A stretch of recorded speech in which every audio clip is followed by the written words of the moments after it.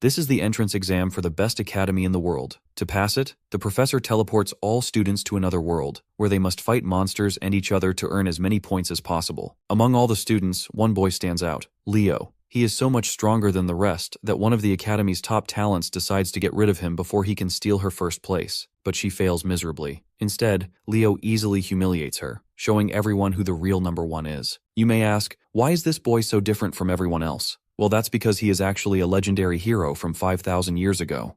Almost 5,000 years ago, humanity was brought to its knees by Erebos, a being known as the Genesis of Evil. To rid the world of this darkness, 4 great heroes united. In the end, all of them perished in battle, leaving only one man standing, Kyle, the last hero, who represented human's side. Thanks to his friends' sacrifices, Kyle defeated the incarnation of evil and saved humanity. But that was 5,000 years ago. In the present day, history tells a different story, one where Kyle is completely erased from the record. Everyone is taught that it was Lycinus's sacrifice that brought about the defeat of Erebos, the genesis of evil. This has gone unquestioned until now. The real twist comes when Kyle, reborn in this era, learns of the tale of Erebos' defeat, and realizes his name is nowhere to be found. We will follow the story of reborn Kyle, who, after discovering his absence from history, enrolls at Lumine Academy, the hero academy that houses the hero record, determined to reclaim his place in the world. Years have passed since the reincarnation of the hero Kyle, and now the scene is set at the Royal School of Delan. Inside the classroom, the teacher stands before the students who reminds them of the current era they are going through, which is known as the Age of Heroes. It has been 5,000 years since the hero record first appeared in the world, and the lower world has undergone many changes in that time. For example, the Royal School of Delan has been chosen to host this year's Lumine entrance examination. The teacher is filled with excitement, confident that among the students, some have the potential to become heroes. However, not everyone shares the teacher's enthusiasm. One particular student, seated in the last row, appears completely uninterested and is instead catching some Z's. This student, of course, is Leo. The teacher is frustrated by his lack of attention. He reasons that if Leo isn't paying attention, it must mean he already knows the material and sees no need for instruction. To challenge him, the teacher asks him to explain the ritual from 5,000 years ago that one had to undergo to earn the title of a hero. Leo finally stands up from his seat and responds to the teacher's question in the most casual way possible. He simply states that if someone made a name for themselves, people would just start worshipping them on their own. By the way, Leo's full name is Leo Plav, a 15-year-old from the prestigious House of Plav. It goes without saying that the teacher is clearly disappointed by Leo's half-hearted answer. So, he turns to the class and asks if anyone else would like to volunteer a more detailed response. One of the brighter students eagerly raises their hand and offers an explanation. This student explains that in ancient times, there was no direct way to gain the gods' recognition. Instead, only holy rituals were used to choose who would be considered a hero. A prime example of such a ritual is the ritual of blood. The teacher is thoroughly impressed by the depth of the answer. He's certain that this student, Gullivan, will become the greatest magical genius in the kingdom. Gullivan hails from House Tratton. Anyhow, it seems like Leo is getting pretty tired of the usual nonsense he deals with on a daily basis. From his perspective, meeting the gods was nothing special back in the day, as it was just a part of life. After all, the gods once gifted the lower world with a miracle to celebrate the great heroes who fought against Erebos, the hero record. But for some reason, Leo can't understand why he's the only one who's been completely erased from history. No one seems to acknowledge his role, and it's starting to get to him. Later, the students gather around the windows, all eager to catch a glimpse of the Zerdinger clan as they march through the corridor. At the front of the group, there's a lady, Celia Zerdinger, a name that piques everyone's interest and curiosity. An announcement rings out, requesting all students to gather in the auditorium for a mandatory assembly, as the Zerdinger clan is visiting the school. As Leo begins to leave the classroom, Gullivan calls out to him. He asks if Leo plans to try and get noticed by the Zerdingers, but Leo, uninterested, simply shrugs it off. He has no desire to get involved in whatever spectacle this is. He just wants to go home. This nonchalance only fires up Gullivan. He can't believe how casually Leo is walking away from such an opportunity. In order to look just as cool as our boy, Gullivan explains that he himself does not care about Zerdingers either, but he's definitely going to check out Celia, especially since he considers her a fellow rival. Well, we can tell that this is just a lie, as he is definitely looking forward to being recognized by Zerdingers. Later, we find Leo in the dojo, visibly worn out after tirelessly swinging his practice stick. He eventually grabs his sword and heads for the exit. Just as he steps outside, he's ambushed by a woman who charges at him with the force of a runaway train. Leo, though startled, manages to block her strike with his blade. It's clear from their interaction that this isn't the first time these two have crossed swords. They have a shared history, one where such exchanges are far from uncommon. The lady is looking forward to sparring with him after so long, and declares that this match to be his final test before she grants him permission to attend Lumine Academy. As it turns out, this formidable woman is none other than his mother. In an instant, she lunges at him again, and their swords clash once again. While Leo is already struggling to keep up, his mother casually remarks that she hasn't even used a fraction of her full strength. Blow after blow, the spar continues, each strike more intense than the last. Eventually, however, Leo turns the tide. His sheer skill and mastery of swordsmanship allow him to overpower his mother, forcing her to surrender. The woman is left in awe of her son's talent and growth. She stands up and, in a softer tone, asks why he's so determined to attend Lumine Academy. Before the story moves forward, a little context about the academy is necessary. Lumine Academy, the Human Hero Academy, is one of the 4 prestigious institutions of the races that house the hero record. Among them, Leo strongly suspects Lumine Academy is the most likely place to uncover remnants of his past life as hero Kyle. With such a compelling reason, it's no surprise that Leo is unwavering in his determination to join the academy. Leo's mother then reminds him that the members of the Zerdinger clan are currently visiting Daylon, and they will be staying at the Plav mansion. Though she personally isn't thrilled about having them in their home, she has a request to make. She intends to speak with Zeiss, the vice patriarch of the Zerdinger clan, hoping that he might be willing to teach Leo the Zerdinger aura technique. She believes that with the technique, Leo will become strong enough to be admitted to Lumine Academy next year. However, what she doesn't know is that her son is determined to be admitted this year. He has no patience to wait another whole year to achieve his goals. Sometime later, we find ourselves at the Plav mansion, where Celia Zerdinger is being escorted into the grounds. As soon as she steps out of the carriage, she can't help but wonder why her uncle chose to stay in a place like this when he could have easily rented an entire hotel for himself. As we know already, she is Celia Zerdinger, 15 years old, a sword princess hailing from the Zerdinger clan. Her primary focus is on the Lumine entrance exam, and she's skeptical about how a small family like the Plavs could possibly help her prepare for it. At that moment, Celia's uncle calls out to her. He is none other than Zeiss Zerdinger, the vice patriarch of the Zerdinger clan.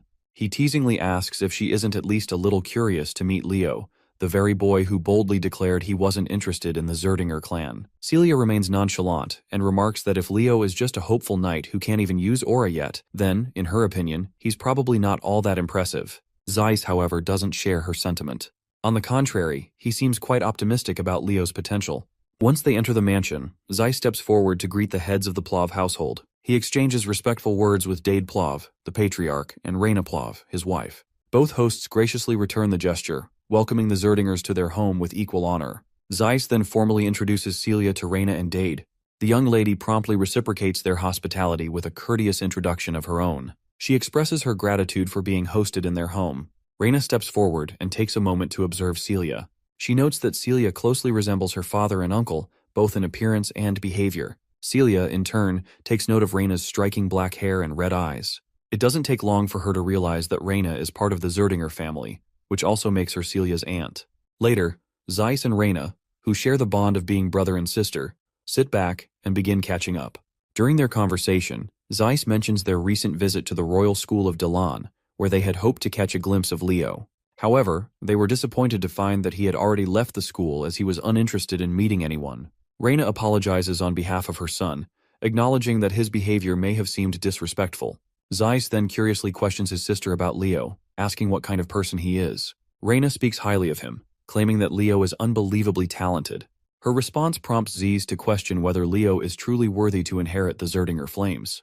Raina's praise of her son continues, but she makes it clear that she's not simply speaking as a proud mother. Leo genuinely has the talent and potential to be worthy of the Zerdinger legacy. Zeiss is quite intrigued to hear this. While he trusts her judgment, he feels compelled to test Leo himself before forming a final opinion. Later, we meet Leo, sitting quietly, trying to concentrate. After finishing his little ritual, he declares to himself that he has finally achieved a vessel capable of holding everything he needs. Leo reflects on why he hadn't yet learned aura until now. The truth lies in the unique nature of his body. Accepting aura too early would cause it to naturally adapt and specialize in alignment with the aura. This would limit his ability to accumulate mana and soul energy, two essential components of his long-term plan. In his past life, he had witnessed the danger of uncontrolled power. If he had fully harnessed the abilities and essence of his fallen comrades, he wouldn't have left behind a seedling of disaster. To avoid repeating history, Leo is determined to achieve perfect control in this life. So, the first step in his journey is mastering aura, but he intends to do so on his own terms. Before he can delve further into his thoughts, a familiar voice calls out to him, pulling his attention away. As he turns over, he spots Celia Zerdinger. With a confident smirk, she comments on how he finally seems to have grasped the basics of training. While her words carry a hint of sarcasm, she goes on to offer him guidance in swordsmanship, if he's up for the challenge. Meanwhile, our boy has no idea who the hell she is, so she introduces herself as Celia Zerdinger, the world-class sword princess, if she has to be specific. With the introductions out of the way, Leo gets straight to the point. Although he's feeling quite honored that she thought about him, he has no intention of receiving any guidance from someone he considers less skilled than himself. Needless to say, the girl's annoyed to hear this because his remark comes off like he's trying to suggest that he's stronger than her, to which Leo clarifies that in a death match, she's probably stronger, since he can't use aura himself. However, sparring with only swordsmanship is a whole different game, and he's certain he can handle her like it's no big deal. Celia feels challenged by his statement, so she looks around and grabs one of the swords from the plethora available. She wants to prove that what he has is nothing more than misplaced confidence, and she plans to do that by defeating him in a duel. In her mind, even if Leo learns aura, there's no way he could possibly defeat her. She just wants to teach him a harsh lesson in reality. She further claims that if she wins during her week-long stay here, he will become her servant. Leo isn't fazed at all by the term she's thrown at him, and in response, he asks what if he wins. To make things fair, she throws back that if he wins, she'll become his servant instead. Now that the bet is set, Leo grabs a practice sword and dives right into the sparring session. He tries to strike her with his unexpectedly impressive speed, but she easily outmaneuvers him. However, she can't help but notice that his speed is actually quite concerningly good. However, Celia is sure that this won't be enough for him to win. As they both charge at each other again, Leo lands a brutally heavy strike, and the sheer strength behind it overwhelms her. She quickly steps back as the force becomes too much to handle, and when Leo's sword collides with the ground, it shatters instantly. But he doesn't stop there. He charges at her once more. The once arrogant lady is already starting to regret challenging Leo, and she's certain she can't possibly block the incoming strike. So she braces herself and takes the hit head-on. But, to everyone's surprise, she didn't take any damage, because she had used an aura armor in the last moments, even though this wasn't part of the spar, because this spar was purely meant to be about swordsmanship. This arrogant piece of work doesn't own up to the fact that she couldn't dodge his attack. Instead, she makes an excuse, claiming it was just a reflex. But Leo declares that he's already won, and it doesn't matter. Of course, this leaves her in disbelief, as she's not ready to hand him the victory that easily. Leo had expected this, so he throws off the magic weight bracelets he was wearing to hold off his physical strength. In the next hit, he literally shatters her barrier, leaving the girl completely boggled. Meanwhile, Leo shows her no mercy and gives her a taste of his full strength. Later in the courtyard, as Leo walks around, he stumbles across his mother, who promptly introduces him to his uncle Zeiss. Leo quickly bows his head to pay his respects, and Zeiss reciprocates, introducing himself as well. The two gentlemen then shake hands. His mother then asks if he's met Celia yet, to which Leo recalls how she had fainted after their battle due to fear. Before Leo can explain to her what happened, a knight approaches Zeiss with a report regarding the lady. Zeiss is fascinated to learn that Leo defeated Celia with a body that hasn't even learned aura yet. He personally expresses his admiration for Leo, saying it's nothing short of impressive. But Leo claims that she just underestimated him. Zeiss then questions what Celia lost in the bet, to which Leo happily responds that the loser was supposed to become the servant of the winner. So basically, Celia is his maid for the next week. As much as Zeiss dislikes this idea, he understands the importance of keeping one's word. Still, he makes it clear that Celia is from the Zerdinger house, so he can't possibly order her around to do maid's work. He hopes Leo will rescind the promise, and in exchange, he offers to personally reward our boy with something far more valuable. But Leo refuses the offer right away. He lets his uncle know that this was a wager between Celia and him, and as long as she retains the Zerdinger name, she needs to take responsibility. The uncle then questions him if he's also willing to let go of the opportunity to learn the Zerdinger's aura breathing method. Leo once again responds with a sassy jab. He believes that an aura breathing method given with the objective of preventing a niece from being humiliated holds no value in being learned. Since Zeiss has no other way around this predicament, he decides to get a little offensive. He questions the boy directly, reminding him that he just declared he would use the direct lineage of the Zerdingers as a servant, and that the Zerdinger aura breathing method is worthless. Leo remains unhinged and unafraid of the consequences about to surround him, simply claiming that what his uncle just said is indeed true. Out of the blue, Uncle's mood softens, and he politely questions our boy if he does not think that what he just declared is impudent and impolite. Leo once again makes it clear that he had no intention of insulting the Zerdingers. He claims that if he were being given the aura breathing technique as a reward for defeating Celia, he would have gladly accepted it. However, he has no intention of accepting it as a bribe just so she can escape the consequences of her loss. You see, if his uncle doesn't want to recognize Celia's defeat, it means they believe she is better than him and simply lost the duel by mistake. But Leo makes it clear that even if Celia had sparred against him in earnest, he still would have won. This leaves Leo's mother even prouder. Her brother is equally fascinated to hear such judgment from Leo. The fact that this kid rejected the offer because he didn't like the way his uncle behaved only highlights how outstanding a child he is. He wishes that a child like this were a Zerdinger. Zeiss then gestures to his knights and orders them to send Celia to the maid's quarters. He turns to Leo and grants him the right to address his uncle without any honorary titles. After that short conversation, Leo parts ways, and Zeiss turns to his elder sister, proudly telling her that once he gets back home, he'll make sure to convince their elder brother so they can teach Leo the mighty technique, Phoenix Breath. Later, the scene switches to Leo's room. The first thing we notice is Celia's totally embarrassed face. She's going bonkers with embarrassment as she claims herself as Celia the maid, who will be in charge of Leo for the next week. Leo is literally enjoying the heck out of it when she calls him like that. Who could have imagined that her usual fancy style would actually suit plain maid clothes so well? And this dress just looks like fire on her. Celia seems annoyed by the way he's praising her, as she knows all too well how beautiful she is. Leo apologizes, as he wasn't intending to offend her with his words, but he admits that he had a certain friend who praised beauty way too much, and that habit must have rubbed off on him. He recalls how that particular friend used to say that the beauty of eternity is unparalleled, and if peace ever returns to this world, he'll spend the rest of his life spreading beauty to everyone. The friend he's talking about is none other than the dwarven master smith, Dweno. Suddenly, Celia's eyes take note of the book Leo is reading, and she curiously inquires about it. Leo explains that he used to read it a lot when he was younger. It's the book known as The Great Hero of the Beginning. Celia remembers how she used to read this book when she was literally 5 years old. Seeing how much he likes this particular book, she walks over to the bookshelf and pulls out another one, mentioning that there are a lot of books about Kyle. In response, Leo claims that many of the great achievements in history are difficult to attribute to any single hero. He believes that many of these accomplishments, which are attributed to one hero, might actually be the result of the collective actions of multiple heroes over time. In short, he is trying to imply that Kyle's achievements have also been attributed to other heroes.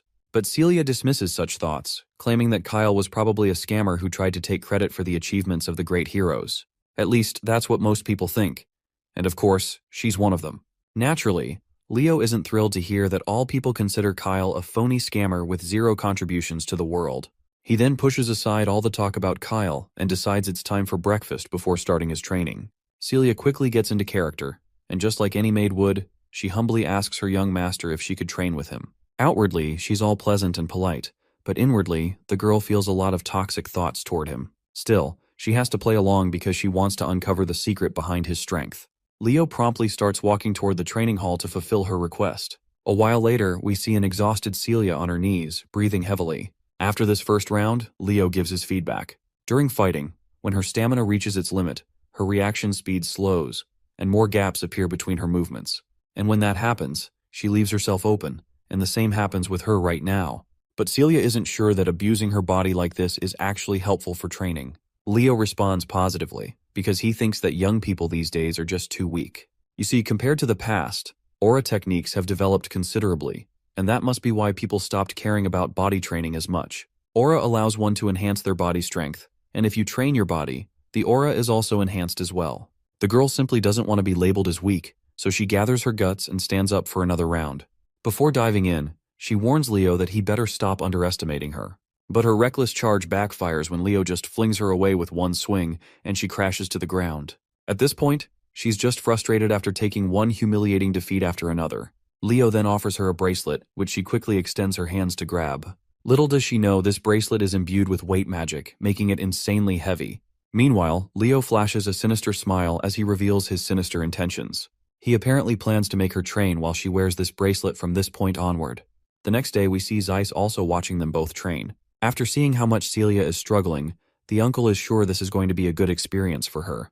Before going to Lumen, it might be good for her pride to crumble at least once. He then calls out to Leo and gives him some good news that he's thinking of asking the Patriarch to allow him to inherit Phoenix Breath. The mention of Phoenix Breath catches Leo off guard because, as far as he can recall, that's basically the Zerdinger family's origin for the aura technique. He's heard that only people who are recognized within the family can inherit it. Celia also raises her opinion that her father won't allow it that easily. But it looks like Zeiss has figured this much out already. He proposes a condition to Leo.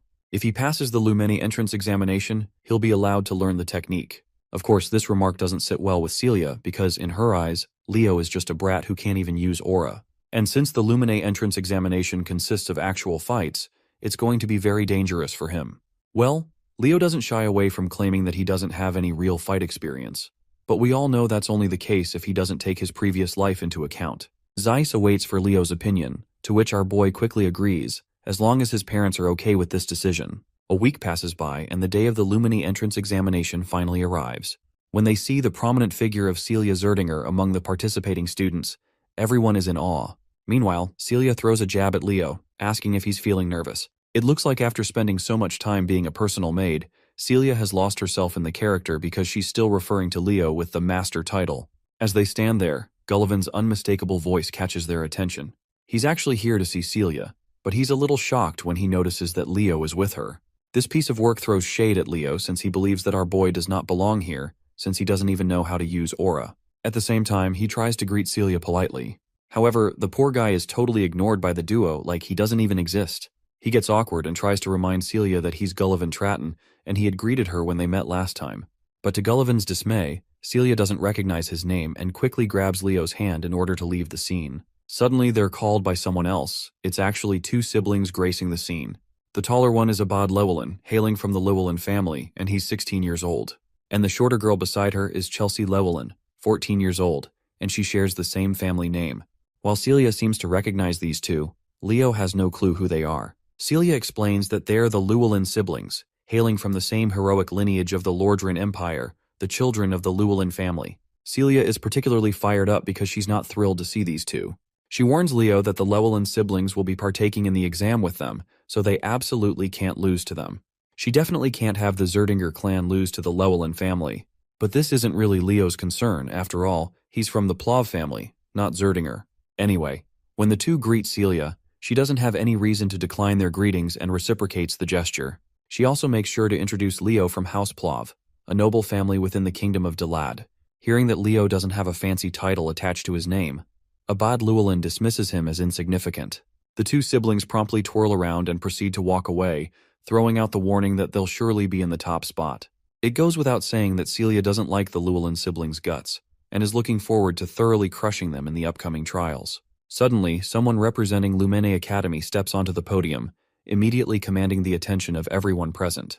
The man introduces himself as Albi Zeron, a professor at Lumene Academy. While Celia's expression shifts to one of shock upon seeing this prestigious figure, Leo seems unimpressed, mostly because he has no idea who this guy is. Celia is visibly annoyed that Leo doesn't even recognize someone of Albi's stature. She takes the opportunity to educate him, and explains that Albi Zeron is listed in the Hero Record, a distinguished list of individuals considered heroes of the current era. Leo takes a moment to observe the professor carefully, and notices something peculiar: immense mana concentrated in Albi's left eye. Professor Albi then proceeds to address the gathered students. He begins to explain the format of the entrance examination. According to Albi, the trials involve two main components: one-on-one combat and monster subjugation. Traditionally, participants would take turns completing these tasks. However, Albi immediately clarifies that he finds such methods tedious and wastes no time proving his point. In an instant, he burns the sheet of paper he was holding, as if discarding the conventional exam structure entirely. And up next, he pulls out a thick, ancient-looking book. As he opens it, the teacher summons forth the first chapter titled Prologue, The Wild Forest. In that moment, a massive enchantment circle begins to glow under the feet of the entire student body. The scene is set, and no one has a clue what the professor intends to do next. But one thing becomes crystal clear, which is that Albi Zeron despises inefficiency. He declares that he's combining all the trials into one seamless challenge and will move forward at once. To understand what's happening, we learn that the hero record isn't just a historical record. Its real value lies in its ability to manifest the hero's world, which contains the experiences of past heroes. By accessing this world, one can inherit the power of a previous hero. Simply put, it's almost like a hero training system. All the students have been transported into this hero's world, known as the Wild Forest. The professor announces that their one and only objective is to survive. Whether they join forces or eliminate each other, they can do whatever it takes to stay alive. Those who want to quit can break the orb they're holding and return. That's all there is to it. After looking around for a few minutes, it doesn't take our boy long to recognize the place. It looks exactly as he remembers. You see, this used to be an elven forest before it was taken over by the witch queen, Silatna. Meanwhile, some students just want to go back, especially since they think that this place is nothing more than an illusion. But our boy doesn't share the same thoughts. As far as he can tell, while this world might have come from the examiner's memories, everything that is going to happen here will be real. The deadly hazards here could seriously kill someone if they're not careful enough. With the mention of danger, Leo notices someone's presence and is soon attacked by an arrow that literally shatters the ground beneath him upon impact. Thankfully, he's safe, but when he looks in the direction of the arrow's source, he sees it's the girl from the Llewellyn family, Chelsea. It looks like she has mistaken him for a member of the Zerdinger family, and because of that, she's determined to eliminate him. But Leo quickly makes it clear that he's a member of the Plav family. Chelsea, however, becomes more aggressive, thinking he's lying since she had seen him with Celia earlier. Without hesitation, she casts her magic windsickle. Leo seems impressed as he watches her chant a spell that didn't exist in his past life, but he also notices that the basics of this spell are not much different. Meanwhile, Chelsea is frustrated by how calm and composed he is while facing her. To shake him up, she unleashes her impressive ability at him, but Leo just effortlessly blocks it with a single swing of his sword, and the mana blade she sent at him simply falls away. This leaves Chelsea unsettled. From what she can tell, he didn't even use aura, so how has he blocked her attack so easily? Our boy just rubs salt in her bruised ego by casually claiming that her attack was too simple. He invites her to form an alliance as it will be beneficial for her. He reminds her that the one who survives the longest earns the most points, so as a sorceress, she should at least try to pass one test before getting eliminated. I don't even have to tell you what her response is. She quickly fires back and boasts that she is not your typical sorcerer, she's a battle mage. She's offended by his comment where he called her attack simple. Feeling the sting of his words, she channels all her power to crush him on the spot, just so she can prove she's not the weakling he thinks she is. But all of her attacks end up being pointless, as Leo isn't even standing in the direction where the blades are heading. What's worse is that she can't feel a trace of mana anywhere, so she can't even spot him where he is. But her eyes soon meet Leo, who's right in front of her with his fist balled up. We don't get to see if that punch lands on her terrified face or not, but one thing is clear: her knees lose the strength to hold her up, which is a clear sign of victory for our boy. Leo, however, once again reminds her that the offer to join forces is still on the table if she changes her mind. Before we can hear her response, the scene cuts to the faculty of Luminae Academy, who are watching the show through a digital window. They're thrilled to see that the battle is finally heating up. Back to Chelsea. It looks like she's getting no mercy. Leo has tied her to a tree trunk, and the look on his face clearly shows he's not exactly having good intentions for this poor girl. He also makes sure to start a small bonfire since the night is settling in. The fire intensifies, and flames begin to crawl toward the damsel in distress tied to the log. Seeing the flames causes her to panic, but she could avoid this fate if she agrees to cooperate with Leo. But well, this lady is as stubborn as they come and refuses outright. She makes it clear she needs no one to ally with her except for her brother. She tries to use some wind magic, but her efforts prove futile because Leo has already placed a skill that restricts magic. Though inwardly, he reveals to us that he doesn't have enough mana to maintain this skill, so it won't last much longer. The lady finally relents, thinking she doesn't need magic to get herself out of this mess. But that's exactly why Leo is here. He's more than ready to keep a close watch to make sure she's not trying anything tricky.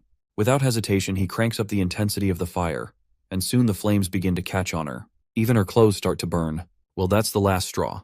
The girl finally concedes and agrees to form an alliance with him. But of course, a few words aren't enough to convince Leo. He tells her to swear on her family's name. The girl quickly fulfills his demand, swearing on the Llewellyn family name that she will cooperate. Finally, Leo releases the ropes that were holding her, but before she can fall into the scorching flames, he cradles her in his arms. The scene transitions back to the teachers, who are diligently watching the students perform. So far, Albi Zeron has not seen a student who can live up to his standards. To think that most of the students chose to compete and fight each other seems utterly foolish and ridiculous. The only ones showing real strength to the point where it's noticeable are Celia Zerdinger and Abad Llewellyn, who are working closely together. At least this gives him some reassurance that there is still hope for the students. Then, his attention shifts to Leo and Chelsea, who are also working together. His eyes are particularly fixated on Leo. Although the fire stunt he pulled on Chelsea was pretty immature, getting Chelsea Llewellyn to cooperate at least earns him a passing grade in Albi's eyes. especially since he doesn't possess the power or grace of Celia and Abad. However, it seems this is where the teacher is utterly wrong, because our boy took down Celia without even breaking a sweat. Regardless, Albie Zeron considers Leo an unexpected dark horse in this competition. After slashing down a few monsters in their path, both Leo and Chelsea decide to move forward. It seems that Chelsea has finally started to realize that forming an alliance with Leo wasn't such a terrible decision after all. She then asks him what aura he's using, as she hasn't detected any mana from it. To her surprise, Leo casually drops the bombshell that he doesn't even know how to use aura. Unsurprisingly, this shocks and surprises her. While they're going back and forth, a monster is lurking behind the bushes, keeping a close eye on them. But Chelsea quickly notices the presence of the monster and fires at it instantly. Not gonna lie, this attack was way too overpowered for such a feeble monster. Even Leo admits that she does indeed have impressive strength, but the way she uses it is completely wrong. Suddenly, Leo senses something strange and tells her to halt her movements. He's noticed something odd in the sand. When he crouches down, he notices dry ground and decayed dead bodies of people. Out of the blue, an explosion erupts, but Leo quickly jumps away while carrying Chelsea in his arms. The sneaky bastards who had set the trap finally emerge from hiding. It turns out it's Gullivan and his partners. We all know that he's got beef with Leo, so it's no surprise he's here to specifically target him. He commands one of his companions to charge, and the poor fool obeys without hesitation.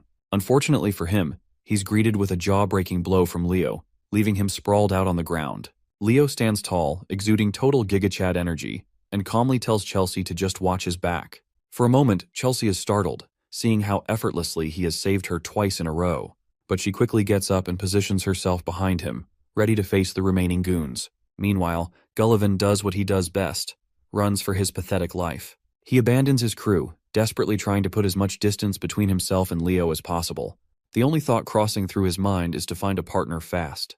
As fate would have it, Celia spots him from a distance. Instead of chasing him, she calmly walks into the direction he's running from. When they finally arrive at the scene, what they see is jaw-dropping.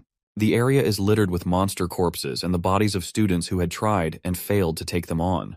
Naturally, Chelsea lights up at finally being reunited with her brother. Meanwhile, Celia throws shade at Leo, demanding to know what in the world he's doing with Chelsea.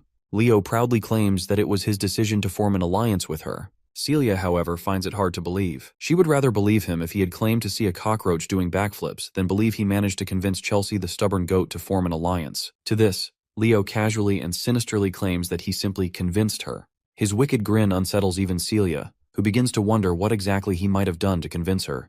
Anyhow, our boy moves to help the students he just knocked out back to their feet. Seeing this, Abad questions why Leo is helping their opponents. Our boy quickly clears the air that there's no need to fight among themselves. Instead, sticking together to defeat the challenges of this world is a much better idea than fighting selfishly. Since Abad and the others seem clueless about what challenge he is talking about, Leo draws their attention to the nearby decayed corpses, hinting at a bigger issue. Seeing the corpses on the ground, one of the students comments that it looks like their moisture has been drained. Leo clarifies that this isn't the only odd thing here. He points out how this place, out of nowhere, seems completely devoid of any monster presence.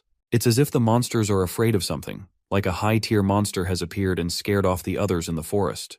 As the pieces start falling into place, Abad finally understands what's going on. As far as his understanding goes, Hero Albie's first feat was defeating a high-tier monster.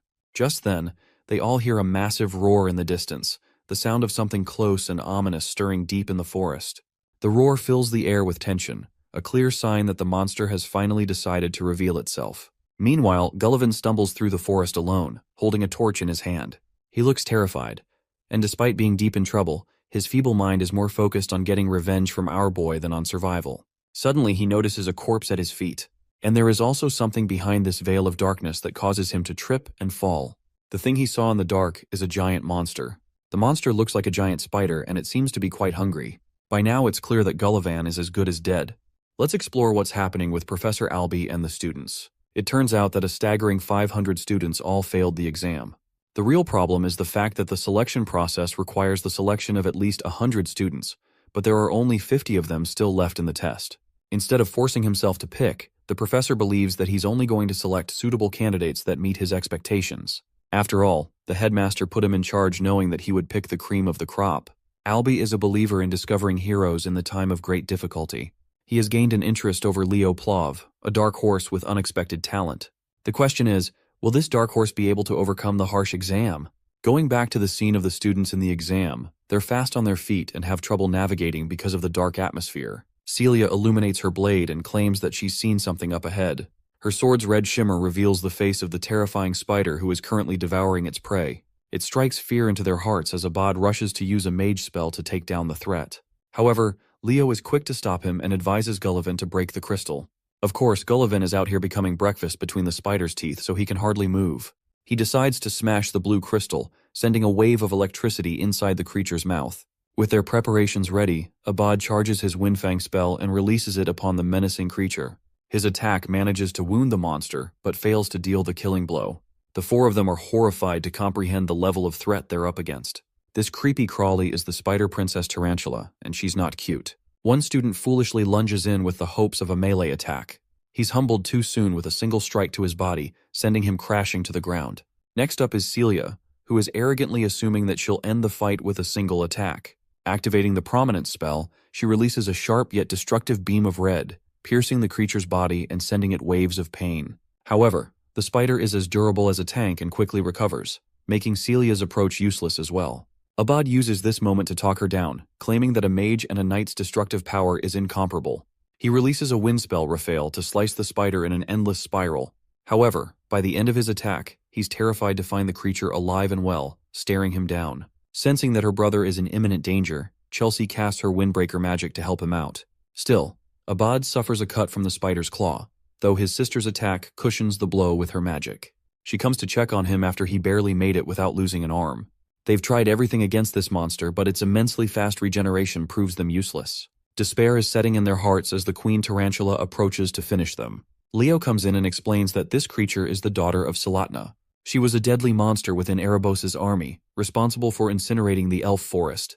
What's more, Leo reflects that the mana he detected in Professor Alby's left eye contains signs of the Fairy King's mana. The tarantula ruled over the cursed wild forest. Not only did she annihilate the forest belonging to the elves, but she also ate the most reliable comrade of the Fairy King who rebelled against her. At the time, Leo believed that Luna responsibly defeated Tarantula, but it turns out the reality is different. The tarantula survived thanks to devouring the Fairy King's assistant, who possessed the source of infinite life energy in the form of an invaluable artifact, none other than the Ring of Life. Abad is as stubborn as a log, and thinks that it's only right for him to take out the monster if it's a part of the exam. Both he and Celia decide to unleash consecutive strikes in the hopes of defeating the creature on their own. The tarantula endures their wrath, but Leo thinks it's all useless since the creature will just keep regenerating to no end. In fact, they'll be the ones to run out of mana first. In a last-ditch effort, Celia asks for his opinion on how they should handle the monster. Leo explains that it requires the teamwork of two, but his suggestion is immediately met with disagreement by Abad, who is selfishly hoping to overcome the monster on his own. The same goes for Celia too. With both of them acting like children, our boy comes and gives them a dear reality check, that if they don't work together to defeat the monster, they will all fail. His words finally get through. Abad amuses the possibility of them working together, and thinks that it will still consume some time to initiate a joint strike that kills the creature in one go. The thing is, since no one apart from them can stall the monster, it's going to be hard. Deciding to step up and contribute in their struggle, Leo expresses that he can buy some time for them. Celia thinks he's become a nutcase and reminds our boy that he can't even use aura yet. Leo confirms that he can hold out no longer than 5 minutes for them in his state. The magician Abad is afraid that their coordinated attack might still fail by then.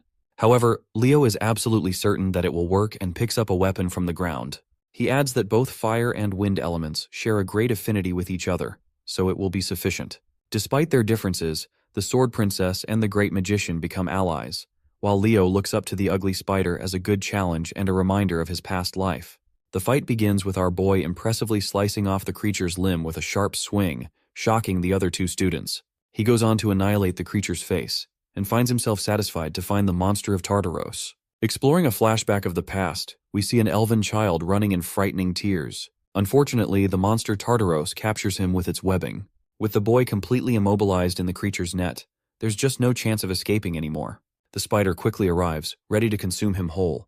The boy begs for his mother's help and awaits impending doom, until one radiant being appears as a savior, a being of light that stops the creature from hurting the child.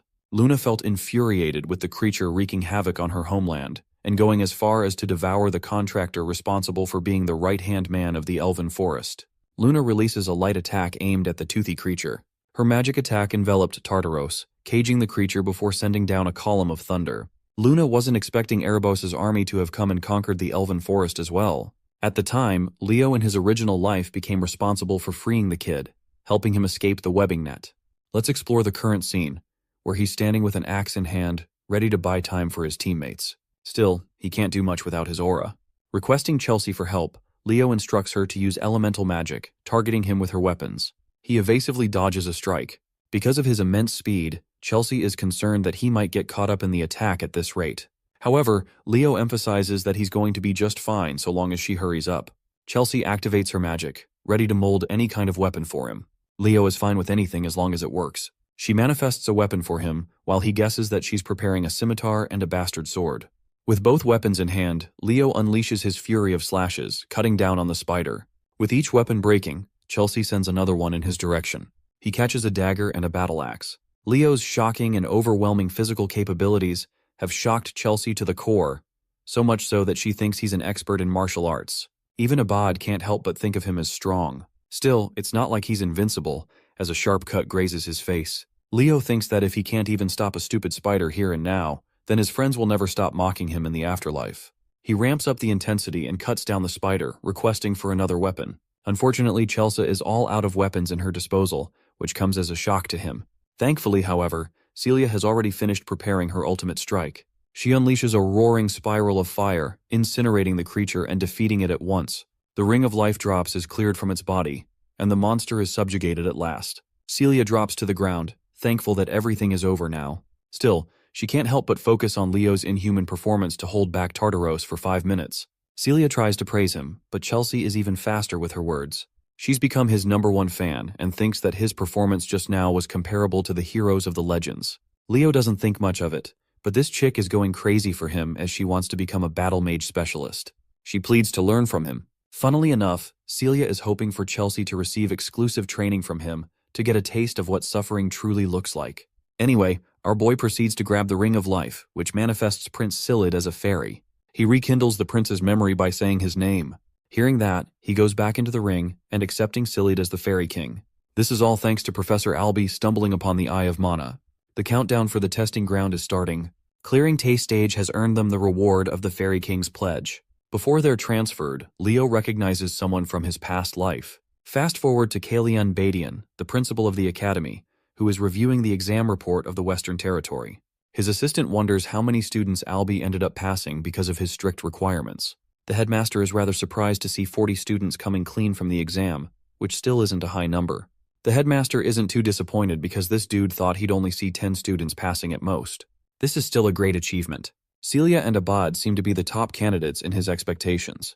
The headmaster heard that there was someone who was recommended as the representative for the year. It's shocking enough that Albie of all people recommended a student. They're almost certain it has to be either the Zerdinger or Llewellyn candidate.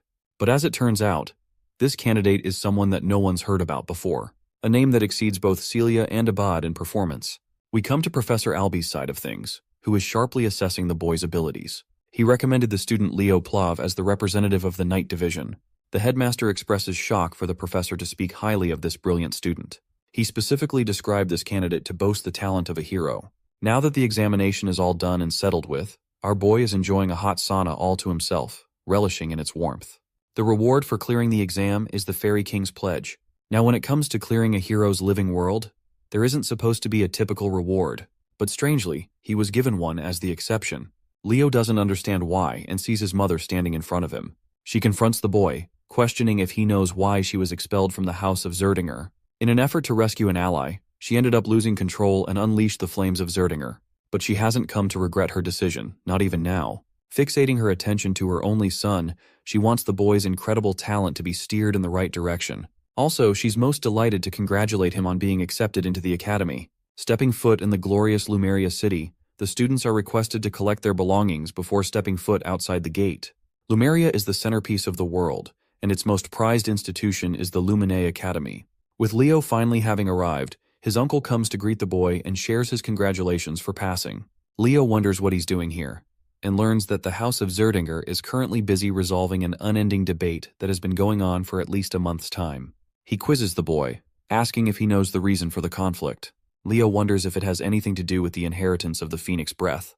His uncle confirms that it's exactly the case, and while his older sister isn't a part of the Zerdinger clan, Leo is inevitably her son.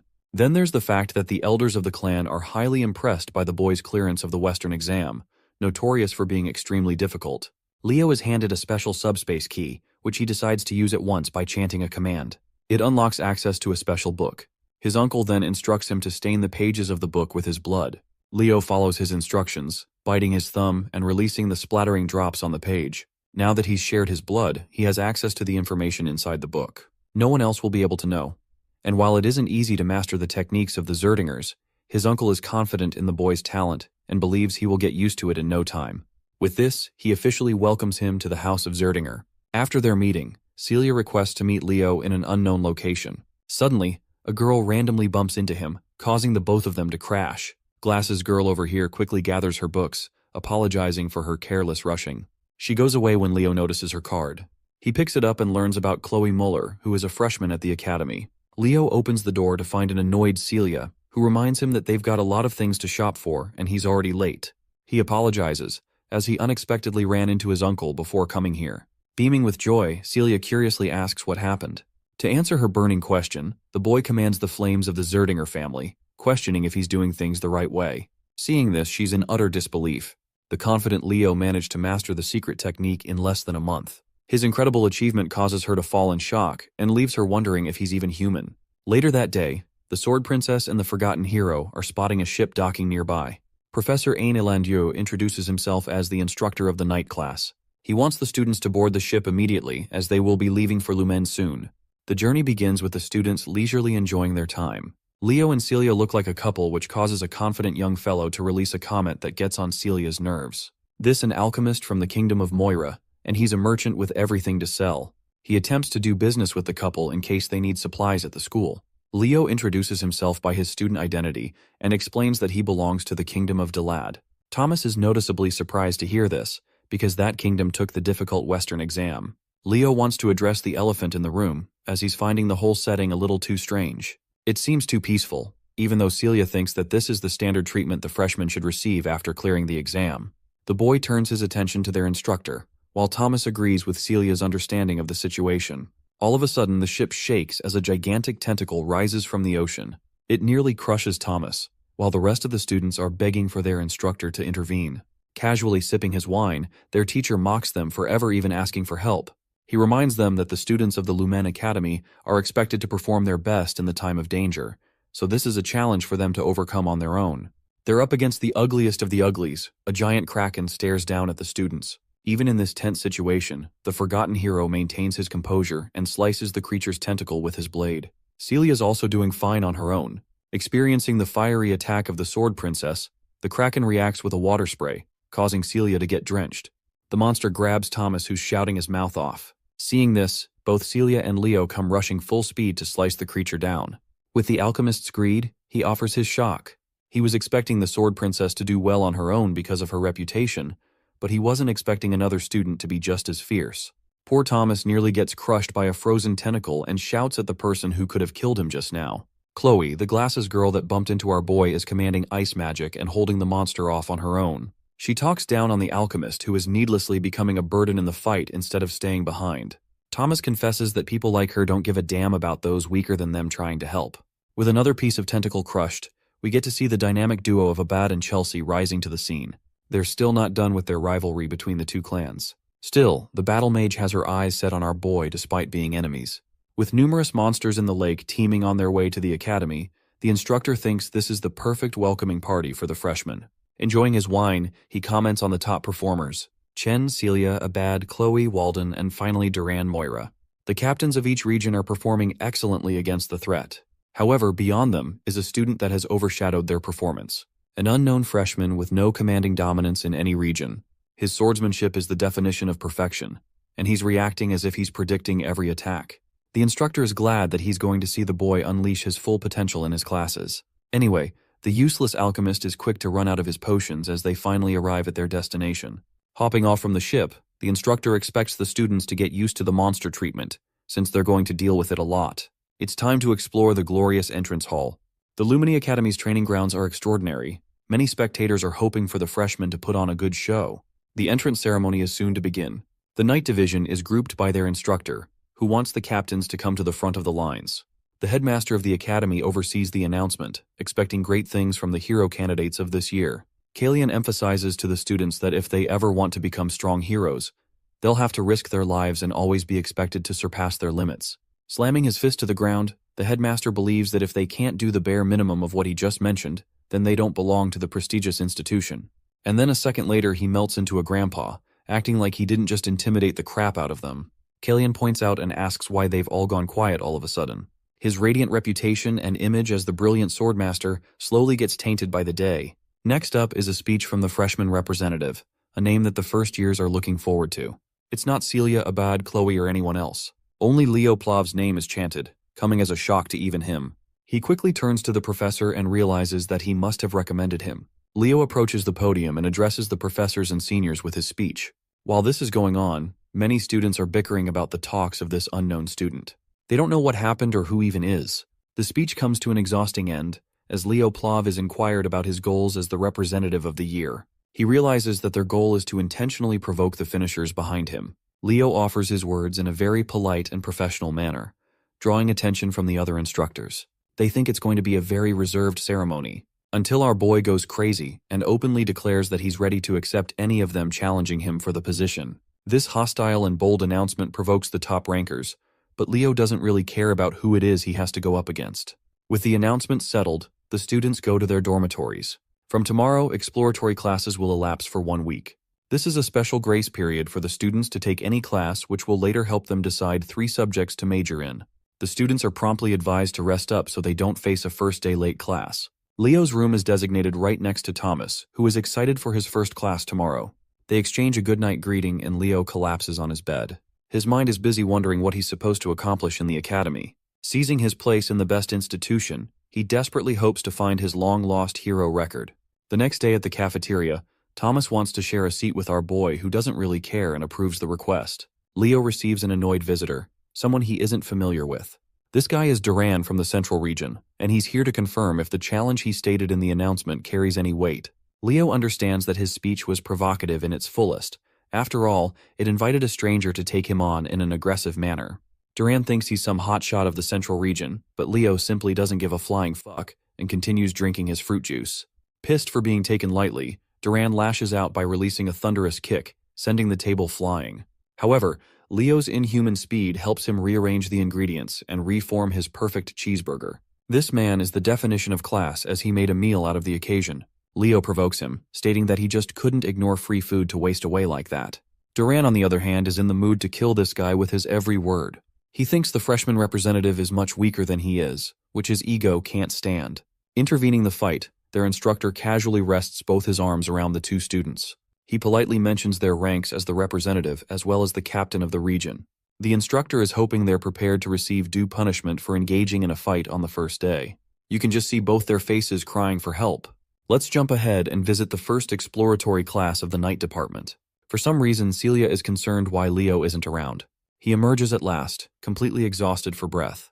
His condition invites Celia's attention, because she thinks he fought with someone. Leo decides not to say anything for the time being. Class is about to start. Ain introduces himself as the instructor of the first-year night classes. Thomas notices that Duran is on bad terms with Leo already, while their teacher Ain talks about the 3 main powers derived from mana. The first being magic energy, the second is soul energy, and finally we have aura. Of the 3, aura is deemed the most difficult to handle. Celia adds that it's because aura requires losing mana fluidity during the conversion process. Her answer is spot on, as magic and soul energy tend to use mana in its natural state. But aura, on the other hand, absorbs the mana and converts it to suit the body.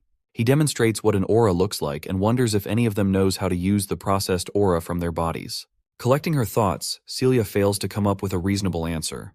The freshman representative breaks his silence and explains that utilizing an aura's power requires the burning of mana.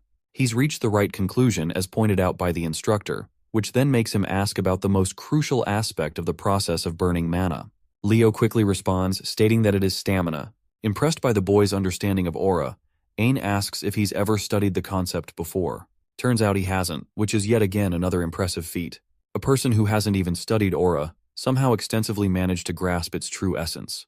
Deciding to put an end to the theoretical explanation, Ain thinks it's about time they do a little exercise. Using his aura, he casts a wave-like platform called the aura step.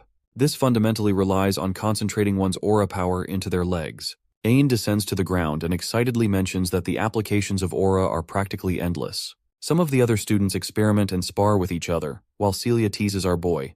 She's ready to teach him how aura step works, so long as he calls her sister. Leo doesn't feel the critical need for her help, as he's fine with knowing the principles of aura. Noticing Duran on the side, the instructor thinks it's a good time to address the commotion scene in the cafeteria. Some students like Chelsea don't know what happened, and Thomas strokes her curiosity even more with his commentary.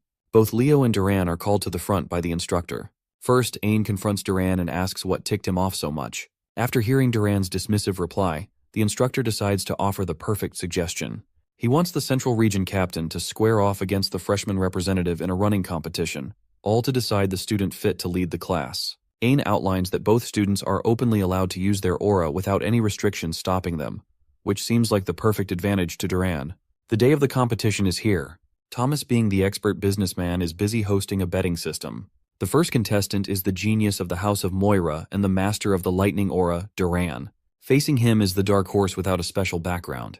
A man who leaped ahead even the captains of the regions and became the freshman representative, Leo Plav. The students are expecting great things from the freshman representative. After all, they're extremely underwhelmed to find that he can't even use a simple move like aura step. They all think his position is unwarranted, and someone like the captain of the Central Region is more fitting for the role of a representative. Realizing that it's the perfect moment to start, Ain lays out the rules. The first to hit the finish line will win, and their opponent will have to accept the results of the outcome without fail. The race is about to begin. Even Celia thinks this competition is a stretch for Leo to win. Duran specializes in speed, not to mention his blazing fast lightning aura. Even against those odds, Celia is hoping for Leo to subvert everyone's expectations by pulling the impossible. The race begins with Duran accelerating and in the lead. As soon as the professor yelled go, the racers blasted off. Duran Moira cloaked himself with a lightning aura, confident that his speed would leave Leo in the dust. With impeccable running form, our boy was unfazed by the weak trash talk near the starting line. As the crowd expected, it looks like the cool representative of the Central Region is going to make quick work of the track. On the other hand, the freshman representative is lagging behind. Leo started infusing a bit of aura into his feet to kick it up a notch.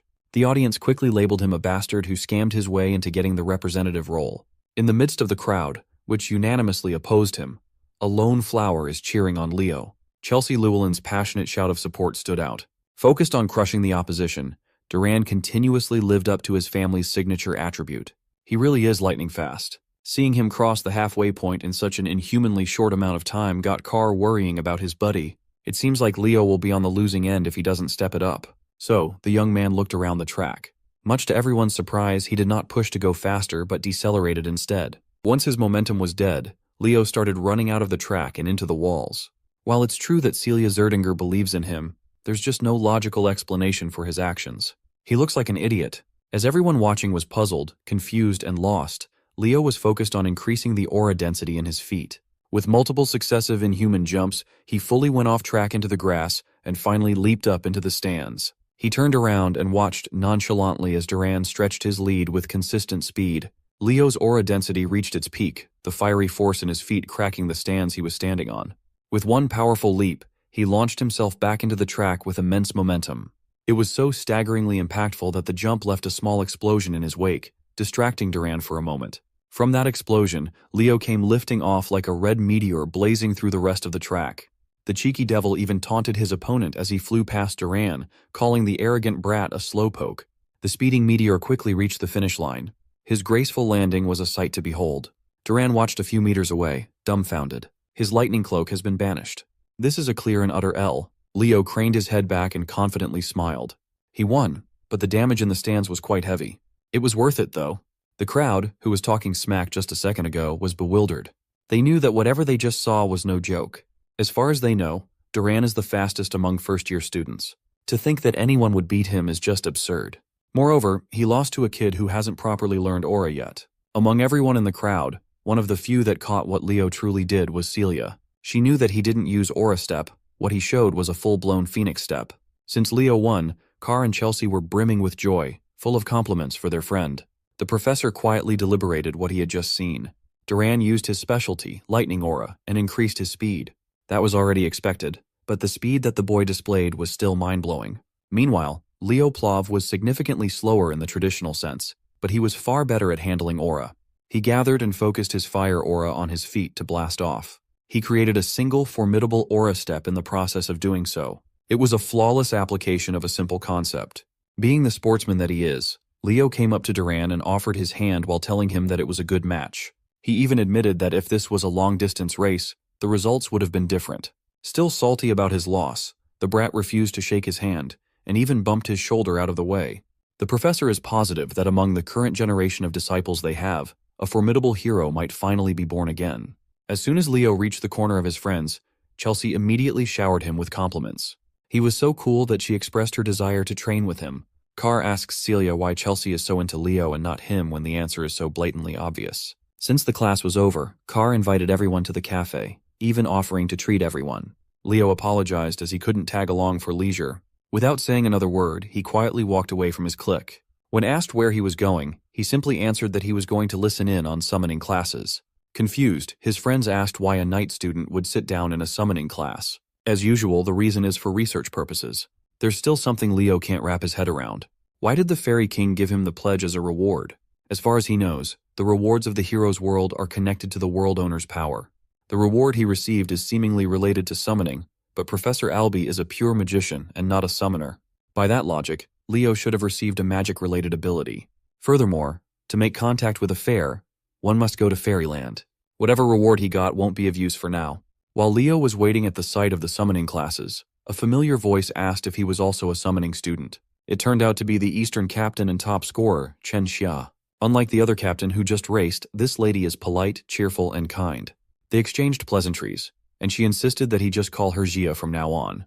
She was sure that Leo was a student of the Night Division, so seeing that he also had an interest in summoning was very unexpected. He asserted that he's simply interested in spiritualism. If that's the case, then they are going to see each other more often in a lot of classes. When asked what spirit she made a contract with, Xia summoned a beautiful water sprite out of thin air. Unfortunately, Leo hasn't made a single contract yet. As kind as always, Xia insisted that if he ever needed help with spirit summoning, he should feel free to call her. Leo is not one to turn down help and connections. Then he made the mistake of asking a lady how old she was. Xia smiled and answered that she was 17 years old. She also knows that Leo is younger than her at just 15. In Leo's mind, he was thinking of how young Xia looked. She looks even younger than Chelsea. Sina noticed his brief pause and confronted him if he was thinking of something rude, which Liao denied.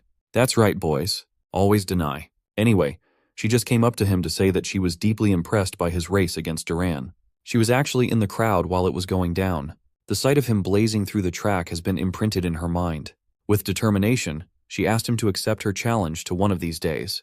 Amused, Leo smiled and didn't back down. After meeting all sorts of bombastic characters, it's nice to finally meet a normal person. And so, the Summoning Division's exploratory class has officially started. Right from the get-go, their venue was unusual. Instead of a classroom, they are out in the fields. A few notable figures are present. These two have faces and white hair, so they must be real characters instead of extras. Leo scanned the area and saw a very low number of students congregating. She already expected as much. Summoning isn't a popular choice after all. Just as he was wondering why the class was being held outdoors, the answer came flying down from the skies. A massive, scaly body with wings that covered the sun flew over the students' heads. The creature landed, displaying its fearsome figure for everyone to see. It was a black wyvern. Some of the students with paltry willpower lost strength in their knees as soon as they saw the beast. Then, the woman riding on top of the wyvern smiled and asserted that her wyvern seemed to have taken a liking to this class. She jumped off her mount and introduced herself as Yura Marin, the summoning teacher who's going to teach the freshmen for the entire school year. Yura is a grade A beauty with her long white hair, toned body, and devilish features. The hormonal students just wanted to become their teacher's summon at this point. Leo reckoned that if Pervy Dueno had been here, he would have lost his mind at the sight of a woman with a different type of charm than Luna and Lysinus. He would surely be inspired to make more cultured art. Going right into business, Miss Yura addressed her little greenhorns. The fact that they are in this prestigious program must mean that they have some talent in the field. The freshmen answered affirmatively. Miss Yura liked how confident they were. So they will be moving to the practice area immediately. She called in Carlo, the first-year summoning class associate professor, to bring out the griffins. Miss Yura explained that they would be riding together in groups of 2.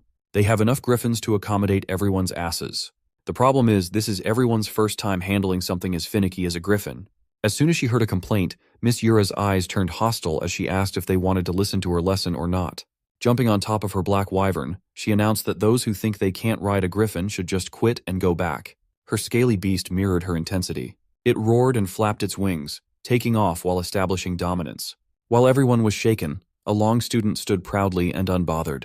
Associate Professor Carlo interjected lightly, telling the kids to hurry and follow the professor. Once they got over their initial fear and uncertainty, most students found out that the griffins were gentler than they thought. Some of these four-legged birds are very tricky to deal with, though. It's just the luck of the draw.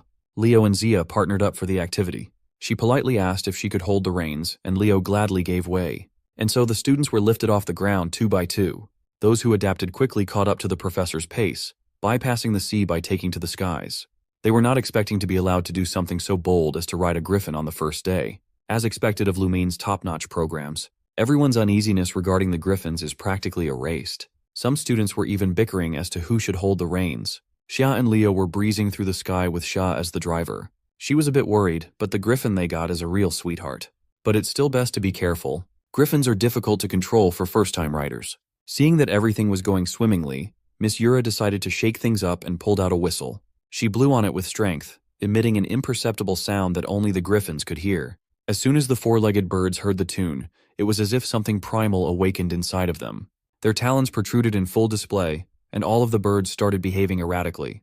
The weak-willed students turned to the professor for help, not knowing that she's the reason why the beasts are going out of control. Miss Yura reckoned that those who can't even handle an out-of-control griffin should not call themselves a student of Lumine Academy. Even Zia, a reasonably experienced young summoner, was struggling with their bird. While she was trying to wrestle the bird with the reins, Leo grabbed her hand and waist to stabilize her seat. He warned her that griffins are prideful beasts.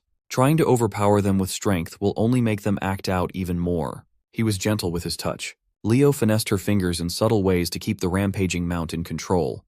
Taking over from behind, he shifted gears and made the griffin fly faster than ever.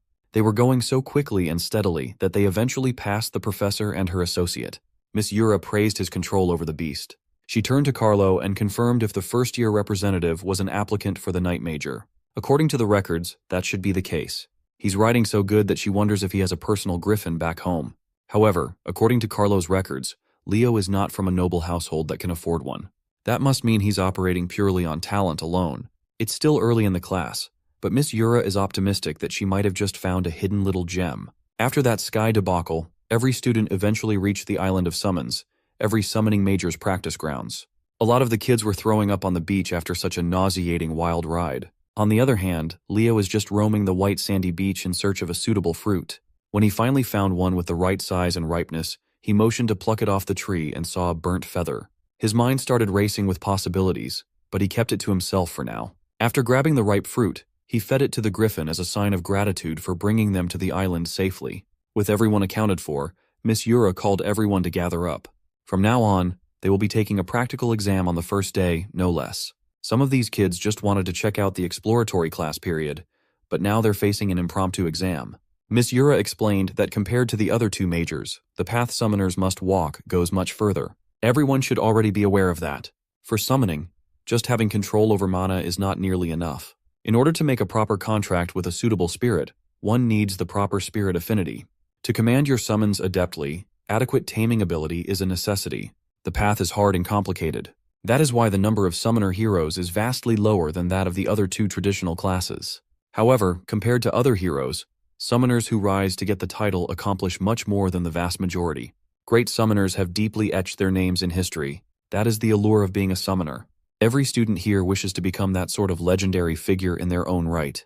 Eliza Hergen, from the renowned summoner hero family of the North, the Hergen clan, stepped up to the challenge and asked the professor what sort of exam they must face.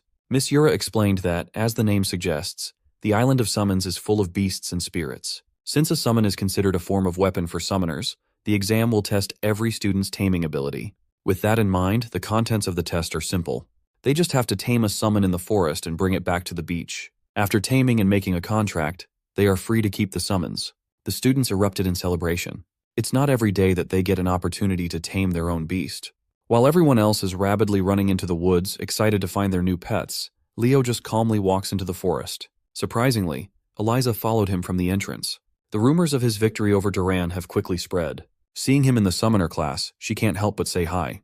The other prominent students in the class took note of this interaction. Leo waved Eliza off and nonchalantly insisted that he was just doing the best he could. Seeing him dismiss her like she's some random commoner infuriated Eliza. Observing her students from afar, Miss Yura can already see the key members of her freshman class. A few minutes later, quite a few students had already started the process of taming their chosen beasts.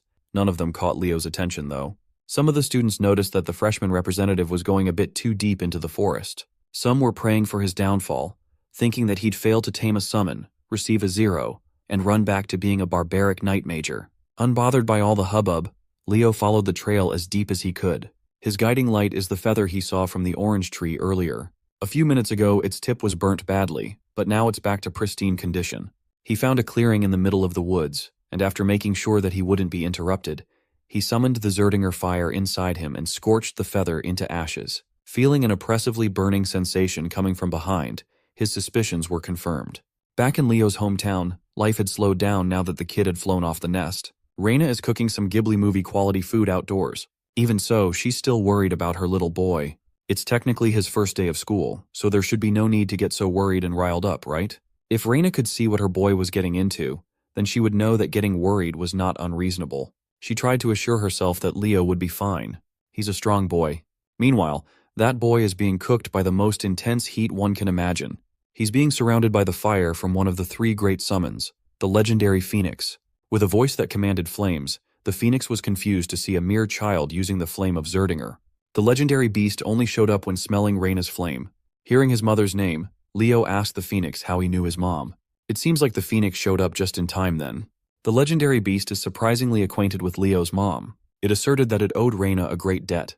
This is Farina, one of the 3 mystical summons, the elusive Phoenix. She properly introduced herself, giving Leo the respect worthy of Reina's blood. Leo Plov returned the respectful introduction with one of his own, and asked Farina to elaborate on her relationship with his mom. The Phoenix confessed that Leo's mom saved the life of Farina's summoner, Ellen Lunda. Hearing the name made him jump in fright. Ellen Lunda is a proper hero. The incident happened while Ellen was clearing a dungeon in Siren. She had lost all her comrades and was in danger of losing her own life at that time. Then, Reina Zerdinger came in scorching hot to save her. She was a dignified knight, but in the process of saving the hero, Reina lost her blazing aura.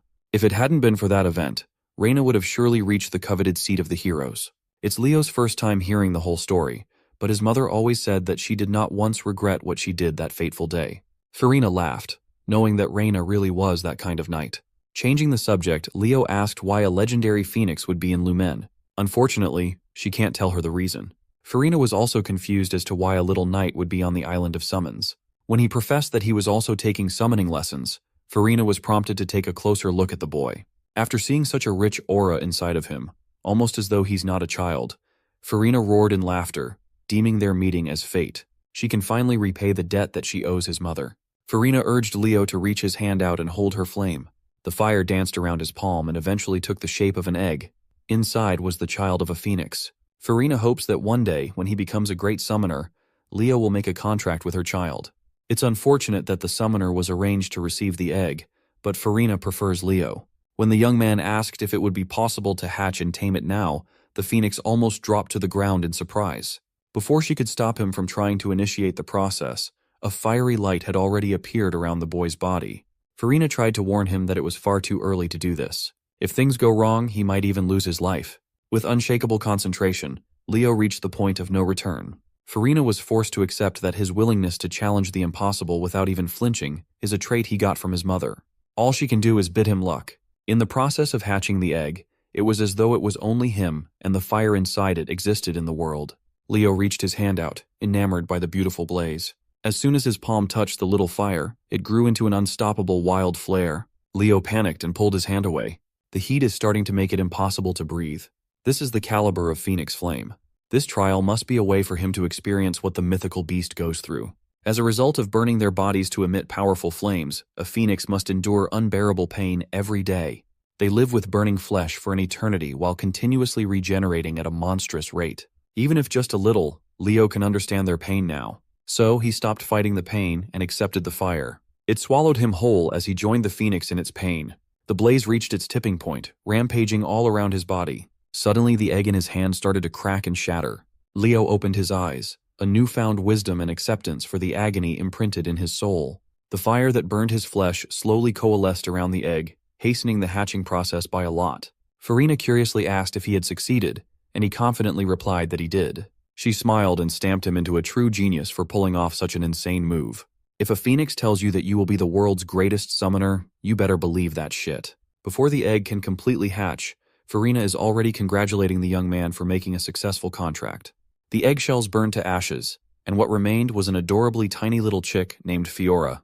Farina was so excited that she transformed into her human form as she entrusted her kid to Leo.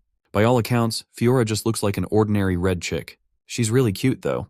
By midday, the majority of the students had already returned to the beach. Almost all of them brought back inoffensive summons that can be easily found in the outskirts of the woods. Miss Yura turned to her associate, Carlo, and asked how much time the rest of the students had left. Well, those who haven't returned only have 5 minutes remaining to do so. And as she expected, the only ones left were the 4 standouts she singled out. From deep in the woods, a rumbling can be heard. A giant fucking bear came running out, bulldozing the trees and everything on its way. On the back of the cuddly predator was none other than the scruffy Chen Xia. She managed to tame an aqua bear cub as a prospective knight. That is an impressive feat. Her entrance was quickly overshadowed by the shadow cast over her tamed beast. The quiet dude bagged a shadow crow as his summon, and is now aura farming by riding one of its talons all the way to the beach. Even famous summoner families would find taming a shadow crow difficult. He only managed to tame one but hasn't made a contract yet. He is up to par with Miss Yura's expectations, though. He has done more than enough. A minute later, the students started freaking out at the sight of a flawless white serpent crawling onto the beach with Eliza riding on top. Eliza haughtily asserted that she went ahead and contracted this Gorgon snake just because they don't have one in their family yet. She's just farming for the Pokedex. Carlo finally called time, signaling the end of the exam. Thankfully, the last student reached the beach at the last second. Compared to the previous grand entrances of the other 3, Leo just casually strolled onto the beach with a little chick nesting on his head. If his classmates inspired fear and awe, his image simply exudes cuteness. His dumbass mediocre classmates burst out laughing at the sight. They reckon that he tamed a chicken after sensing his incompetence in summoning. While everyone else was chortling, Miss Yura felt a chill running down her spine. She could not help but curse out. This son of a gun just brought in a phoenix for the first exam. By sunset, the freshman summoning class had officially ended, and the students were escorted back to the academy. While everyone else's day is over, Leo still has some business to discuss. He fixed his tie and knocked on the office door.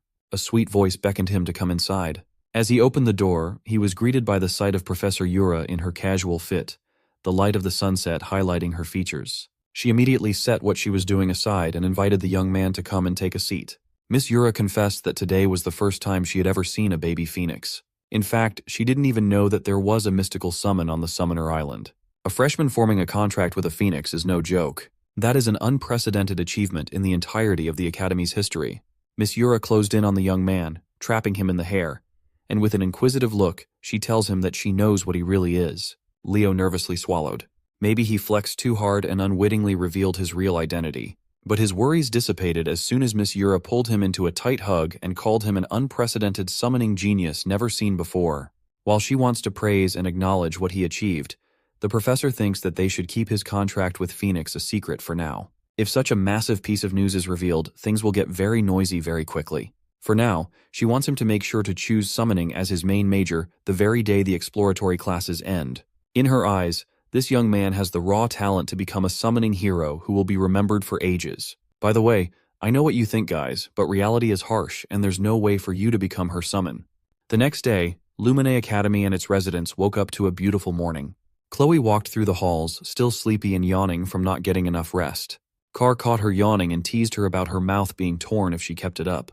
Chloe feels and looks tired since she's been staying up late reading magic books. Seeing the girl that he bumped into a few days ago, Leo pulled out Chloe Mueller's ID from his pocket and returned it to the owner. She thanked the freshman representative for saving her the hassle of applying for a new one. What she found odd was the fact that Leo was also going to listen to magic classes. He reasoned that since they're still in the exploratory period, he might as well attend as many lectures as he can. Chloe, on the other hand, is only interested in magic, so the only classes she attends pertain to the subject. Carr quietly whispered to his buddy that this Chloe chick, this ice woman, was aiming for the top of the magic division. You see, Carr's mouth doesn't have volume control, so Chloe Mueller heard all of that. Carr immediately noticed the temperature drop as soon as she stared at him. Just as he was about to wriggle his way out of trouble and move to the back, a massive ice pillar stood in his way. It was a perfect crystallized pillar that nearly locked Carr inside the iceberg. With nowhere else to go, Chloe dragged him into the front seats to behave and pay attention to the class. The next second, another familiar face showed up in the lecture hall. Two of them, in fact. Unsurprisingly, Abad and Chelsea Llewellyn, the prestigious mage family, are also present for the magic class. Suddenly, the door swung open and the atmosphere of the entire room shifted. As soon as he walked into the door, he effortlessly commanded everyone's attention. As he walked into the podium in front of the class, the girls started blushing and murmuring just how handsome their magic professor was.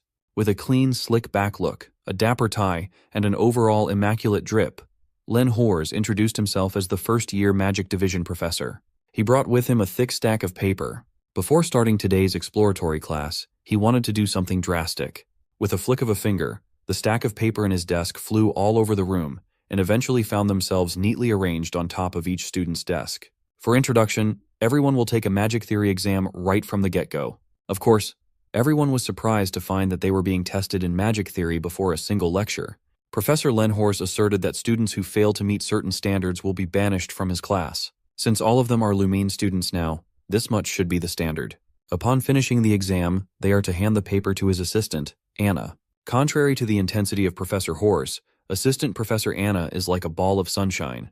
The one screwed over the most by this first-day exam is undoubtedly Leo. All it took was one look at the first question, and bro immediately knew he was cooked. He is clueless when it comes to current magic trends.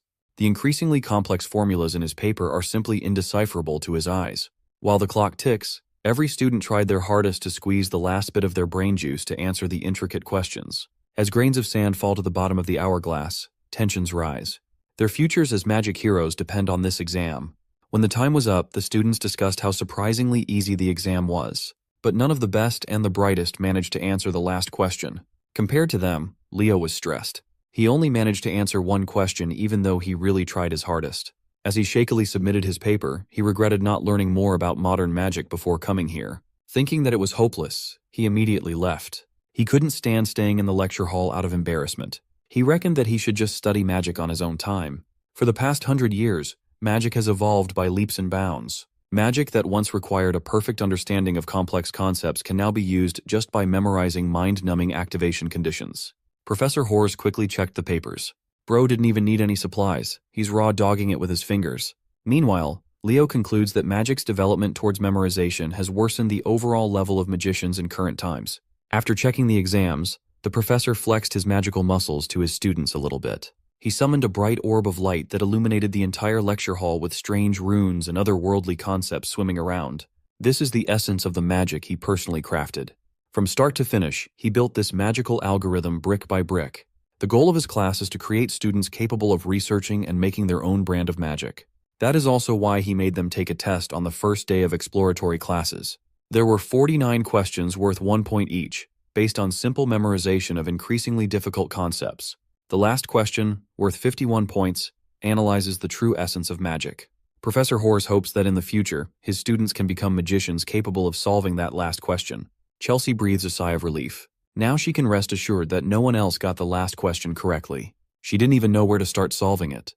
She looked up and saw Leo's seat empty with his exam paper neatly laid down, thinking that he had given up. That bummed her out. It would have been nice to attend magic classes with him. After the professor's impassioned speech, his assistant came up to him and whispered something with urgency. Anna quietly told him that there was a student who solved the 50th question correctly, shocking the stern professor. The stoic and firm Len Hors vanished. He heartily laughed in front of the class upon hearing such good news. He asked his class who among them just made history as the first student to figure out the 50th question in one take and get a perfect score. Professor Horse was blushing and salivating at the thought of molding a generational magic genius. But Anna quickly corrected him and said that the student didn't get a perfect score. That was fine too. He didn't let that bother him. He reckoned that the student must have missed a few items due to spending so much time at the last part. Then Anna just dropped the bombshell with another whisper. The student who got it right only solved the last question and left the other 49 untouched. The professor demanded the name of the student, and Anna gave him Leo Plov's student file. Professor Horse called Leo's name out loud, ordering him to stand up. But it was too late. Even his friends didn't notice him slinking out of the classroom after shamefully submitting his work. To break the awkward silence in the room, Chelsea carefully raised her hand and explained that Leo left right after finishing the test. His test score is an utter anomaly. He technically scored the highest out of everyone else by solving the last part and nothing else. The subject of the magic class's uproar is already in the cafeteria, hanging out with Celia. He shared what just happened, and she laughed at his face for fucking up the exam. He got a cute baby bird in the summoning class, and he crashed out in the magic class. In Celia's opinion, Leo must realize that he's doing something wrong with his school life. She insisted that he should just focus on his swordsmanship. He's a knight major, after all. When asked if she would like to do some stamina training, she immediately changed the subject. Their friendly conversation was interrupted by a ghastly presence zooming in behind Leo. Professor Hors is fuming. He thinks this knight major kid just made fun of his class. He confronted him about leaving after just one question. He asked if the questions were so easy that they weren't worth answering. Leo stood up and respectfully cleared up the misunderstanding. He confessed that he genuinely thought he had zero chance of passing that exam. For him, every question except the last problem was way too hard, and he had no clue where to even start with any of them. He slyly explained that he studied magic on his own by reading old magic books, so he wasn't up to date with any of the modern ones. A thought started forming inside the professor's mind. He then picked up the young man off the floor like he was a cat or something. When he let go, Leo had never been so confused in his entire life. Meanwhile, the professor's eyes are gleaming with joy and possibilities as he urges Leo to follow him for a moment. Leo did not even get the chance to refuse or ask where they were going. Professor Hors grabbed his collar and dragged him out of the cafeteria like a child who had just found his new favorite toy. Celia was frozen in her seat. This was her first time seeing the Academy's professor of magical theory, and he made quite an eccentric impression. Poor Assistant Anna missed her boss by a few seconds. She failed to make sure that Len Hors didn't do anything strange. The poor lady didn't even have the chance to catch her breath as she tried to chase after the madman. The professor brought Leo to his office, started scribbling magic theory problems on his chalkboard, and asked the young man to solve them for him. He reckons that if the boy did not solve the final question out of pure luck, then he must already have his own established magic system in his mind. Professor Hors stood on the sidelines waiting for the young man to show him a new magic system through the solutions. But not even 10 seconds passed, and Leo had already finished writing his final answer on the board. Shocked and a little frightened, he asked if Leo had mentally solved all the questions he had presented. That's more or less what Leo did. The professor just hit the jackpot. After all these years of mediocrity, he finally found a seedling worth cultivating into the highest echelon of heroes. Professor Brojo Satoru is right outside, minding his own business and walking through the halls. Unbeknownst to him, his calm day is about to be pestered by his overenthusiastic colleague. Professor Hors came running to him with a broad, innocent smile and eyes full of life. Bro was not having any of it. He knew that whatever his coworker was smiling about would ruin his perfectly calm day. So, he turned around and walked back in the direction he came from. Len Hors grabbed his feet while repeatedly thanking him like an overstimulated dog. Professor Albie had to use magic to keep him away. This is not the first time he has seen Len Hors act out, but he's going a bit too far today. Professor Hors didn't give a damn even if he's suspended midair. He just wanted to express his gratitude for discovering the genius that is Leo Plov.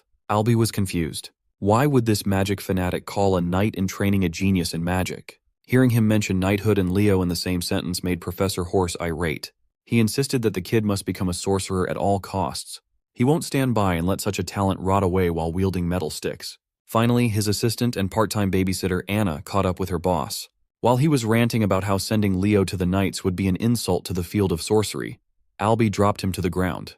At least the professor is very appreciative of Anna catching his fall. After running all over the campus, the sunshine and rainbows demeanor of the assistant is gone as she insists that they return to class. Speaking of the devil, Leo walked past the commotion, and Professor Albie gave him a reassuring smile. The young man reckoned that sorcerers have not changed at all with time. Even to date, they're all lunatics. A week after the magic theory debacle, the exploratory classes finally ended.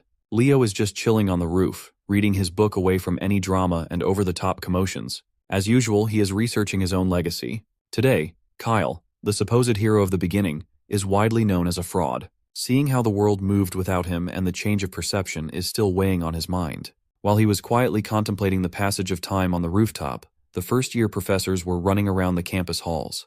Without even knocking, they barged into the principal's office with complaints. In Professor Elan's hand is Leo Plov's application form. Listed on the kid's major course are knighthood, sorcery, and summoning, all three of the major hero disciplines. After seeing the kid's untapped potential in every field, the professors are engaged in a war to get him to their side. Moreover, a student taking on every major discipline is unprecedented in any hero military academy. They think that their students must devote themselves to a single major. Principal Badian just laughed at their squabbles, saying Leo reminds him of that fictional hero from all those grandiose storybooks. Hearing the principal made the professors pause their chaotic debates. Principal Badian cited that the fifth grade hero, also known as the hero of the beginning, Kyle, is the only person who allegedly mastered all classes in history. Meanwhile, Celia and Chelsea are currently panting in exhaustion as they run around the track. Carr found Leo lounging under the shade of a tree and asked why the girls are training so heavily on a weekend. Chelsea asked Leo to train her, and he obliged. That doesn't explain why they're just running circles, though. Leo simply answered that, above all, even more important than weapons, a hero must possess unlimited stamina. This cardio exercise will enable that. Even Chelsea has completely bought into the idea that stamina is the most important aspect of a battle mage. On break, the girls flocked to Leo as he handed them water bottles to hydrate. Surprisingly, Chelsea seems to like training her stamina on the weekend. She wants to run with Leo. As soon as Celia heard the poor girl say that, she spat her water as the trauma of training with Leo surfaced in her mind. Since he's already planning to run anyway, he might as well direct the ladies. But Celia has vowed to never run with him again. Noticing their interaction, Carr asked Celia and Leo what was going on between the two of them and why they seemed so close. He even thought they were dating at first. Celia ended the confusion by dropping the bomb that they are nothing more than cousins. Leo is her paternal aunt's son. The revelation that Leo has Zerdinger blood running through his veins utterly shocked Carr and Chelsea. Leo finally got off his ass and started stretching to join the ladies for the next round of hellish cardio. Not one to waste his time training, Carr made his exit. He's planning to explore Lumeria City a little bit more. Celia tried to tag along with him in the blissful city, but Leo had already grabbed his cousin by the hair. Today is a training day. Carr could not help but think that every noble in his circle doesn't have an ounce of dignity. Time passed, and the much-awaited class assignment day finally arrived. Leo walked to the classroom he was assigned to, namely Class 1-5. Inside, he saw Carr sitting down, calling his buddy over to the seat beside him. The sly businessman was the first one to arrive since he already knew what class he was going to be assigned to. Say what you want about Carr, that boy is good at gathering information. There's another familiar face in their class. Chelsea is in her seat. It's hard to tell if she's dead or alive after the hellish weekend of training with Leo. Carr asked what kind of hell Leo put the girls through, and he answered that they just went over the basics. Suddenly, a pair of lowly extras peeked through Class 5, also known as the Class of Anguish, and mockingly wondered how many of their pitiful juniors would remain after the first semester. A lazy voice interrupted their jeering. He asserted that these two seniors mocking the freshmen are much more pitiful in his eyes. The pair of extras turned around and immediately felt their blood run cold. A man with uncombed dark hair and an unkempt beard stood before them. His aura was suffocating and overwhelming.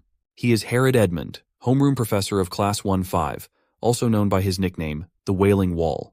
This dude told the extras to form a chair with their bodies, and they did it out of fear. He sat on his human chair and addressed his students as worthless dregs. Class 1-5 is the class for failure, which scored the lowest among the incoming students. Professor Edmund is pretty sure that the kids have already heard rumors about him.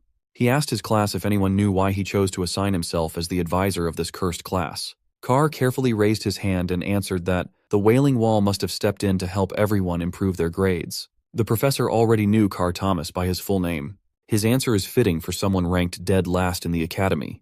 Professor Edmund changed the question and asked if anyone in this inferior class understood the duty of a Lumine Academy student. Chelsea bravely raised her hand and answered that it's their duty to capture the hero's world through practice missions. That is the correct answer. But all the professor can see are the faces of kids who would die a few minutes after entering the hero's world. So, wouldn't it be better if he just expelled the pathetic bugs who would only hold their comrades back? This is precisely the reason why he took over Class 5. That is also the reason why he is widely known as the Wailing Wall. While he was scaring the shit out of his students, Leo stood out as the only one unfazed. The professor quietly assessed that this kid would probably be fine if dropped into a hero's world right now. He then ordered everyone to change their attire to exercise clothes and head to the drilling grounds afterward. It's the first day of classes, so it's time for some combat studies class. Class 5 followed his directions and quickly assembled on the track. While his students were exposed to the harsh sunlight, the professor set up a huge umbrella, a lawn chair, and even some tasty drinks to relax on the sidelines. It's time to fix the rotten mindsets these kids have developed since joining the prestigious academy. He asked another question.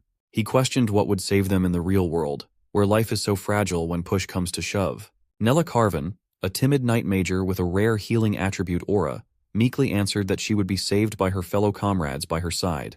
That's the wrong answer. Professor Edmund asserted that their only saving grace is their own ability. Only when they hone their skills in the face of danger can they even begin to lend help to their comrades. As a follow-up question, he asked if anyone here is confident in their ability to protect their comrades. A jolly, fiery, and poised voice sounded out from the crowd, asserting that she was confident in her capabilities. To explore that answer, the professor asked the girl to create a fireball so they can see if she's an adequate magical knight.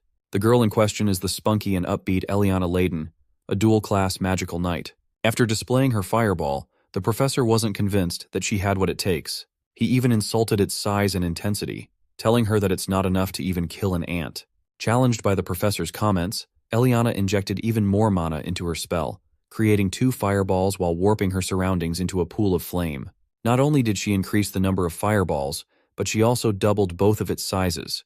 Professor Edmund sarcastically called her spell impressive while sipping his juice box. He summoned a little orb of wind and asked Eliana to try hitting the little fella with such an amazing fireball. That orb of wind eventually turned into a wind spirit and swiftly flew in the air with its own will. It flew close to Eliana and mockingly laughed at her fire while touching her nose.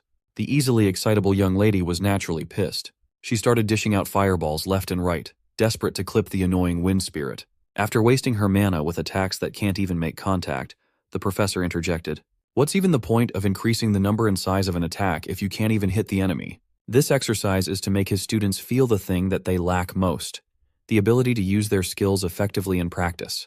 They must hone their skills and push past their limits. That's the hero's way. The Wailing Wall smiled and announced that the class would not be dismissed until one of them caught his wind spirit, Sylph. Leo is just listening quietly. The professor's words may be harsh, but he can confirm that all of it is true. Maybe he should try this class a little and try catching the Sylph. While his entire class is running around the track, Professor Edmund's eyes are fixated on Leo Plov. With all the conversations around the kid, he is determined to sniff out if he's just full of shit like the fictional hero Kyle. Unfortunately, even with the whole class participating in the hunt, the Sylph is simply running circles around them. From a distance, Leo emitted his aura, controlling and directing it to focus on his feet. With one mad dash, he launched himself like a scarlet cannonball, leaving destruction in his wake. His speed skyrocketed to its limits. His focus is impeccable. Maybe he really is the first true all-class hero to be born. Carr and Chelsea were already winded after trying to catch the unreasonably fast wind spirit. Then came our boy, his feet and body clad in a burning aura. Using the enhanced concept of aura step, he made his way to the skies, the blind spot of the unruly Sylph. With gravity and momentum from the aura step, he launched himself downwards, leaving little to no window for the Sylph to dodge or get out of the way. His first try ended in a fail by a millisecond. It looked like he botched his first attack, but the smile on his face says otherwise. He subtly manipulated the streaks of aura in his hand, forming a thread that attached itself to the Sylph's foot. This effectively held the wind spirit in place to be grabbed. Unfortunately, none of the Class 5 students got to the stunned Sylph first. It was captured by the lighting-fast brat Duran instead. Just as expected, his speed is really outstanding. But he only captured the Sylph due to Leo's aura thread restricting its movements. Nevertheless, the smug look on the brat's face is still annoying to look at. Another person walked into the field while cheerfully clapping his hands. This pompous-looking man is Sejin, the homeroom professor of Class 1-1. Right now, he is second in the graduating voting class. He took this chance to flex the talent of his class, even offering to teach Class 5 a thing or two. Meanwhile, Professor Edmund isn't even looking at the field. He's snug as a bug in his chair while sipping on juice boxes. He then asked his colleague to take over his class for the day. While Professor Sejin is number 2 on graduating class voting, this chill guy is consistently bagging number 1 every year. The students, especially Carr, are hyped to see the clash of the 2 pillars of Lumene Academy. These 2 professors have worked at the academy for over 2 decades. Professors Ain, Yura, and Len were apprentices of these 2. Overhearing his yapping, the adorable Nella Carvin asked Carr how he knew so much about academy affairs. Unfortunately, this boy has no riz at all and is prone to scaring the hose. Professor Sejin haughtily laughed. While he doesn't know what his rival is scheming when he takes charge of the worst class of freshmen, Sejin is eager to find out. So he requested a competition between classes 1 and 5. As for the event, they are going with Lumene's historic ball sport called Bastera. Professor Edmund stood up from his chair and called Sejin a genius. He shook his bro's hand and added that learning through practical experience is the best. After accepting the challenge, he slumped back into his comfy chair and left all the officiating and supervising to Sejin. Professor Sejin can't fathom just how he keeps on losing the graduating class vote to this lazy-ass man while his students look at him with pity. At least the Wailing Wall addressed his class one more time, saying that this Bastera match against Class 1 is an opportunity for them to practice their skills. And one last thing, He warned them that if they lose, everyone in the class will be expelled. Hearing that, even the students are shocked since it's their first class ever with him. Not to mention that their opponent is Class 1, a class with 3 captains on their side. Herod doesn't care about their excuses and tells them to try even harder in that case. Also, he thinks there's very little for them to worry about when they've got the freshman representative of all people in their class. He instructs Leo to choose 6 candidates for the competition. Contemplating his teacher's request, Leo is certain that he's being tested for some reason. It's not coming through a place of disgust. Rather, the kids in his class have all lost their spirit after just 1 week of enrollment. With their spirits crushed, Leo thinks that Herod wants to use him as a means to lead the defeated students of Class 5, since they've lost all hope already. Class 1's teacher uses his magic to create the arena, while Leo thinks that there has got to be some kind of way out in the Bastera competition, a way to help his classmates from their despairing situation. Lumine Academy's top brass are facing Class 5. Even Chelsea is sweating bullets in fear. She tries to explain the rules of the Bastera game because Leo doesn't know a thing about it. The game is a combat sport that stood the test of time at the academy. Based on that description, it doesn't sound more special than just a ball game. Thomas explains that it isn't so simple like that. In reality, it's much more threatening than a simple game. The Sword Princess Celia eggs on Chelsea for looking pale in defeat. Her provocation ends up with Chelsea lashing out in anger, refusing to lose to a Zerdinger. Leo, on the other hand, is as cool as cucumber and urges them to relax, since they won't be losing anytime soon. Celia is pissed and wants to show him the results of her training soon enough. As for Chloe, she's hell-bent on scoring a win against the freshman representative, unlike their previous outcome. Anyway, Sejin tells the participants to approach the arena. Leo looks to his classmates to ask who's going to join. 2 of them step forward, those being Chelsea and Eliana. The stakes are high as losing guarantees expulsion, which is why they're willing to do whatever it takes to win. Thomas and the others also quickly follow suit, as Leo signals to the professor that their class is ready to begin. Sejin whips out the ball and tosses it up in the air. Each participant from both teams has their eye set on the ball. The game begins with Duran and Leo reaching for the ball, but Lightning Boy is a second faster and manages to snatch the ball, seizing the initiative. The game has literally just started, and this man Leo decides that now would be a good time to learn the rules. Turns out the rules are quite simple. All he has to do is infuse the ball with aura, shooting it into the goal without using one's body. The first team to reach 11 points will win the game. Duran is on a rampage and releases the ball at a thunderous speed, causing Leo to evade it at the last second. As for Thomas, he couldn't even see the ball as it cut past him and scored right into the net. The first goal has been secured by Duran of Class 1, and has already caused even greater despair for Class 5 students. Tide is feeling the pressure and thinks they're all going to be expelled at this rate. So now, Leo wants to know about how one could acquire the ball. There are basically 3 ways to do that. They can do it if the ball goes out of bounds during their opponent's turn, or if someone can catch the ball. As Tide is about to explain the final method, their conversation is interrupted with Eliana getting brutally taken down by Celia's explosive throw. The Sword Princess mocks them for carelessly talking when they should instead be focusing on the match. The situation is really bad for Eliana. Players can't directly attack or block opposing players, so the third way is to cause the participant unable to continue. The only way to do that is by attacking others with the ball. Leo has heard enough and seizes control of the ball, believing that it's the right time for them to fire back. Eliana is rendered unable to continue, leaving Class 5 with 1 less classmate to fight with.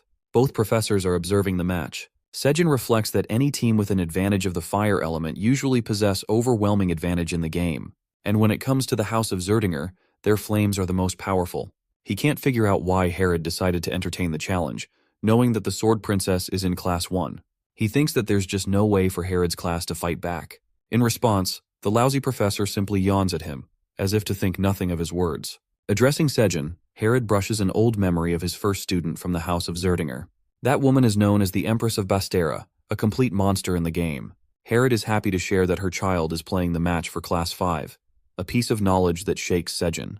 Back to the game, Class 5 is acting like a whiny bunch, selling themselves short and regretting their decision to join the academy. Celia sees Leo casting his flames and realizes that he's finally getting serious. Charging an ever-burning fireball, he releases the ball at such a monstrous speed that it requires Chloe's icicle mountain to stop its wrath. She acts all high and mighty, thinking that she's successfully deterred his strike. But Leo shockingly appears next to her, having read her like a book. Leo confidently declares that he'll score regardless. He jumps up and punches the shit out of the ball with his fist, causing Chloe's barrier to tear away like butter. Even Sejin is impressed by the boy's impressive battle IQ. Class 5 cheers in support for the freshman representative. The professor of Class 1 understands now that the true game has just begun. We then see a bunch of goals scored, causing the number to jump up to 9 against 10. Many players were even incapacitated during the match. Finally, the lightning-fast Duran releases his strike, hoping for this throw to end the match. But in the end, Thomas sacrifices his body, putting his everything to stop the ball from scoring. He manages to catch the ball at the brink of mana exhaustion. In the end, Thomas collapses, causing both classes to stand at an equal footing. However, Class 5 only has Leo left, while Class 1 has all 3 of its captains intact. It seems like a great disadvantage for their class in terms of numbers alone. Ice Mage Chloe is ready to exact her revenge after her crushing defeat in the previous exam. She forms numerous copies to further increase their defenses. Leo is about to take his one final leap against Celia and Duran. His feet arched from the ground, he blitzed with inhuman speed, shocking the 3 captains with how fast he vanished. Leo flash steps at such an incredible pace that he dribbles past Celia without her noticing. He has no intentions of taking them head-on, which means he's aiming for the goal. This leaves everything to Chloe to defend. She's trying her best to locate the real Leo among his own copies. Just analyzing this level of magic leaves her winded as Leo zooms past her. Chloe collapses in defeat, questioning how a mere human is capable of using the magic of the elves. In the end, not even the 3 captains could stop him, and the conclusive winner of the match is Class 5. Leo's name is chanted as Class 5 students celebrate in joy. They were so close to getting expelled. Sejin is surprised to learn that Herod put them on death grounds just to win the match. The 3 captains, on the other hand, are left devastated in defeat. Sejin realizes that he's got to deal with them and approaches Chloe, asking if she's frustrated at their loss. He reminds her that even if they lose, they must always salute their opponents as tradition. He acknowledges their efforts to try and secure Class 1's victory. Sejin is really proud of the students who worked hard and even those who cheered for their allies. His beaming words of encouragement steal their hearts. But Herod isn't so kind and poetic. He straight up calls them losers and annoys them for it. Both classes performed their best in the sport. Class 1 managed to show off their talent, while Class 5 boasted perseverance and fought hard until the end. Sejin emphasizes that their ability to break past their limits allowed them to take the win. He hopes for both rival classes to learn from each other. In earnest rivalry, they shake hands. Celia pisses off Chelsea, who returns the insults in her own way. Thomas, on the other hand, is overly cheerful with his handshake against Duran, who is staring at him like a pale ghost. Chloe is sent to the brink of tears and shame. Leo extends his hand, praising her for her performance. He thinks that with just a little bit of effort and experience, she could really become someone of amazing stature. She takes his words as mockery at first, but seeing the boy's sincere expression, she changes her mind. Chloe hopes that she'll overcome Leo one day and shakes his hand. A month has passed since then. Our trio is enjoying a meal when Thomas curiously asks about their club selection. Instead of joining a club, Leo is interested in making one, causing Thomas to lose his damn mind. Chelsea being his #1 supporter, she's willing to join it immediately. The club he's wanting to create will be called the Hero Research Society. It's a strange name, but Leo has an ambition to investigate the forgotten hero, Kyle, who is considered a fictional character with no real relevance in history. Thomas thinks that no one will join that kind of club, but Chelsea is seriously a real one with how ready to join she is. There's some kind of commotion going nearby, which makes Thomas suddenly remember the special thing about today. Today is the day the 5th-year senior classmen mark their return after clearing the dungeon. Since the fragments of the hero record are scattered across the world, occasionally, they are responsible for creating dungeons on their own. These are called the hero dungeons. The senior students of the academy clear the hero dungeons and retrieve the fragments. They're supposed to leave for at least 2 weeks, and oftentimes even months. Leo thinks that his mother must have gone through similar dungeon raids before. Chelsea sees the senior classmen and realizes that they're the best of the best in the academy. Introducing the muscular Easterner, Lee Jamua. The southerner beauty next to him is Torua Yan, and finally the comfort clothing enthusiast is Ulta. Still, one guy seems to be missing. The strongest person in the academy, the council president Reese. Thomas is about to explain about him when all of a sudden, our boy is nowhere to be found. The feds took him for being too OP. Just joking, Celia hurriedly rushed him outside. It turns out that Reese, the council president himself, has requested a private meeting with our boy. Leo is perplexed and asks why he's being asked to meet him all of a sudden. Celia thinks he's a dumbass when it comes to anything school-related. She thinks he'll understand why when he gets there. So he goes there, sitting in a place that strikes odd to Celia. And then we see the Sword Princess jumping to hug her brother. Yeah, you heard that correctly. Reese is her brother and thrilled to meet Leo, who is aiming for all class. They share a dumpling meal together, but for some reason, Celia is nervous because she's never tried them before. She takes a bite and finds herself delighted by the taste. The big brother has been meaning to take her to this restaurant ever since she came here. More importantly, He's intrigued to meet Leo, whose mother used to boast a high reputation in the family. He also remembers how Leo's mother was known to be famous during her school years. She was a student who did way too much to achieve legendary status. For example, she confidently talked shit about the desserts served at the academy. She once gathered all of the students to invade the principal's office. Celia is shocked to learn about her involvement regarding the famous incident. The brother-sister duo talk to each other in joy, while Leo is impressed by Reese and thinks that he's worthy to be called the best of the best at the academy. Before long, this guy is destined to become a hero. Reese thinks it's time for them to have fun with dessert. He tells them to go out while he's finished paying. As they're leaving, Reese is surprised to find a strange object in his blazer, not knowing why he found it there. The scene cuts to Herod's class, where Eliana is dying to ask him a question. This guy straight up calls her question pathetic before even hearing it. He's got no chill. Eliana wants to know why they've yet to choose a class representative for Class 5, since the other classes have already decided. Herod thinks lightly of the suggestion and casually admits that he forgot about selecting one. Being the lazy asshole, he literally just tells Leo to become the representative. Eliana and Tide have to remind this clown about the democratic selection process. However, they quickly learn why it's for the best to stay shut. Herod wants the chosen class representative to take care of all the notes so he doesn't have to work. Through a transmission, the students are told to take the Hero Studies joint class. The first-year students are requested to go to the auditorium at once. Leo asks if they should be leaving immediately, and his suggestion is approved by the teacher. They meet at the auditorium where Leo and Thomas stumble into an exhausted Chloe. This girl is looking like a zombie and begging to purchase some recovery potions from the alchemist. The purchase is made and she receives the only potions he has. Leo thinks she might be doing too much when it's only the start of the year. Chloe chugs the potions and refuses to accept Leo's advice. Since she's the top student in magic theory, she's extremely anxious about her position. After all, it's only a matter of time until Leo learns modern magic and quickly bulldozes her in that exam too. Thomas, being an idiot, doesn't get what's so bad about being second place. Chelsea has to remind this dumbass about Chloe's position as the tower magician. Battle mages don't ever have to worry about falling behind in theory, but for Chloe, it's everything.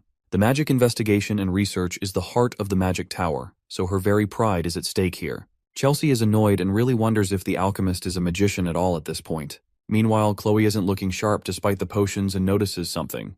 Right then, we see Headmaster Kalian observing the strange reaction of the damaged hero's page. Reese has brought the hero's page and claims that it reacted to something.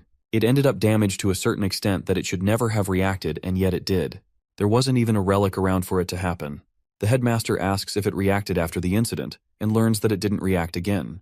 Kalian is deep in thought and has decided to focus on this matter on his own. He tells Reese to rest up as he just returned from the mission. The headmaster asks his assistant Elena to take the damaged hero's page to the auditorium in the Hall of Beginnings. He wants it to be present in the first year's joint class session.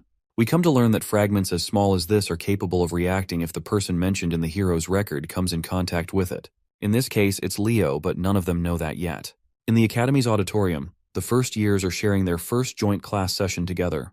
There's too much noise, which is why the cute Professor Artian has to request them to remain silent. Ignoring her warnings, they still bicker about carelessly. Artian is fed up and releases her fiery rage, reminding them with a shivering warning to shut up unless they're looking to die. Her cute and shy demeanor suddenly turned into cruel and killing intentions. She cusses the heck out of them for being morons. Artian experiences a jolt after learning that they've all gone quiet. She returns to her dainty and shy demeanor, acting like nothing happened just now, while the rest of the students are sweating bullets. They've simply come to accept that she's scary as hell when she needs to be. Leo has observed her powers and regards her as a spiritualist, which were extremely rare even in his previous life. Artian initiates the class session with a dagger in hand. She talks about the appearance of the hero record and what caused the hero clans to appear in the first place. In order to open a hero's world, an object holding sentimental value to that hero is required. Basically, a medium of some kind. That's why it's much easier for the hero's descendants to open a hero's world without much difficulty. It's also why the Academy reserves the hero's records, treasuring the relationship built between their families. To give it a perfect analogy, it's kind of like the relationship between a key and a treasure chest. Leo's impressed by the explanation and is all ears to hear what's next. Artian continues to emphasize the importance of hero studies, which is crucial for uncovering clues about a hero's world and increasing their understanding. As the students advance through the years, they'll end up choosing a hero to draw strength from and clear their pages. The professor's explanation is cut short by Elena's sudden appearance. She showcases them a hero records fragment that the 50-year students recently collected. Seeing the mystical object, the students roar in excitement. She opens it up slightly before closing it shut. Ardian wants to tell them anything before experiencing what it's like to see the fragment. She wants to know about their intentions after becoming heroes. Celia jumps ahead and claims that she wants to become the strongest knight in her family's lineage. Ardian is impressed by her ambitious goal. Meanwhile, Chloe is interested in writing a spellbook that acts as a record of her original creations. Many students exchange their ambitions all the same. Thomas wants to play a supportive role to the hero candidates. At last, Leo stands up to declare his outrageous goal. His objective is to fully destroy Erebos for good. This declaration catches the attention of not only the students, but also the professors. Ardian tries to transition smoothly, despite being shaken by his words. The rest of the students from the other classes are gossiping about his fancy goal, believing that they're just empty words. As for the professors, Herod is kind of stumped, knowing that Leo just doesn't say things without intention. It's been 1,000 years since Erebos was divided into multiple pieces and sealed. However, he's also resurrected in similar ways over the recent years. Even a single piece is responsible for unleashing much destruction. But this kid just started the impossible. He doesn't just want to eliminate one piece of the demon, but the entirety of Erebos itself. Ardian wants to help explore the hero's record at last. She wants to give each class a chance to guess the hero's page, before moving on to her explanation of how one can clear a hero's world. She also advises them in the case of unexpected situations, reminding them that the professors will always be monitoring them, so they shouldn't be messing around carelessly. The students are excited and stammered to finally experience the joy of touching a hero's record. Ardian thinks it's only right to call the representatives of each class to step forward. Celia from Class 1, Leo from Class 5, then Abad and Chen from the remaining classes. There were actually 2 fragments retrieved from the dungeon, but for the purpose of their lesson, they'll only be using one. The second piece is quite small in comparison, but it's still here to show them the different shapes. First up is Leo, who proceeds to interact with the piece, prompting the hero record to open. The hero's name and chapter are both hidden, but even the professors are worried that the record is reacting harshly. All of them are transported inside the nameless hero's world, baffled to discover an environment of chaos and destruction. The class representatives and the professors have been transported to a different world. What greeted them was a mountain of monster corpses littered all around what can only be assumed as a battlefield. Trying to get on top of the unexpected development, Professor Edmund warned everyone to brace themselves as they were now inside a hero dungeon. Professor Sejin, with his quick thinking, found a landmark they could use to figure things out. A fortress wall situated away from their spawn spot. Oddly enough, Leo Plav recognized the place from the Age of Catastrophe, the last line of defense for the last city, the walls of Gardaslan. If his line of thinking turns out to be correct, and the timeline is right, then Leo is the only one who knows what is happening. From a distance, he heard a familiar voice calling him by his old name, Kyle. The voice apologetically admitted that her unfulfilled wish was indeed a foolish one. The voice belonged to a woman that the modern times hail as a legend, one of the original heroes and Kyle's comrade, Lycina's. As foolish as her wish was back then, she wholeheartedly believed that they would eventually save the world. And they did. Seeing a friend who existed thousands of years ago stirred all kinds of emotions inside Leo. Facing Lycina's on this crumbling battlefield was outside of his wildest dreams. Her smile lit up the entire hero's dungeon, shattering reality and knocking everyone back to the real material world. This quick and bizarre event stemmed from Kyle grabbing the little piece of unknown hero's record, which was solely meant for display. Chensha worriedly asked the professors what had just happened, but none of them knew what to do. With an exasperated look, Professor Edmund hurriedly declared that classes were suspended. He urged everyone to stay calm and exit the auditorium in an orderly manner. While everyone makes their confused exits, Leo stays at the podium, still holding the tiny piece of ripped paper, deep in thought. He was certain that what he was holding was his own page. Kyle's page. In his hand is the biggest clue for his mission, a fragment of his own record. Seeing Leo in such deep contemplation fascinated Professor Edmund. Once the hubbub died down, the students scattered to find empty classrooms to hang around since the rest of the classes were suspended for the day. In one of the classrooms, Leo explained that they briefly saw the legendary Lycina's, the King of Wisdom. Thinking that the Academy unearthed Lycina's hero record, Chelsea's eyes sparkled as this marked a historic event. Eliana pumped her fist in frustration, regretting that she did not fight for the class president's seat harder. If she did, she would not have missed such a massive opportunity. Carr gave her a look as though she did not stand a chance in the race. Picking up on the mockery, Elian rightfully rained down punches on the poor boy. Hearing the commotion, Professor Edmund entered the room to scold them for being so noisy. He gave them a choice between self-study or expulsion. With his eccentric ass, it's hard to tell if he's joking or not. When the professor exited the room, the students did not dare cause another ruckus just to be safe. Deep in thought, Leo asked himself why his hero record had been reduced to a complete mess compared to other records. It was in such a state that even he had a hard time recognizing whose world it was supposed to be. The opening prompt also hid the name of the world and the chapter of the record. It was almost as if someone intentionally destroyed his record to possibly erase his legacy. Since hero records are relics of the past that make it possible to inherit a hero's power, sabotaging one indicates that someone does not want to see the birth of a new hero. The only feasible suspect with the motive and means is none other than Erebos. He might be shattered into multiple little pieces, but his power knows no bounds. This incident just lit a fire in Leo's ass to investigate why his hero record had been reduced to such a state. After the hero record debacle, a whole month of uneventful school life passed. Let's turn our attention to the magic department class. In there, the absolutely dripped-out Professor Horse is explaining the contents of their midterm practical exam assignment. The first years are tasked with creating their own original magic. Hearing the mention of unique magic struck fear in the hearts of the young mages. Original magic is a type of magic that distinctly showcases a magician's individuality, creativity, and power. In today's era, where activation techniques have become mainstream, magicians rarely strive to create spells of their own. However, original magic can become one's secret technique to use in critical situations. This stems back to the star magic that every elf learns. As a matter of fact, star magic is also a minor copy of original magic.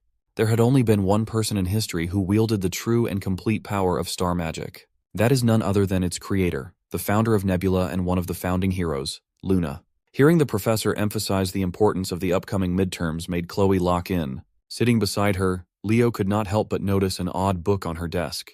Simply being near the book gave him the heebie-jeebies. It emanated an oddly dark and familiar feeling. Seeing Leo taking an interest in her book, Chloe hurriedly hid it away inside her bag. If he's not mistaken, that was a grimoire. As if on cue, Professor Horse dismissed the class and wished them luck with the formulation of their own spells. As the first years slowly trickled out of the classroom, Leo ran after Chloe and grabbed her by the hand. Surprised, she shot her with an indignant look. Leo smiled and invited her to have lunch together. Of course, he did so with ulterior motives. He saw how sketchy she acted when she hid that grimoire, and he wanted to know more. Forcefully swatting his hand away, Chloe turned his invitation down, citing that she did not have time for such nonsense. Her mind is preoccupied with the thought of beating Leo in the upcoming practical exam. Just in time to diffuse the tension in the air, Carr interjected with his upbeat energy. He called Leo a rascal for daring to challenge the top spot in the Ice Queen's magic studies. Chloe is still taking her loss against Leo in terms of techniques. However, when it comes to pure magic, she refuses to let anyone surpass her spot. With clenched fists and commanding determination, she vowed to win the midterms no matter what. Leo knew that if he backed out or phoned it in, it would be disrespectful to Chloe's convictions. So, like a true sportsman, Leo offered his hand and gracefully accepted the challenge, promising to prepare well. Chloe shook his hand with an empty look in her eyes. I've never seen anyone more locked in than the Ice Queen. Goofball Carr was watching from the sidelines, absolutely in awe of his boy's natural technique to trick a girl into holding hands. Before the sunset, Leo found himself in the massive and monolithic Tower of Heroes. He's been told that somewhere in this gigantic place, Lumini Academy's forbidden library can be found. If he can get into that place, he might find some clues about the mystery of his lost hero record. As he ascended the stairs, some seniors were charmed by his aura. Halfway through the top, someone called him by his full name. It was a senior with tanned skin, curly hair, and big round glasses. Dare I say, an absolutely baddie. Blowing her bubblegum, she asserted that she's been hearing a lot about the young prodigy from Professor Len Hors. This baddie is Torua Yan, a fifth year in Lumine's Department of Magic. Leo politely bowed and extended his greetings, not thinking much of the interaction with the senior. He tried to continue walking up, but Torua extended her long legs, stopping him from going any further and asking what business a first-year student could possibly have at the Tower of Heroes. Leo truthfully answered that he was simply here to meet with the student council president. Seeing his confidence, Torua's interest was piqued. She insisted that if he joined the magic department exclusively, he'd have plenty of opportunities with regard to the tower. She was quite pushy, even though he was already taking classes in the magic department. Torua finally stopped messing with him and moved her leg away. Leo continued on his way and thanked her for understanding. With a hint of threat, she reiterated her desire for Leo to declare magic as his main focus before the semester ends. She made herself clear, and it's up to the boy how to interpret her words. Leo responded with his perfectly polite smile. Once he reached the top of the stairs, he ran into a few more seniors heading even higher in an elevator. He joined them inside and pressed the 9th floor button. Much to his embarrassment, the button refused to activate no matter how many times he pressed down. He continued pressing and pressing. and the faulty lift continued to test his patience. Leo would have been stuck on this floor if it hadn't been for a friendly voice explaining to him that the buttons only activate when mana is channeled into it. The manly voice belonged to another senior who recognized Leo. This one sounded a little more upbeat and polite than Torua. This kind-looking big man is Lee Zamua, another fifth-year student in the night department. He flashed the rumored first-year class representative a toothy grin. Once more, Leo gave a polite bow to his senior and returned the greeting. Like Torua, Lee asked him what he came to the Tower of Heroes for. Upon saying they had some business to discuss with the student council president with a smile, Lee's interest was piqued. It is rare to find a freshman in the entire academy who is not even a bit scared of him, let alone someone bold enough to barge in straight into the student council president's office by himself. Impressed by his solid mental fortitude, Lee proposed that Leo should seriously consider joining the night department as his main affiliation. Tired of having the same conversation over and over, Leo just dryly laughed. Finally, after various interruptions that drained him before the main topic even began, Leo reached his destination. He knocked on the door, introduced himself, and asked President Reese if he could come in. A warm and welcoming voice from the other side of the door invited him in without a fuss. It looks like President Reese is knee-deep in paperwork, even though it's nearly sundown, but he welcomes Leo with a smile. Without wasting the president's time more than he already has, Leo got straight to the point. He asked to have access to the Academy's forbidden library. Hearing such a request shifted Reese's mood to become more serious. He knows that Leo is not the type to mess around, so he gladly explains the gravity of this request. You see, there are only two ways for an ordinary student to access the sacred forbidden library.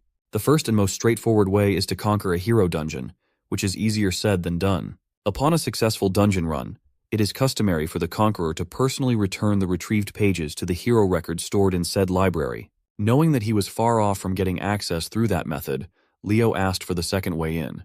President Reese leaned forward, and with a wily smile, he promised to spill the secret of this second method once Leo finally joined the student council. A few days after getting cornered by seniors and the student council president, the day of the night department's practical exam arrived. For the first day of this monumental practical exam held in the Academy's open track stadium, a lot of people, students and faculty alike, have come to watch. Being the natural businessman that he is, Carr brought out a whole popcorn cart to peddle his goods to the audience. His sales talk was pretty straightforward. One can't watch the upcoming matches without munching on some popcorn, right? Seeing their friend bust out the big guns, Chelsea doesn't know whether to be impressed or embarrassed. Eliana, on the other hand, felt like Carr would have already gotten filthy rich if he wasn't stuck in Lumani. Leo lined up with his freshman night department peers and scanned the audience. Sure enough, Chloe did not come to watch. Professor Ain stood on the track, mean-mugging his students to instill the seriousness of this upcoming assessment. Without further ado, he called on the first pair that will be sparring in the first and opening match. The first one is Class 1's Hall Snafe, a snaky-looking young man with eyes and a smile that cannot be trusted. His opponent is none other than our boy, Class 5's Leo Plav. The combatants stepped onto the stage, hyping the whole arena up. In the stands, Carr is busy looking for more customers, and his eyes are locked in Professor Sejin's direction. He cheerfully ran towards the grumpy professor, eager to earn some more dough. With samples in hand, he asked Professor Sejin if he would like to buy some popcorn and drink combo to go with the match that was about to start. Being the snob that he is, he harumphed as if the idea of eating popcorn was below him. He believes that only slobs like Professor Edmund Harlan would buy such a thing. Sensing that he was not going to break the professor so easily, he looked in Class 1's direction for an assist. Thankfully, Celia was there. One look was all it took for her to understand what Carr needed. Using her secret technique, she turned her cutesy charm up to 11 and asked if the professor was buying the whole class some delicious popcorn. With the trap set up, all that's left for Carr to do is egg on the rest of Class 1 to cheer for their professor's generosity. Seeing his kids chant his name with such vigor, Professor Sejin's defenses slowly crumbled. He might be a snob, but he's also a hard-working professor who just wants his students' affection. The great professor caved in and asked Carr to hand his students a popcorn and drink combo, but strictly limit it to one per person. While Carr is cashing in on his booming business, the combatants for the opening match have taken their starting position. With a confident, bordering on a cocky smile, Leo called his opponent lucky to be the first victim. Hall Snafe could sense that the first-year representative did not see him as a real opponent at all. He is determined to make Leo regret that. This snake boy, Hall Snafe, hails from the heroic family of the Snafe lineage. Before the first round officially starts, let's hear the assessment's basic structure from our favorite popcorn vendor. You see, midterm practical exams for the night department consist of a simple series of duels. Those who achieve 5 sparring victories will get a passing grade. An air of uncertainty filled the stands. Although they're all aware that Leo is the first-year representative, only a handful of them have seen him in action. Since Leo is also majoring in 3 departments, they believe that he should have a gap compared to those solely focused on just one. Not to mention, Hall is the 3rd best in Class 1, behind the absolute monsters Celia and Duran. His weapon of choice is the spear, and his aura contains a sharp and toxic form. Brandishing his spear with impressive accuracy, Hall demonstrated his skill. In his mind, he only knows Leo as the arrogant guy who's always hanging around Celia. Professor Ain gave the final reminder that the one who renders their opponent unable to fight back will get the W and treat this sparring match as if it were a real battle. As soon as the starting signal was given, Leo was taken aback when he felt a dark aura that he had not felt in a long time. Surprisingly enough, that dark aura did not come from the enemy in front of him, but in the direction of Lumine's campus instead. The slick and disgusting dark energy lingered in his brain and spelled a deadly premonition in his mind. Unbeknownst to Leo, this worrying aura originates from the library, where Chloe is burying herself in countless magic books in preparation for the magic department's midterm exam. The formula she's writing joined the many torn pages of underwhelming ideas she came up with. The pressure is starting to get into the Ice Queen. No matter how hard she tried, she couldn't seem to create a winning and unique magic with her abilities and knowledge alone. Reaching her wit's end, she took out her frustration on the books scattered all over her desk. The ghost of Leo's talent is living rent-free in her mind, and it's slowly eating Chloe up from the inside. Her refusal to lose against the boy wonder pushes her to her limit. When she looked at the books, she scattered all over the library's floor. One stood out as if it was calling to her. It was the grimoire she had been carrying for a while now. With nowhere else to turn to, she firmly believed that this thing was her only hope of winning. With her desire and need to retain the #1 spot in the department, her mind was left vulnerable and open to foreign influences. Her dilemma and the dark energy emanating from the grimoire were so palpable that they caught Leo's ability in the middle of his first match. Seeing that Leo was distracted by something, Hall took the opportunity to close the distance and punish the enemy's carelessness. He stabbed his spear, aiming for Leo's head. Thankfully, our boy regained his bearings and dodged in the nick of time. Pulling away, Hall presented his family's signature technique, turning his spearhead into a poisonous winding blade that reeks of toxicity. His snake spear moved in an unpredictable fashion, eventually finding its way closer and closer to Leo's chest. Maintaining his composure, Leo grabbed the spear with his bare hand without faltering or even blinking.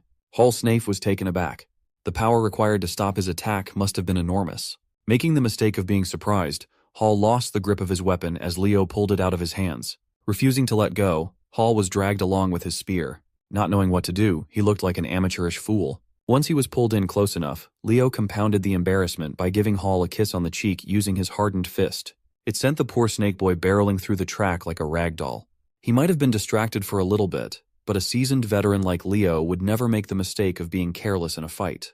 Insulted by the embarrassing first exchange, Hall Snafe pushed his aura to the limits, filling the arena with toxic gas. He urged Leo to stop showing off as the real duel is yet to begin. Constantly pumping the green aura out of his body, the perimeter was filled with poison mist. Hall reckoned that since there are talks about how Leo can't even use aura, he can capitalize by leaning on his strength.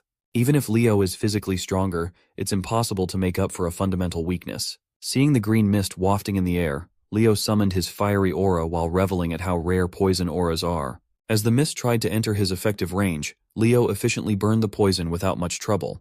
Still confident with his supposedly superior technique, Hall ramped up his aura use.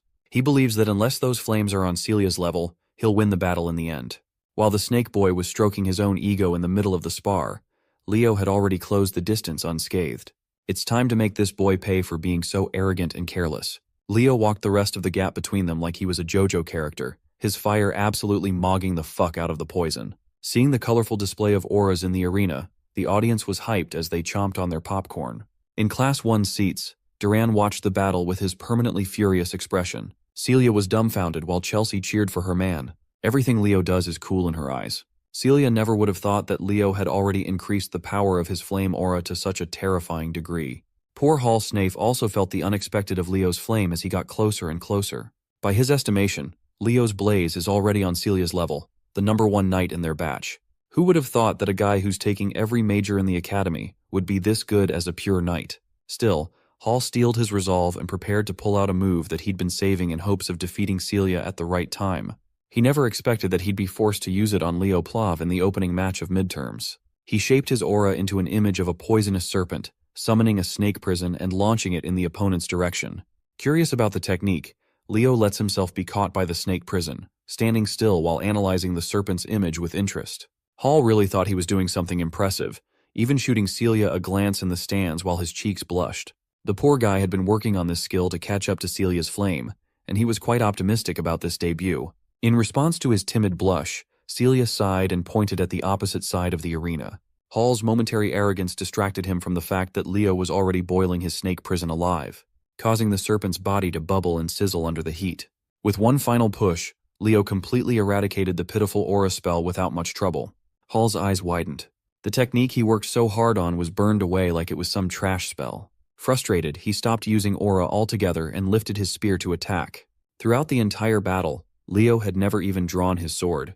When he finally did, he parried the spear with enough force to knock it out of the enemy's hands. Putting the tip of his blade against the brat's neck, he warned Hall to never take his eyes off a flame, or he might get burned. While the brat falls to his knees, Professor Ain announces the winner of the first match. In a fiery display of dominance, Leo Plav took the W. His biggest fan, Chelsea, felt her heart flutter as she cheered for Leo.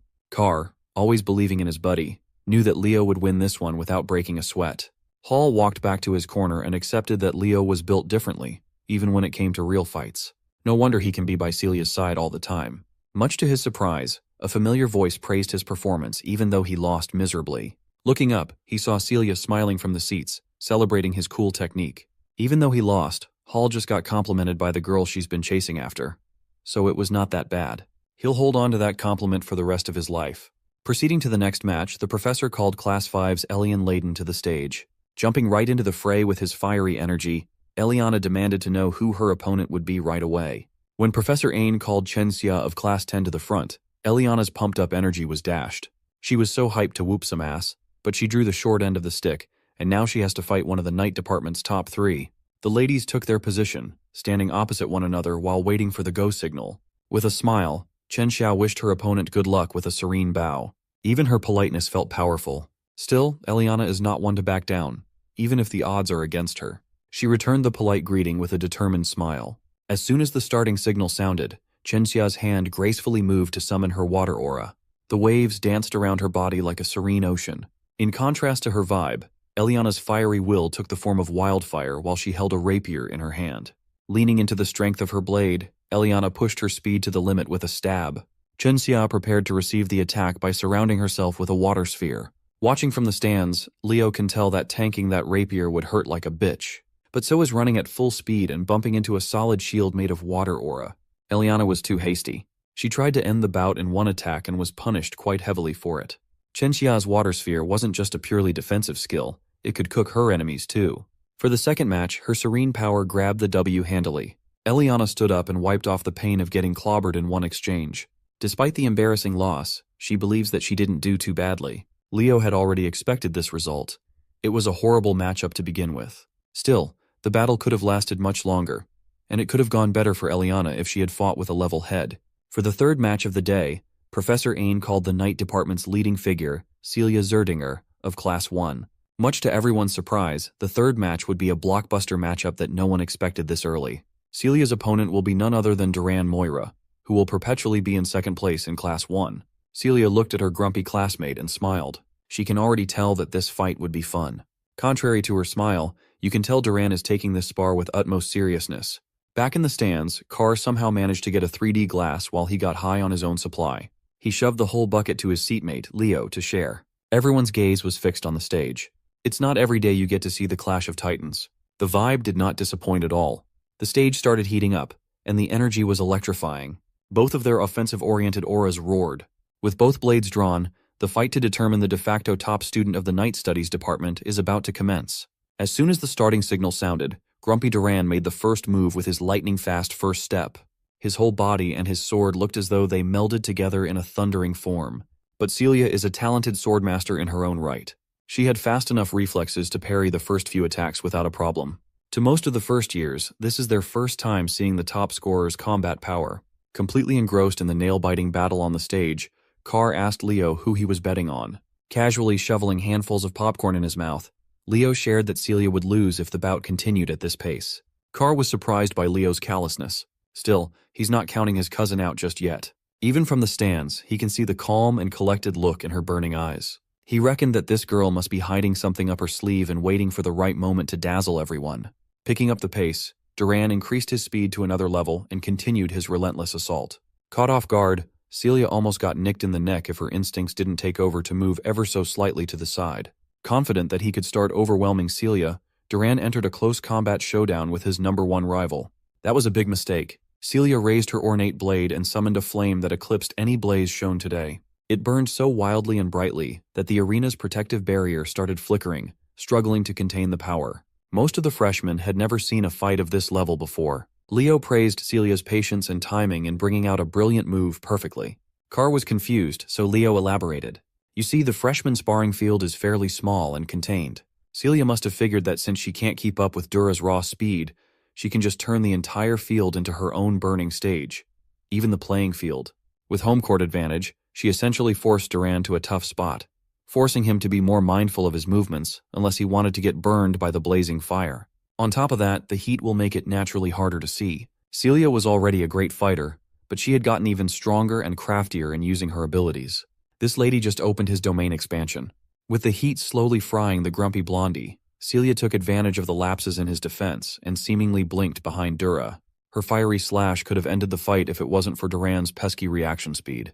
Pushing himself to the limit, Duran gritted his teeth and brandished his sword in an act of desperation. Losing his calm in a spar against someone as competent as Celia is a death sentence. She completely neutralized his blade by grabbing it with her bare hands. Right when she covered the entire arena with her blaze, she's been absolutely dominating #2. Her immaturity and savagery showed by ending the bout with an unconventional attack. Instead of her blade, fist, or legs, Celia bashed her head against Duran's and knocked the grumpy blondie out cold. Dispelling her flaming aura, Celia Zerdinger won the third match of the day, and the crowd went absolutely bonkers. While wiping the dust off her uniform, she smiled and suggested that Duran should do some more strength training instead of relying solely on speed. Finally regaining consciousness after momentarily passing out from the headbutt, Duran took her helping hand to get up from the grassy floor. The Academy's press team and those that shipped the #1 and 2 reveled at the sight of the lovely pair. Leo was pleased to witness that his cousin's harsh training paid off. Suddenly, nosy-ass Professor Edmund spawned behind the boys while indulging in some popcorn of his own. As it turns out, he's been listening to his class reps commentating from start to finish. He found Leo's tasks insightful. By the end of the day, every match in the night studies practical exam wrapped up smoothly. Celia Zerdinger ended the day with 4 wins and 1 loss. Duran Moira finished with the same record. So did Chen Xia. All of them had only 1 loss to their names out of 5 matches. Leo Plov, on the other hand, ended the day with a perfect 5-0 sweep, officially taking the crown as #1. A week after the eventful night studies practical exam, the written test for general linguistics wrapped up. Professor Edmund, looking disheveled as usual, praised his classroom's hard work for the past semester. While he waves goodbye and heads for the door, he warns them that some may still flunk out because of a bad score. As soon as the door shut, Class 5 erupted with various reactions.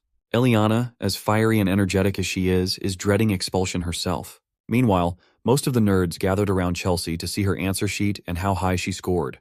As the nerds clawed at each other for a chance to see the golden answer sheet first, the class president was just quietly napping at his desk. Sitting in front of him, Nelia woke Leo up to ask how he did with the written test. He says he didn't do too badly, but his expression betrayed him. Nelia was amused that the all-powerful class rep could look like a normal student too. She added that if he has any aches or pains, she'll be 1 call away to heal him with her magic. Overhearing the generous offer, Carr interrupted, claiming that his shoulders and back had been feeling really stiff lately. Before he could scam his way into free healing, Chelsea gave him real pain to endure with a bonk to the back. After getting rid of the distraction, Chelsea turned to Leo to ask about his practical summoning practice. She heard from Tide that Leo hardly ever shows up to practice at the summoning field. Well, that's because Leo has been diligently practicing out of everyone's sight. Knowing Leo, it felt on character for him to do so. Chelsea eagerly asked what rank he'd be aiming for in the upcoming exam. That's a dumb question. If it's Leo, of course, he'll be taking first place. On the day of the summoning practical exam, a lot of seniors and faculty staff gathered to watch this year's traditional event. The biggest event of the first semester for all first years is the summoned creature race. Today, Rumba Tess, a third-year student from Lumene's summoning department, will comment live. Seeing all the pageantry, Celia asked her student council president's brother if this was really a test. He explained that the summoned creature race had become a long-standing tradition in the summoning department. Moreover, it's one of the chosen events during the interdepartmental exchange, making it a constant hot topic. If there's an event, Carr always smells customers and the possibility of making money. So he busted out his popcorn and cola business once more. The race hasn't even started, and he's already selling out like crazy. The crowd is making a lot of noise and having fun. This is a stark contrast to the unnerving silence on the stage where the participants are gathered. The summoning department freshmen already feel nervous, and the uproar of the spectators does not help. Meanwhile, the top dogs of this race, Leo, the white-haired lady, the white-haired dude, and Chen Xia, are concentrating on the challenge ahead. Eliza Hergen, the white-haired lady from the renowned summoner hero family of the North, came up to Leo to praise his exceptional display in the Night Studies practical exam. Then, she prodded him about his preparation for this summoned creature race, seemingly unconvinced of his skills. You can't blame her either. For someone claiming to be well prepared, she had never seen him once during group practice. Hearing Leo get called out, the bandwagons immediately jumped in to question his preparedness. They urged Leo to step aside if he's not going to take summoning seriously. None of them have even seen him properly bond with a summoned creature before. Tide tried to quell his classmates' unprovoked anger, telling them to chill out. But the dumbasses continued to yap and yap, yelling at Tide to not side with the golden boy who was completely disrespecting their summoning department. Chen Xia is getting worried about the increasingly tense atmosphere before the test begins. Sen Liu, a summoning department freshman from Sia's eastern continent, came up to her. He reckoned that since she already had good grades in her night studies exam, she shouldn't try as hard and worry about summoning studies.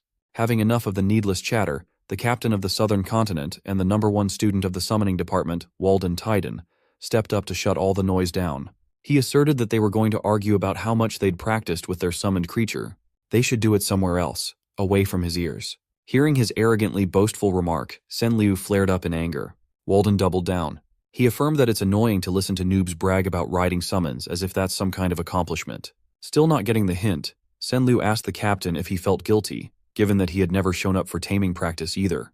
Well, Walden never bothered to show up because such elementary training is simply not worth wasting any time on. He's not an idiot who has to train to handle mere griffins properly. Sen Liu, the dumb fuck motioned to take a swing at Walden the Sigma. Leo jumped in to keep the peace by grabbing the fool's arm. He warned that if a fight starts before the exam, it won't end with just a penalty, but disqualification. That was enough to get the dumbass to back off. Tide apologetically went up to Leo, uncomfortable with the tense atmosphere among the freshmen.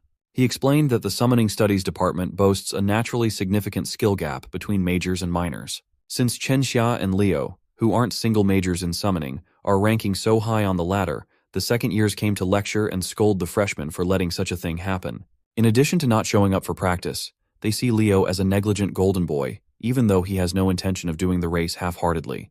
From afar, it seems like some unsavory forces are watching with interest. A dark power loomed over a hooded man. He seems way too invested in this race, more specifically in one student. That student is Sen Liu. The dumbass is emitting some unnatural power within him, and he fully intends to use that power to cause harm and even death just to win it all. Before the race begins, Runba will give a brief explanation of the rules. First, the freshmen will only be allowed to use their summoning skills during the test. That means even dual-class students are prohibited from using aura or magic. Once the clock starts, they must tame a random griffin in the stables. They must take to the skies and pass through the vast island of summons. Once through, they will use the Silent Lake as a turning point before heading back to the academy. Who will claim the spotlight in the first semester midterm? Will it be the captain of the South or the East? Will Eliza live up to her family's legacy? Or will Sen Liu's hidden trump card change everything? Or maybe our boy Leo Plav will scoop up yet another all-time banger of performance to cement himself as the top dog yet again. All the racers lined up at the starting line, waiting for the starting bell to ring. Miss Yura addressed her students with passion. She urged them to shake the nerve off and stick to what they've practiced. Anyone who panics and messes up will be left behind after the race. Her message to shake the nerve off just ended up causing more anxiety to the racers. Miss Yura then proceeded to call their marks and get ready. With a shout that reverberated throughout the arena, she officially kicked off the annual summoned creature race. While most students clamor towards the griffin stables, a certain group started the race by using their summoned creature skills of various elements. Without a lick of warning, the group shot their techniques at Walden and Leo. Even the commentator was shocked at the opening buzzer. The summoning students are turning on the crowd favorites. Leo yelled at Tide, saying not to worry about him and to go ahead, to focus on the exam. Heading his words, Tide stayed on top of his tamed griffin and left the class rep. The stands made their stance clear. They think it's unfair that the summoning department guys would target the supposed front runners. Leo knew that these dipshits never liked him, but he never thought they would go this far to mess with his game. Rumbates claimed that even while the crowd is jeering, this is still a somewhat valid strategic move. Moreover, Walden quickly dispelled the elemental magic by brute force in just a few seconds. With traces of elemental magic still lingering around his body, he calmly strode over to the griffin stables. He quickly tamed one without much effort and mounted the beast. He turned to Leo and offered help if he was having a tough time. Leo dismissed his offer, knowing that this child's play was not much of an issue. Without uttering another word, Walden took off flying with his trusty steed, quickly accelerating to the skies faster than anyone else. Leo was left as the only racer still stuck on the stage instead of roaring in the skies. Chelsea watched her man surrounded and trapped by elemental magic with eyes filled with concern. Miss Yura looked at the field with furrowed brows. It looks like the rift between the freshmen is deeper than she expected. They went as far as openly ganging up on the top student. As far as she knows, Leo's main ability isn't in spirits, but in summons. Freeing himself would be immensely difficult. But she thought wrongly. A dazzling light filled the arena, demanding everyone's attention. Leo closed his eyes and steadily chanted a rhythmic script to beckon elemental spirits to break his chains and open a path forward. Immediately, sylphs of different elemental affiliations heed his call. Nowadays, it's rare to know a few words from the ancient spirit language, let alone a whole chant with utmost fluency. The gift of surprises known as Leo Plav just keeps on giving. Miss Yura looked at the young man's determined eyes and heaved a sigh of relief. She was worried for nothing. One thought emerged in her mind. She needs to lock this kid into the summoning department. While Leo is still at the starting line, the others have already covered quite a bit of distance. The bastards who trapped Leo and Walden laughed as they talked trash about their victims, confident that the best of the South would get last place. When the goons asked Eliza what she thought, she argued that she could have beaten Leo Plav and Walden Titan without any underhanded tricks. She's also worried about the public image of the summoning class. The goons just wanted to let the geniuses taste a little bit of humiliation. Done with their stupid drivel, Eliza sped up and warned the goons to think before they acted in the future. Sen Liu heard her holier-than-thou attitude, and his anger crept up. At the current pace of the race, placing second behind Eliza shouldn't be a problem for Liu. Other than her, he's the best when it comes to controlling flying summons. As he was lost in thought, a speeding griffin cut through the flock of goons. Riding on the saddle was Chen Xia. Instead of riding, surfing might be a more accurate description of her style. Whatever she's doing is working. Her speed was peerless, even without using soul energy to strengthen the summon. Threatened by Zia's appearance, the goons, led by Sen Liu, turned their targets on the eastern representative. A girl summoned a spirit of light and launched it to Xia. The aerial acrobat sensed the incoming attack and shifted her position forward, riding one of the griffin's wings. When the light spirit got close enough, Chen Xia jumped in midair and performed a graceful flip in the skies. The poor noobs seeing her parkour out of harm's way were taken aback. After making her landing, Chen Xia's leg became as taut as a bowstring before launching herself away from her mount. Her destination was the girl who attacked her with the light spirit. Using her momentum and body weight, she delivered a staggering kick. The girl fell from her griffin as she panically protested that Chen Xia must have cheated. She's just dumb. Chen Xia didn't even use an ounce of aura. She just attacked using pure martial arts. After dealing with the immediate problem, she focused back on the race and sped up. On the way, she greeted Sen Liu. They came from the same region, so they've been acquainted before. He returned the greeting with hostility, claiming that making him an enemy was a big mistake. While it's true that Xia is a bit disadvantaged in real aerial combat, Sen Liu has bigger problems to deal with. She can sense that a person who was pissed off by the starting line mischief is coming in hot. Suddenly, a massive fiery explosion painted the sky hot red. Walden is frying chickens in midair with his terrifying spirit manipulation. It looks like he's the type to seek payback in full with interest. He eliminated the bastards who put the childish plot into motion in vain hopes of slowing him down. This aerial massacre is just a little something he cooked up in return. Seeing their comrades fall one by one, the goons scattered like headless chickens. But Walden was persistent and incredibly skilled. Each spell he unleashed claimed another griffin, effectively disqualifying their riders. The clouds burned. Back in the starting area, the commentator continued focusing on Leo's attempt to catch back up to the rest of the class.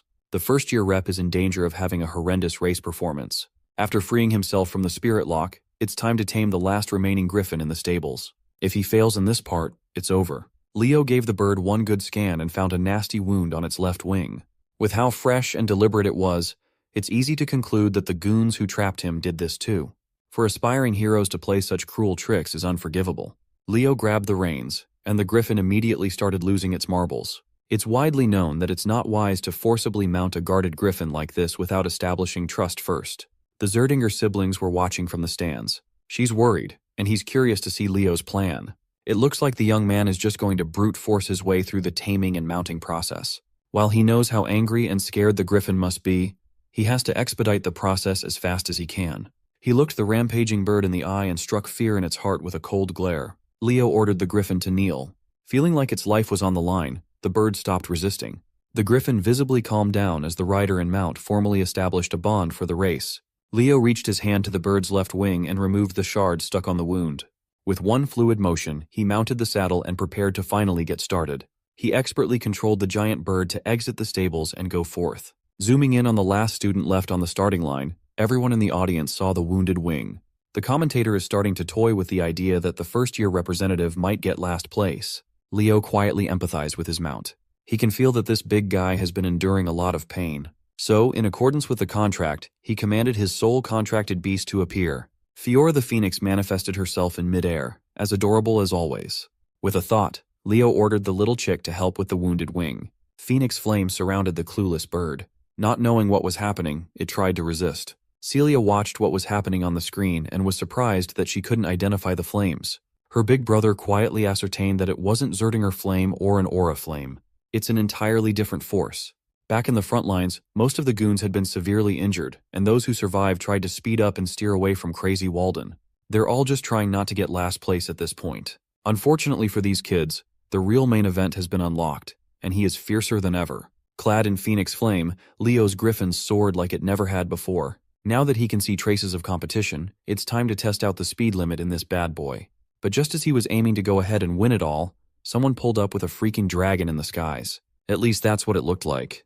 But for someone who lived through the past like Leo, that draconic creature is painfully familiar. It's a Fafnir. He thought his eyes were deceiving him, but it was real. A few minutes prior to this encounter, Eliza circled back from leading the pack to facing Walden in combat. She knows she must stop this monster if she wants to take first place. With a simple snap of his fingers, Walden threw spirit fire in Eliza's path. The spirit fire exploded in a cloud of destruction. She skillfully flew out of the range without a scratch. Furthermore, she figured out that Walden is making explosives using wind and fire spirits. It's not something one can do without Walden's monstrous talent. Eliza was totally caught off guard. Riding on his griffin, Walden looked like an impenetrable wall capable of crushing everything on his path. Still, Eliza is a proud heir of a prestigious summoning family. She has a few tricks up her sleeves too. No matter how strong or destructive the attacks are, they're all useless if they can't make contact. So, her brilliant plan was to rely on her speed and reaction time to weave her way through the onslaught of attacks. Seeing her expertly maneuver the griffin out of harm's way, Walden tried something else. He ditched the fire and wind spirits to manipulate an entirely different element and form ice spears. The icicles were massive, sharp, and numerous. Each of them was visibly enchanted by another elemental spirit. Eliza just harumphed at the sight of it all. She started stimulating her mount's latent potential, making the bird beast grow bigger and more vicious. As if it's a Pokemon battle, her griffin unleashed flamethrower to neutralize the icicle spears. She steadily manipulated the raging fire to melt everything before reaching her position. Walden's attack was suppressed thanks to Eliza's fortified summons. Watching this boss fight, the commentator was cheesing on his booth. But as the top students were locked in a clash against one another, Chenxia took advantage of the situation and slithered right past them to take the lead. Eliza wasn't about to let this girl get ahead without paying the price though. Using a purple magical rope, she caught Chenxia by the neck and dragged her close. With her mobility literally tied up, a flicker of flame appeared out of nowhere. She knew that a disaster was about to fall on her if she doesn't scram. Chenxia and her griffin managed to parkour their way out of harm as soon as Walden's spirits combined to produce another massive explosion. Still in midair, she forcefully destroyed Eliza's magical rope. Calling to her mount with perfect timing, Chenxia regained the lead with sly maneuvers. Instead of feeling fear, she was actually hyped to experience the might of the summoning class aces. Up ahead, she saw a silhouette of an odd aerial beast. Chenxia was confused upon focusing her glance on what looks like a black wyvern. Riding it was Sen Lu, who's slowly losing his grasp on reality, his mind filling with killing intent. Chenxia tried to remind her fellow Eastern student that riding a summon other than a griffin is against race rules. But he doesn't care anymore. His hatred for talented jerks sitting at the top of the ladder is at an all-time high. Eliza and Walden finally caught up upon sensing an odd presence. With her extensive monster knowledge, Eliza was confident that this is not a black wyvern, but an irregularity. It was at this point that Leo Plav had finally caught up to the front-runners with his flaming griffin. His speed was top-notch, and the Phoenix Flame bolstered it further. Sen Lu doesn't care if he has to fight against 3 or 4 geniuses. He's confident he can kill them all. Leo simply called out to everyone with a chilling tone. He looked down from above, demanding to know where this stupid kid got the lizard.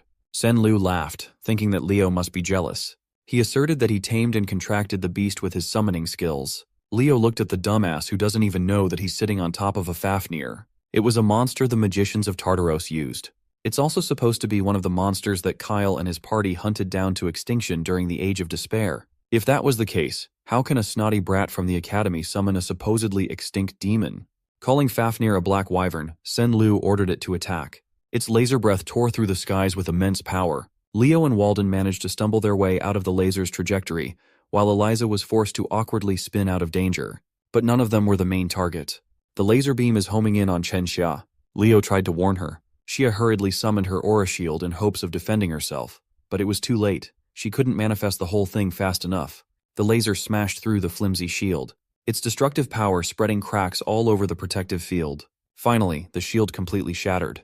Chen Xia's griffin was grievously injured, losing its consciousness. Both of them barreled down from the skies, skydiving without a parachute. Leo quickly jumped to action with his speed. Catching up to a free-falling Chen Xia was pretty simple.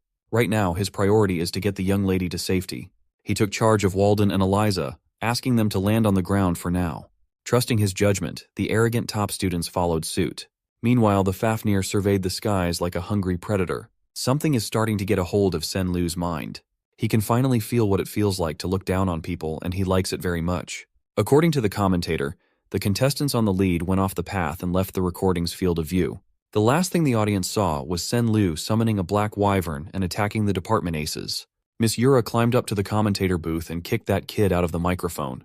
This is not the time to be casting. Yura seized the mic and called all the summoning class professors and assistant to ready more flying summons. The race shall be on hold and top priority is rescue. Professors Len and Sejin entered the booth, worried and confused. Miss Yura explained that one of the students has contracted with a high-tier demonic beast and is going on a rampage. Hearing the mention of demonic beasts shook the professors to their core. They knew that the beast's influence would eventually break the poor kid's mind soon. Professor Edmund entered the room and proposed the possibility that something else was controlling that murderous beast. Taking over the operation, the disheveled professor tasked Yura with stopping or capturing Sen Liu, while the other professors scattered to protect the students. Although they might have a contentious relationship, Professors Sejin and Edmund know when to set their differences aside. If it's for their precious students, they would gladly team up to form the most diabolical duo. Back in the field, Leo found a hidden spot where he can lay the unconscious Chen Xia down to assess her injuries. Eliza and Walden landed soon after him. Their peace was short-lived as Sen Lu quickly spotted them. The Fafnir made its landing, eyeing the top students like a hungry predator, but Sen Lu is under the false assumption that Leo is running away from him. He tried to explain to the dumbass that what he's riding isn't a black wyvern. It's not even a summoned beast, but the demonic beast, Fafnir. Hearing that put everyone on their toes. As Leo walked closer and closer, the image of the mythical hero, Kyle, seemingly overlapped with his figure. He recalled the time when all he did was slaughter these vile beasts until not a single one of them was left. As a former hero and an aspiring one, Leo came here to add one more to his disgusting creature kill count. It will be a nostalgic bout, no doubt. He steadily walked up, the Fafnir towering over him. Sen Lu, the dumbass, laughed at Leo's words. At this point, the kid is not thinking straight anymore. His eyes were strained, and his aggression was off the charts. His inferiority complex was magnified to the highest degree, and he was desperate to prove that he was not below the aces of the summoning department. Once more, he beckoned the Fafnir to unleash the destructive laser breath. Just as the devastating power was about to reach its target, a giant hand made of stone burst out of the ground. The hand then pulled itself up from the floor, revealing a stone golem that stopped the incoming laser using its body. Hearing Leo mention the slaughter of disgusting creatures is a goal that Walden can get behind. For once, he seemed enthusiastic. Seeing the attack getting neutralized by golem magic, Sen Lu started panicking. Eliza formally teamed up with Leo too. She knows what's at stake and resents Walden for acting cool. And so, the three aces drafted their plan of action. They have to knock that bum off the demonic beast first. Walden's golem won't be able to hold much further. Before it breaks apart, they must be ready to attack. Seeing Eliza and Walden bicker while in the middle of a life-or-death scenario painted a nostalgic smile on Leo's face. Heroes are oddballs in every millennium. As the golem slowly but surely crumbled, Sen Lu regained his arrogance, daring Walden to summon something stronger. Once the golem turned to nothing but loose boulders, the trio was nowhere to be seen. Eliza kicked off the offensive with her magical purple rope. It twirled and stretched according to her whims, ultimately entering Senlu's range. While she was taking care of crowd control, a finger snap kicked off the damage. Sparks of fire appeared all over the Fafnir's body as it reloaded for another laser beam. Walden strategically placed the detonators in critical areas and detonated his spirit bombs all at once. With his part out of the way, it's time for Leo Plov to pull his own weight. As the smoke of the explosion cleared up, Leo closed the distance between him and Senlu in the blink of an eye. He grabbed the bum by the hair and delivered a full-powered kick across the face. He nearly knocked Senlu out of the Fafnir, but something else has taken over the kid. Whatever or whoever has possessed. Senlu praised Leo's idea of getting the boy away from the demonic beast. But with a proper vessel, whatever this thing is has already taken over. Sensing the increasing danger, Leo was whisked away to the skies in the back of the demonic beast. Walden and Eliza were left on the ground. The possessed bum asked if Leo was starting to feel fear right about now. He simply replied by clocking the spirit of a demonic beast handler for Tartaros possessing Senlu's body. The handler had never experienced something like this. No one had ever seen through his real identity before. Leo's disturbing calmness in the middle of a stormy situation reminded the handler of the heroes from the past. Of course, that also means he can't let Leo develop and flourish even further. He's a massive threat. Using a more refined spirit technique, the handler swiped Leo away with ferocity. He couldn't establish a proper foothold and began free-falling from the skies. Still, he remained calm and summoned Fiora to bail him out. Phoenix Flame danced in the skies as Leo joyfully manipulated a flame orb. This whole situation reminds him of the old days. He was Kyle, the hero of the beginning, but he'd be the first to admit that he was good at everything but never mastered a single discipline. Jack of all trades, master of none. When talking about aura, Aaron and Dueno had him beat by miles. In magic, he was admittedly inferior to Luna. As for summoning, Lucina's was a different beast altogether. That being the case, being an all-arounder allowed him to combine abilities and explore ideas that had never been explored before. Using aura, magic, his bond with Fiora, and everything he knows about summoned beasts, Leo cast a powerful spell. Aura, magic, and soul energy are distinct, unending paths. However, when combined with one another, it can result in some overpowered outcomes. Fiora, the little chick, is gone. In her place was an adolescent phoenix. Mighty and graceful, her flaming red feathers lit up the world as she caught Leo with her talons. Seeing the transformation, the demonic beast responds to the phoenix's energy with agitation. The handler seemed more serious when he asked Leo who he really was. He playfully responded that they could exchange information. He just wanted to know where Senlu got the Fafnir. But this anomalous student is way too knowledgeable about the age of despair, someone that can't be allowed to live. Anticipating the Fafnir's attack, Leo drew his sword and manipulated the phoenix flame to coalesce at the tip. Luckily for Leo, Zerdinger's secret sword technique is tailored for phoenix breath. As a result, his secret technique, Prominence, can reach a higher realm. The Fafnir's murderous laser beam and Leo's mythical fire collided. It was a Dragon Ball fight. Leo held his ground, not letting up for a single second. Senlu, on the other hand, looks like his brain is scrambled from the possession. Fafnir stumbled in the air, groaning in pain and knocking the handler out of balance for a moment. Leo did not miss the opportunity to press his attack, seeing as the demonic beast's soul energy was starting to weaken. He screamed and poured every bit of power he had stockpiled to overwhelm the enemy. All the handler could do was curse the young man. Phoenix flames entered Fafnir's body, wreaking havoc and burning the demon from the inside until the fire exited from every orifice. Leo won in an explosively disturbing fashion. He praised Fiora for coming in clutch as he huffed and puffed for air.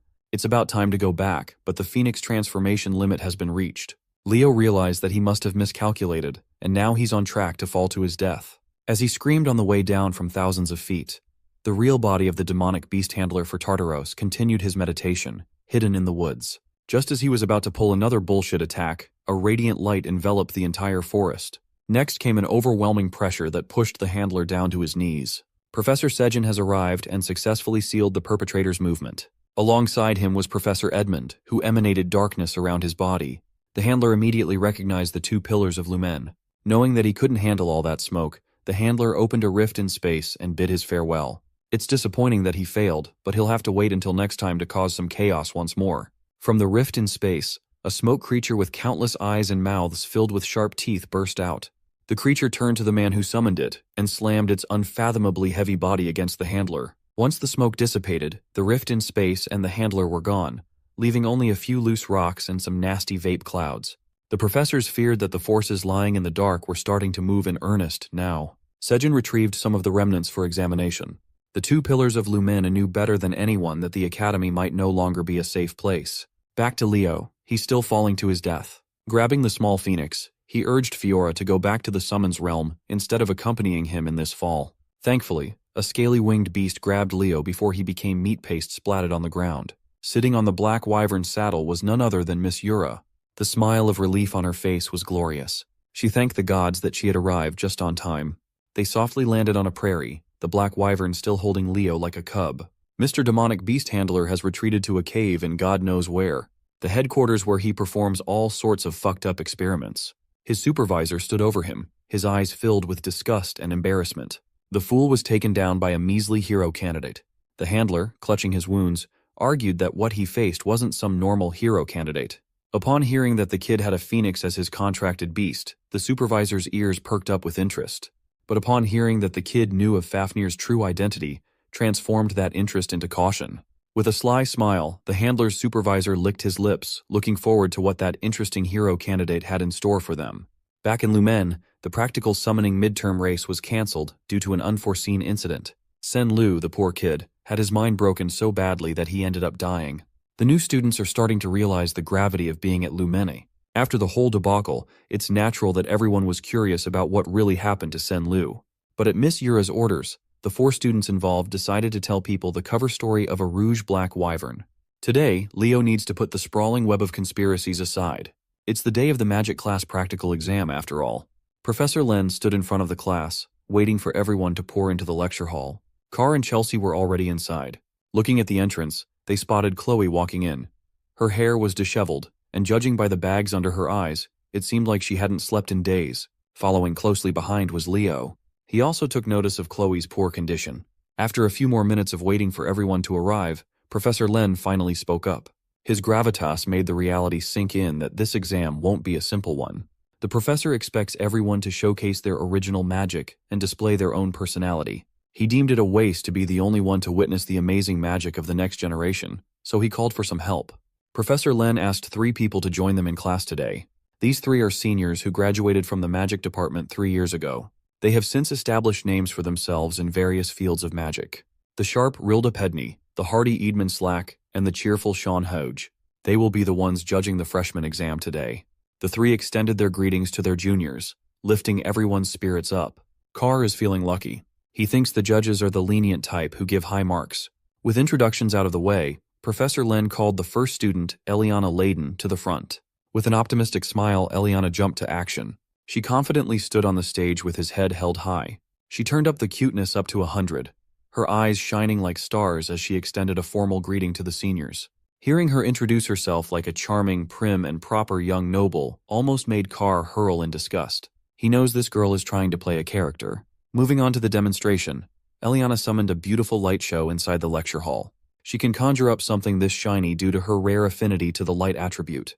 But the light show was just the first part. She figured that adding the flame attribute would create some interesting results. As fire and light fused together, Eliana was surrounded by the winding flow of scorching rays. Combining 2 of her best elements, she can emit some powerful thermal ray magic. Sean Hodge looked at the display with wonder. Then she commented that this thermal ray magic is no different from the basic laser-type magic that anyone can learn.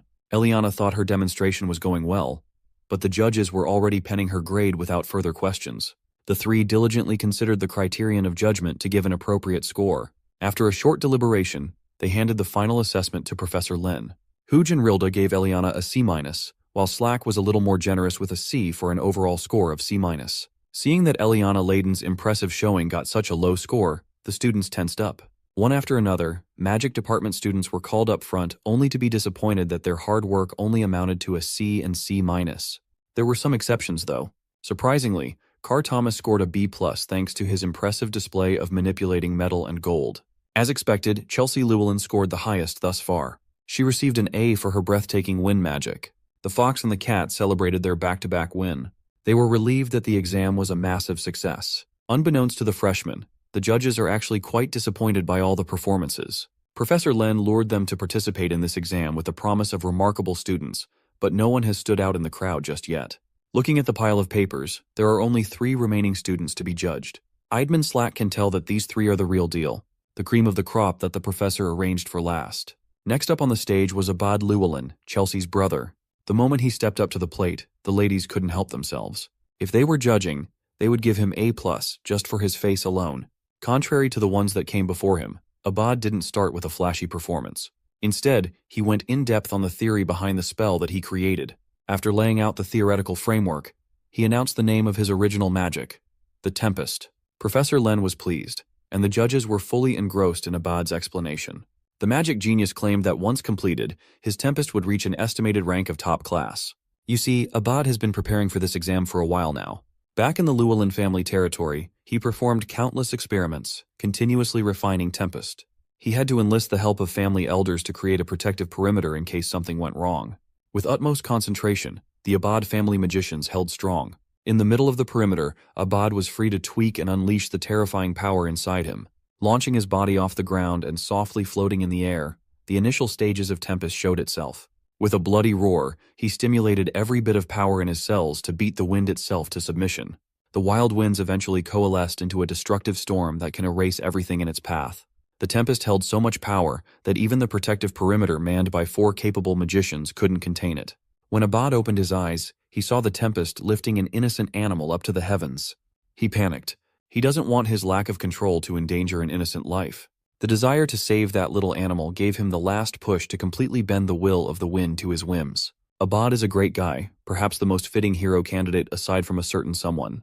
Back inside the lecture hall, Abad showed the judges a compressed version of Tempest. Summoning its full form might destroy a portion of the academy after all. A magic that intensifies the wind's power to the utmost degree. It sounds simple, but the judges knew that it was rooted in a difficult system of high sorcery to use. As a result, Abad Llewellyn walked back to his seat with the first unanimous A+ score, the highest thus far. Chelsea quietly and supportively bragged that her brother is just built different. Speaking of built different, Professor Len's face lit up at the thought of seeing the next student showcase his talents.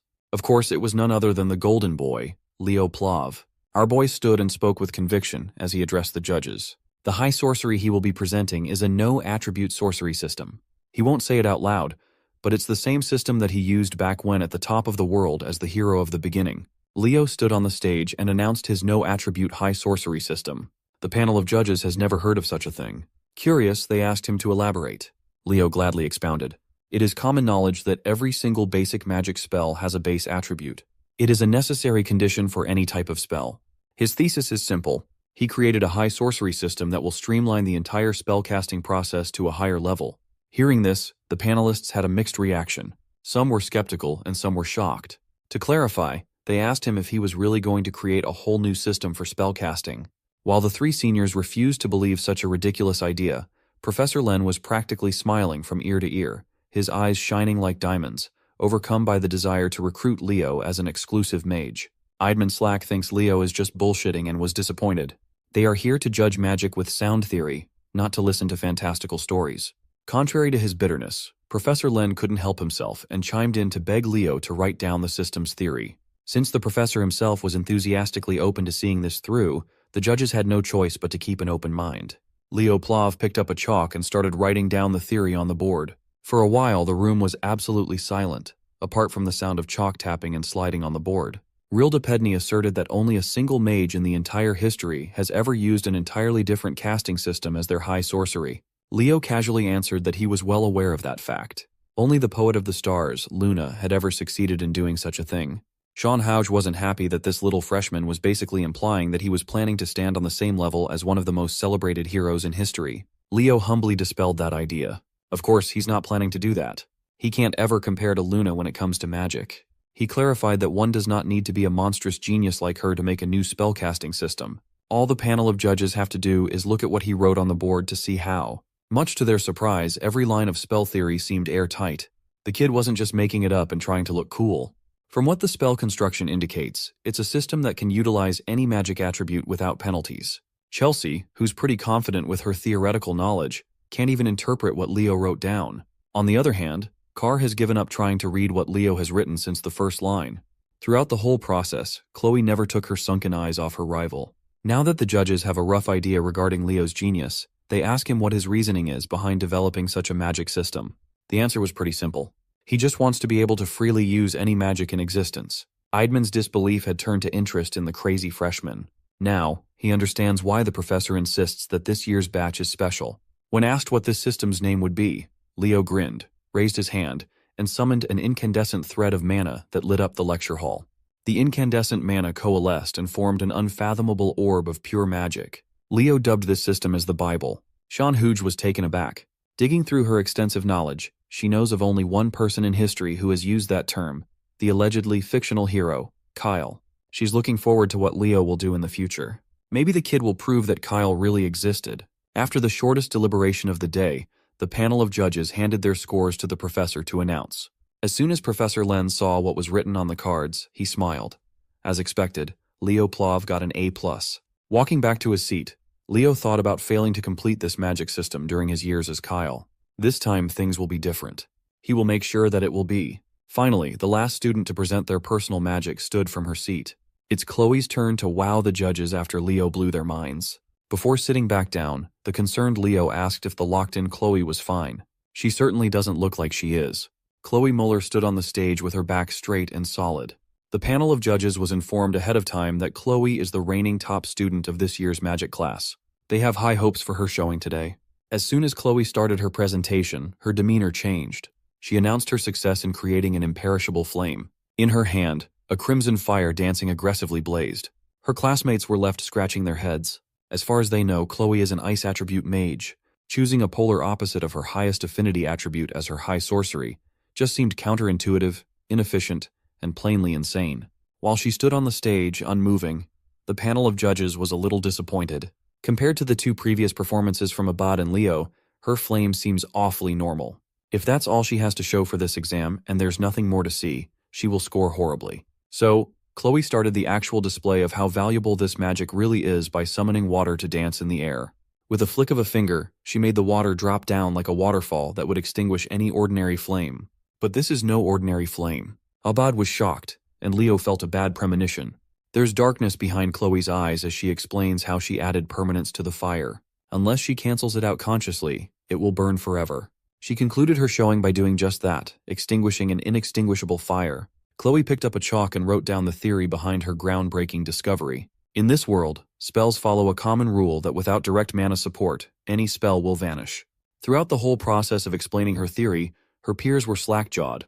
She basically made a spell that broke a rule that had existed since the genesis of magic itself. It was too bizarre, and even the panelists found it hard to wrap their heads around her grand ideas. Chloe Muller dubbed her high sorcery as the Eternal Flame. Out of everyone in the room, Leo was the only one certain that this thing should not be possible. Still, her theory seemed sound enough, and her demonstration left a powerful image in everyone's mind. For that, she scored the same grade as Leo, an A+. Leo doesn't buy it. Something is fishy here. Creating an undying flame is a conundrum that even Luna failed at. As far as he knows, only a single being has ever used such a flame. The Cataclysm himself, Erebos. The moment the exams concluded, Leo tried looking for Chloe, but she was already back in her dorm to sleep. That girl hasn't slept since the test was announced days ago. Her test prep was insane. Leo kept his questions to himself for now, letting Chloe get some rest. Celia then raised some concerns of her own. Over the past few days, she noticed Chloe getting more and more sensitive. She fought with some of the kids in their class a couple of times. Celia also heard rumors that she's been hanging with some of the delinquents from the Magic Studies program. Mulling over his thoughts, Leo went back to the empty lecture hall. He summoned Fiora for the first time since the race. She's back in her Phoenix chick form now. The mythical beast and the tamer were both glad to see each other again. However, Leo also called someone else to consult about his suspicions. In the middle of a swirling flamestorm appeared a beautiful woman who embodies the very essence of fire. She's none other than Fiora's mom, the guardian phoenix, Miss Farina. Literally the hottest MILF out there. Sitting haughtily and with full poise, Miss Farina asked Leo to get straight to business, asking why he had called for her through Fiora. Leo curiously asked why she's been staying at Lumeni for an extended period of time. Given that the phoenix stands as the total opposite of demonic beasts, there must be a deeper reason for why she's still hanging around the academy. Miss Farina confessed that 5 years ago, there was a horrible terror attack in Lumeni. 2 students and 3 staff perished in the incident, and the culprits were never identified, let alone found. In the end, the desperate headmaster, Kalian Badian, called in a favor and left the Phoenix in charge of searching the school for any clues. Since then, Miss Farina has been looking for any trace of the culprits. If that's the case, she must have heard of the demonic beast handler appearing during the recent summoning exam, resulting in the death of yet another student. When asked if she thought Tartaros was involved, Miss Farina regrettably clammed up. She's suspicious of the evil organization, but that is all she can tell Leo for now. Since he's not going to get any new info from her, Leo just left her with a tip to convey to Headmaster Kalian. He put forth the possibility that Sen Liu may not be the only student Tartaros has influenced. The next day came, and the gauntlet of exams continued. This time, every freshman gathered for the Heroics and Combat Studies joint practical exam. Supervising the exam was none other than the laid-back Professor Edmund. Since every student is accounted for, he dumped the job of explaining the contents of the exam to the class representative, aka Leo. Leo gladly stepped up to the plate and informed his peers about this Heroic and Combat Studies joint practical exam. Today is about forming teams and raiding a hero's world. The world they will be running is the infamous Chedmer incident. As soon as they heard that name, every student anxiously froze in fear. The only one who hadn't heard of the Chedmer incident was Eliana, even though it was part of the written exam. Seeing that the joint class was getting rowdy, Professor Edmund's voice boomed to silence his students. He demanded that they show respect and pay attention to what Leo had to say. Leo continued detailing what they will be tested on today. Everybody will enter a hero's world from 30 years ago. It was an incident involving a group of first-year Lumene students who went on a mission to the central Chedmer forest. They were unexpectedly attacked by Tartaros. Professor Albi, the sorcerer of the magic eye, a second-year student back then, was dispatched with a rescue team. Thanks to his efforts, they prevented a complete massacre. The goal of this exam is to rescue the injured students and exterminate hostile demonic beasts, while assisting the image of second-year Professor Albi. Professor Edmund added that this is not an average midterm. They will have to learn to be more cautious and alert, to stay sharp at all times. Anyone who is judged to have no heroic potential by the end of the exam will be immediately expelled. Hearing such a harsh punishment for doing badly worried those who weren't too confident about their practical application. Softening up at the sight of his worried students, the professor assured them that they'd all come so far and had become strong enough for this challenge. They just need to trust themselves. He might look like a bum, but Professor Edmund really knows how and when to give the carrot and the stick. Proceeding with the test, it's time to begin organizing the teams. Everybody was asked to come forward one at a time, starting from Class 1. It seems like they are not forming their own teams. They might have to work with people they haven't even met before. A random draw might determine whether you get into a stacked team or a horrible one. When it finally came to Leo's turn to draw, he pulled out number 11, the very last team in this exam.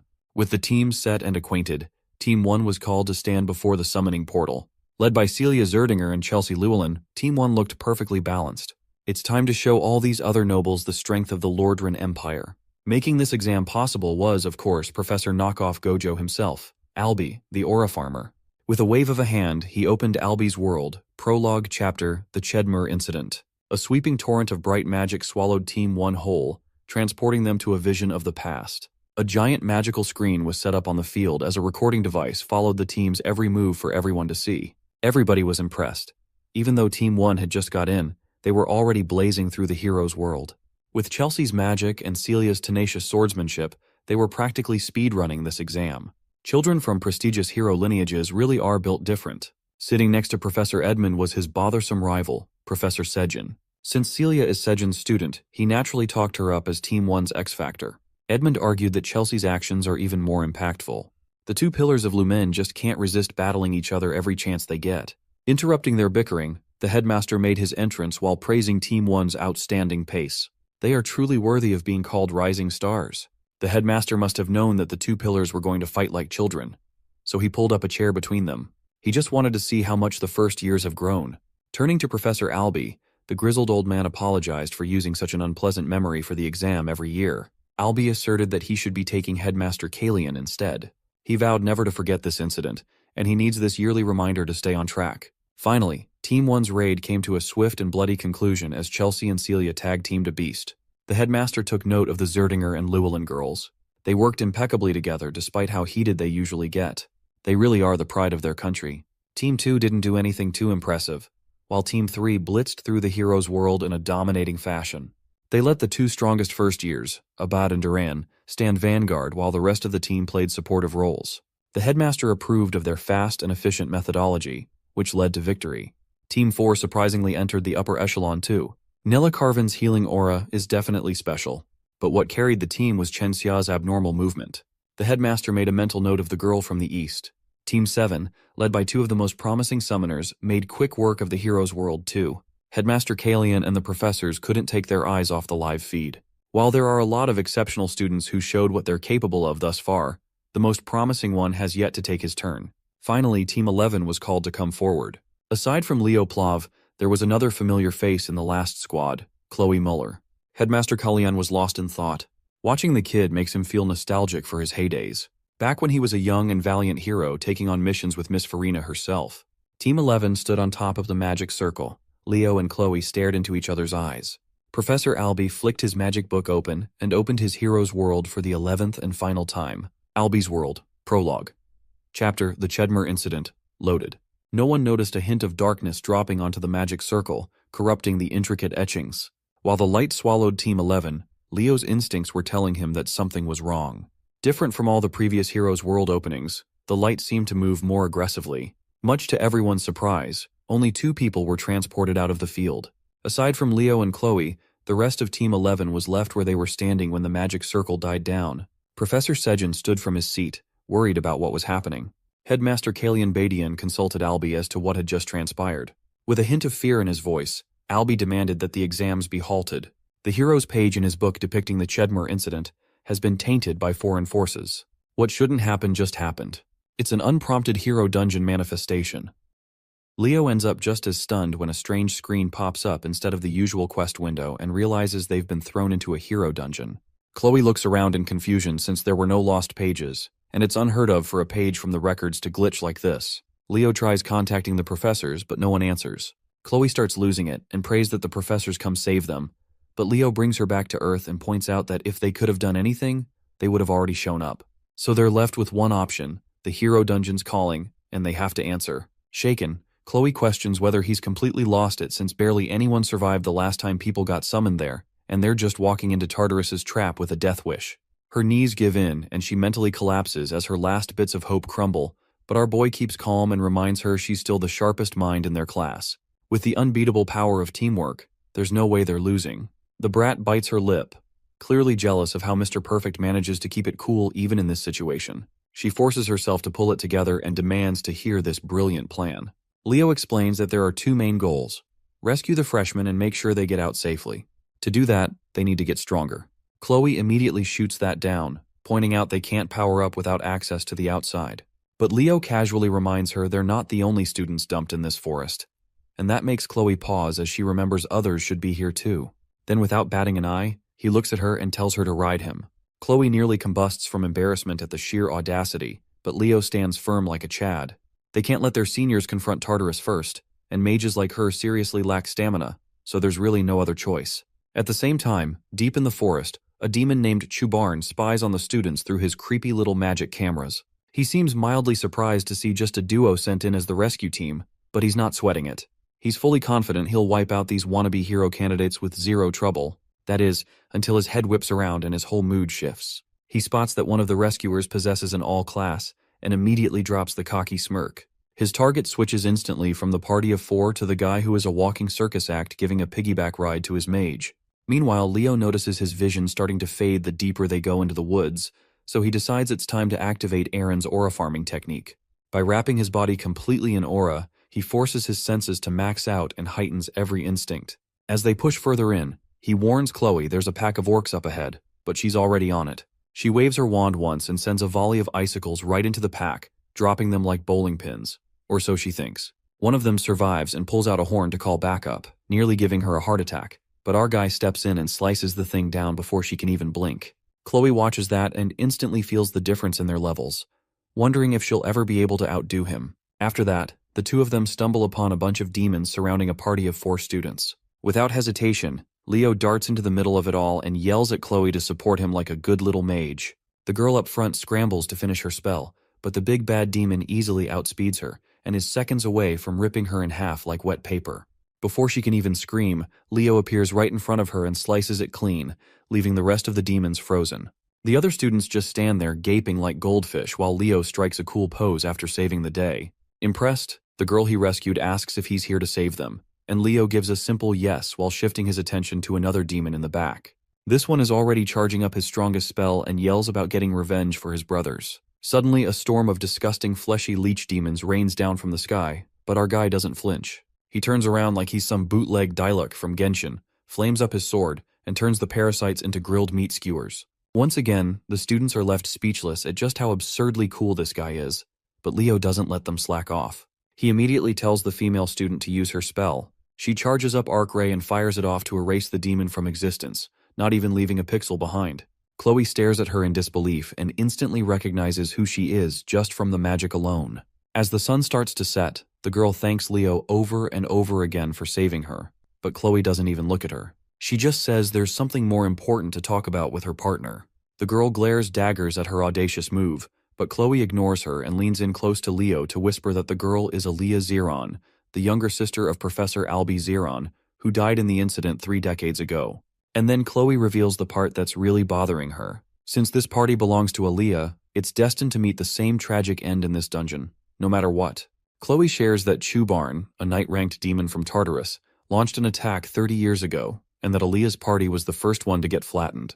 After all, the core plan behind that operation was to wipe out Aaliyah, a genius among hero candidates, which led to her name getting sealed in the hero records for good. She tells Leo they should be focusing on survival now and fulfilling the dungeon conditions with a different party. Leo asks if she really means to just leave them behind, and Chloe fires back that she has no other option. This is a hero dungeon, and no matter how tragic it gets, the dead can't be dragged back. Still, our boy refuses to back down and says he won't abandon them, which immediately gets on Chloe's nerves.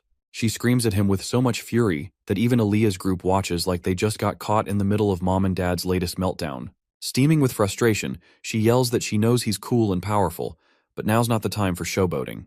It's time to grow up and stop playing the hero. She breaks down in tears while Leo stays calm, reaches out, and gently pats her head to settle her storm. He says she shouldn't talk like that, because they're both hero candidates, and this isn't some game.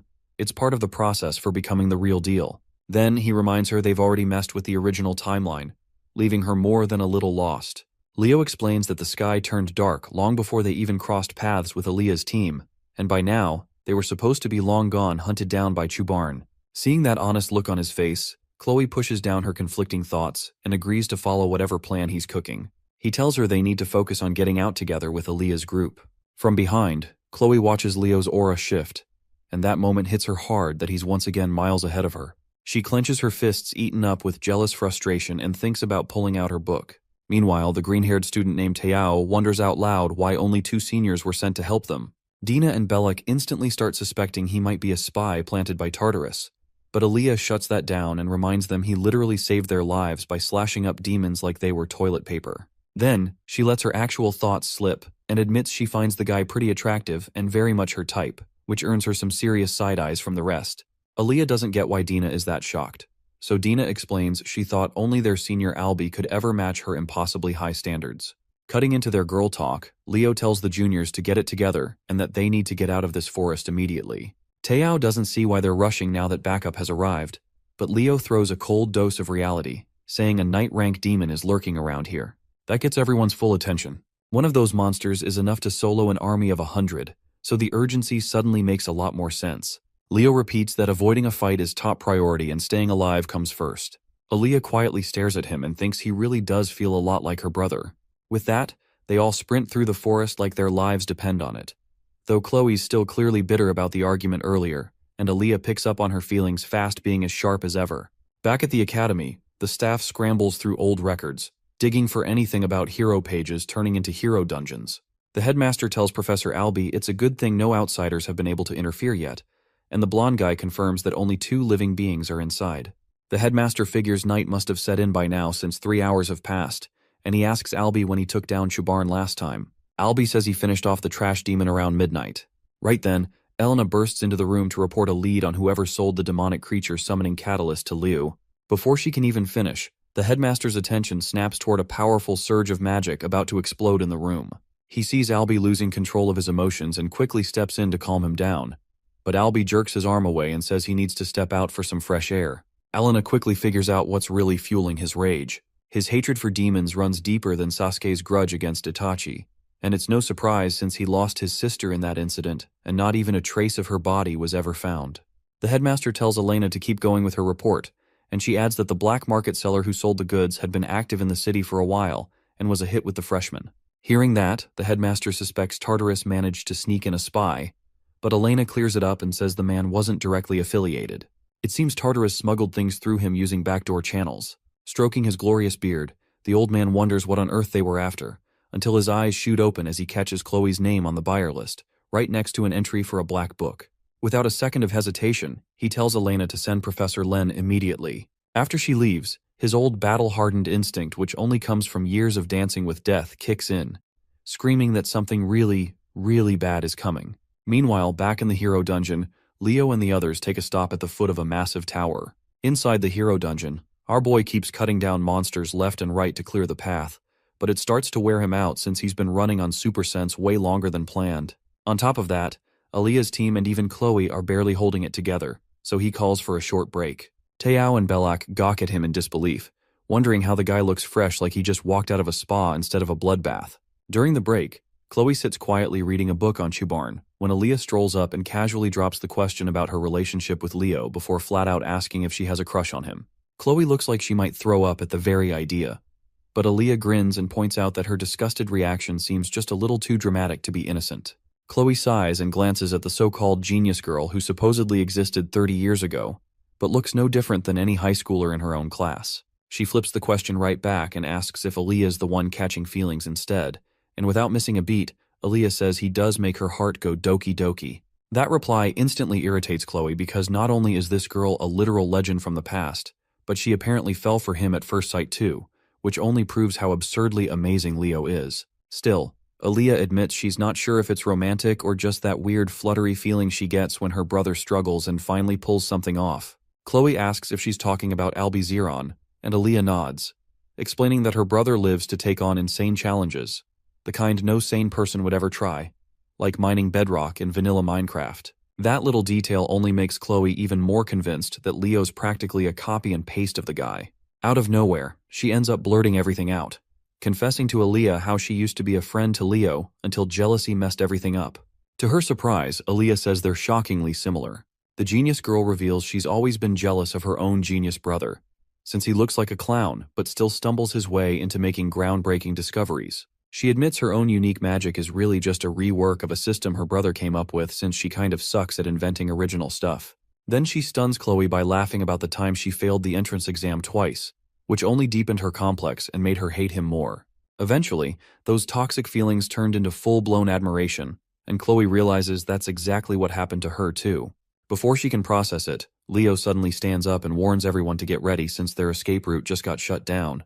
The terrified students grab their weapons and brace themselves, but our guy reminds them they're all future heroes, and fear's not part of the curriculum. Still, Aaliyah's party starts sweating bullets as a massive demonic figure steps into view and announces he's finally found the seed of a great hero, then fires off a blast of destructive magic right at Leo. As he dodges, Leo remembers that this guy was supposed to crush potential heroes before they could bloom, yet now he's using the word great for someone like him, which doesn't sit well with our boy. Even so, he calls out to Chloe, who already has a magic circle ready, and she summons a massive iceberg to block Chubarn's attack.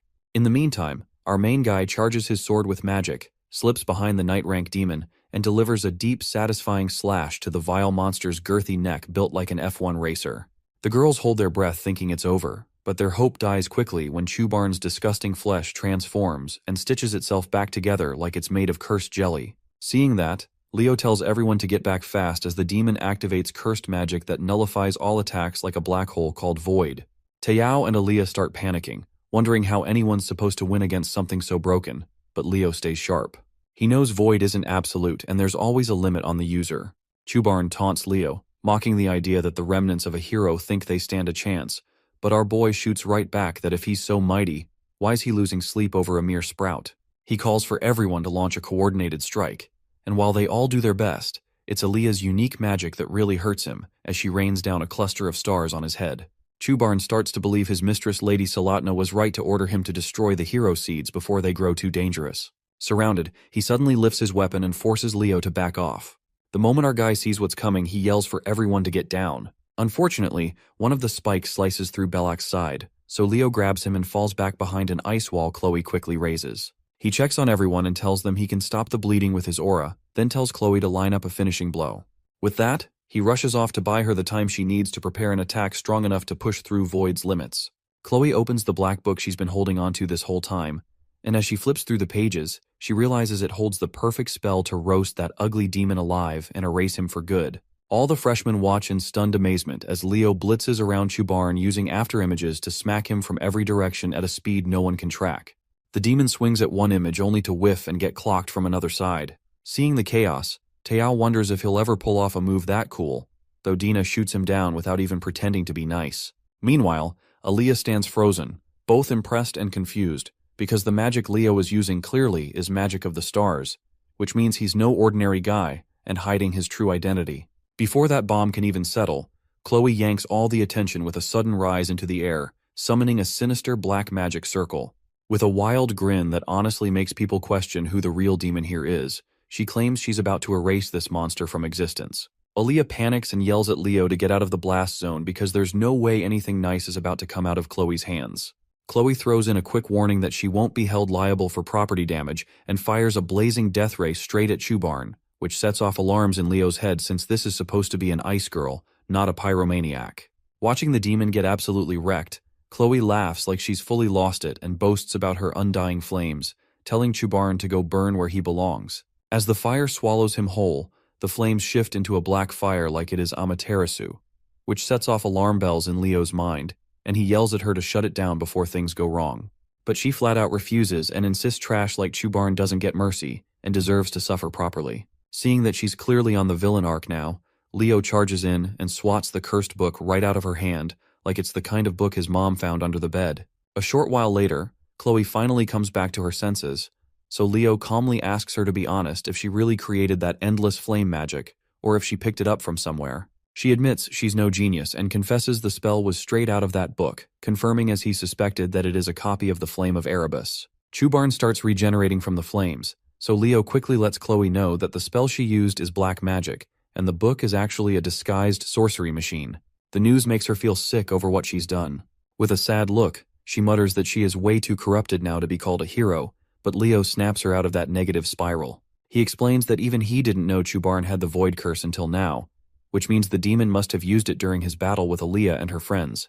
Back then, they were just students who got outmatched in an impossible fight, but still refused to back down. He reminds her that their academy's motto is to go even further beyond like Goku, and that's when it finally clicks. Chloe realizes she doesn't resent Leo for always being ahead. Rather, she admires him because he's got way too much swag to even compete with. After that, Aaliyah steps up and tells Chloe that she believes in her, giving the blonde the final push she needs. With the Void Curse now gone, Leo gets ready to end the fight once and for all. Just before that, he senses a powerful surge of magic, and it turns out to be Chloe, finally breaking her limits to become someone who can stand beside him without feeling like a shadow. Backed by a new waifu candidate, Leo's memories of his past life come rushing in as he recognizes her magic, which reminds him of the allies he once fought beside.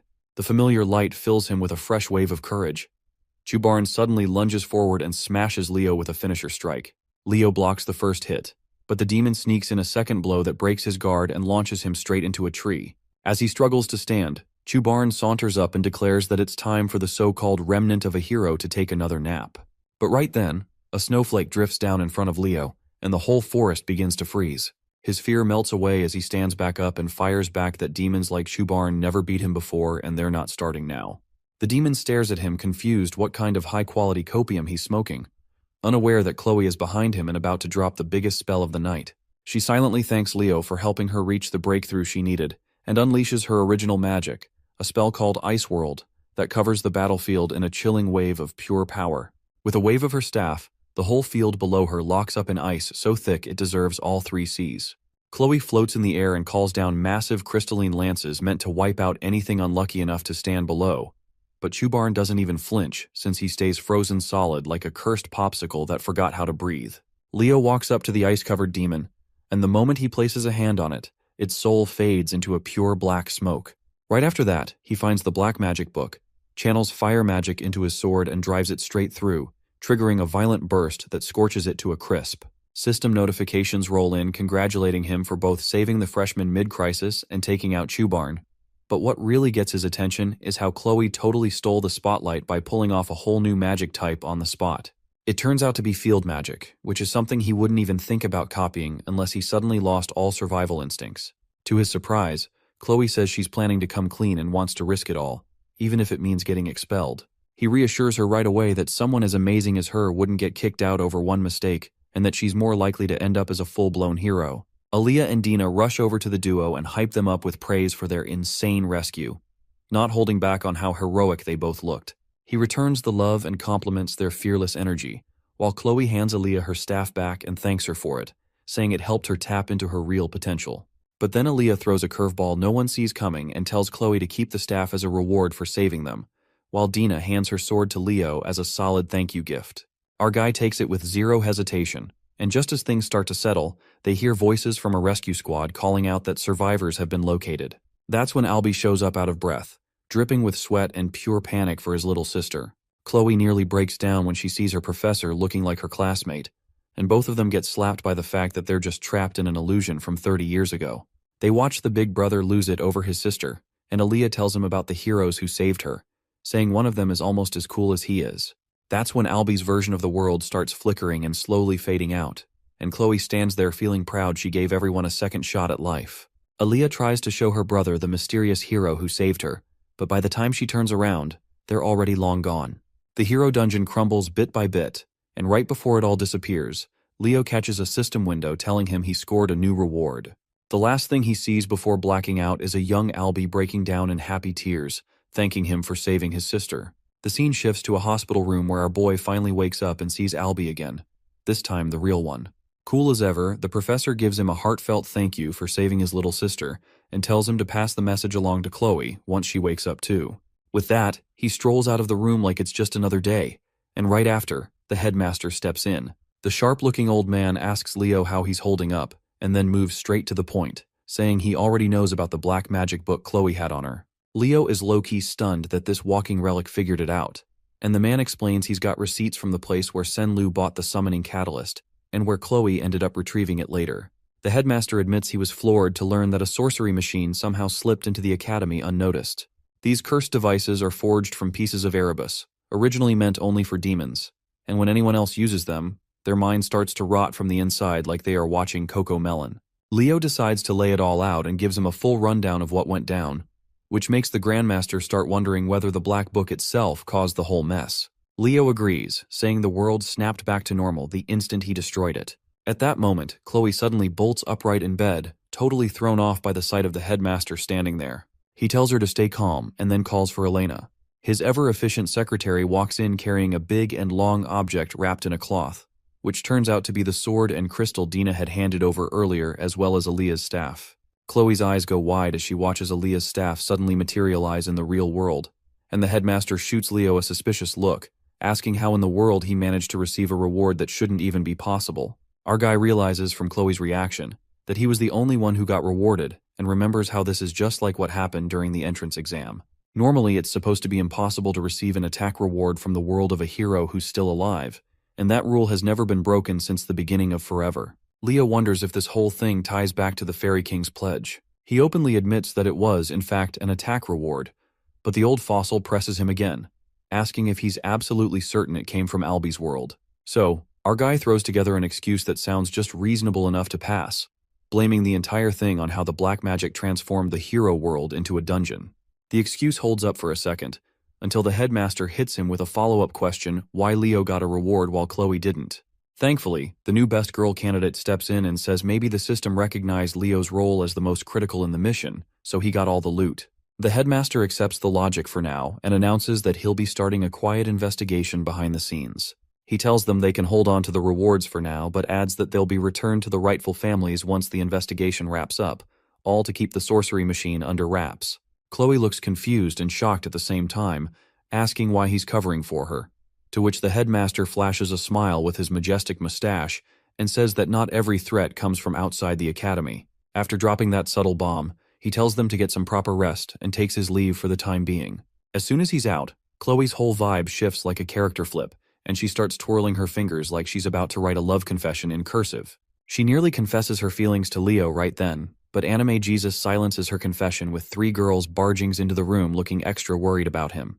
To make things even more chaotic, the old geezer slides back in from behind because he apparently forgot to mention that there's a celebration party for the cadets tomorrow and they better come prepared with some formal drip.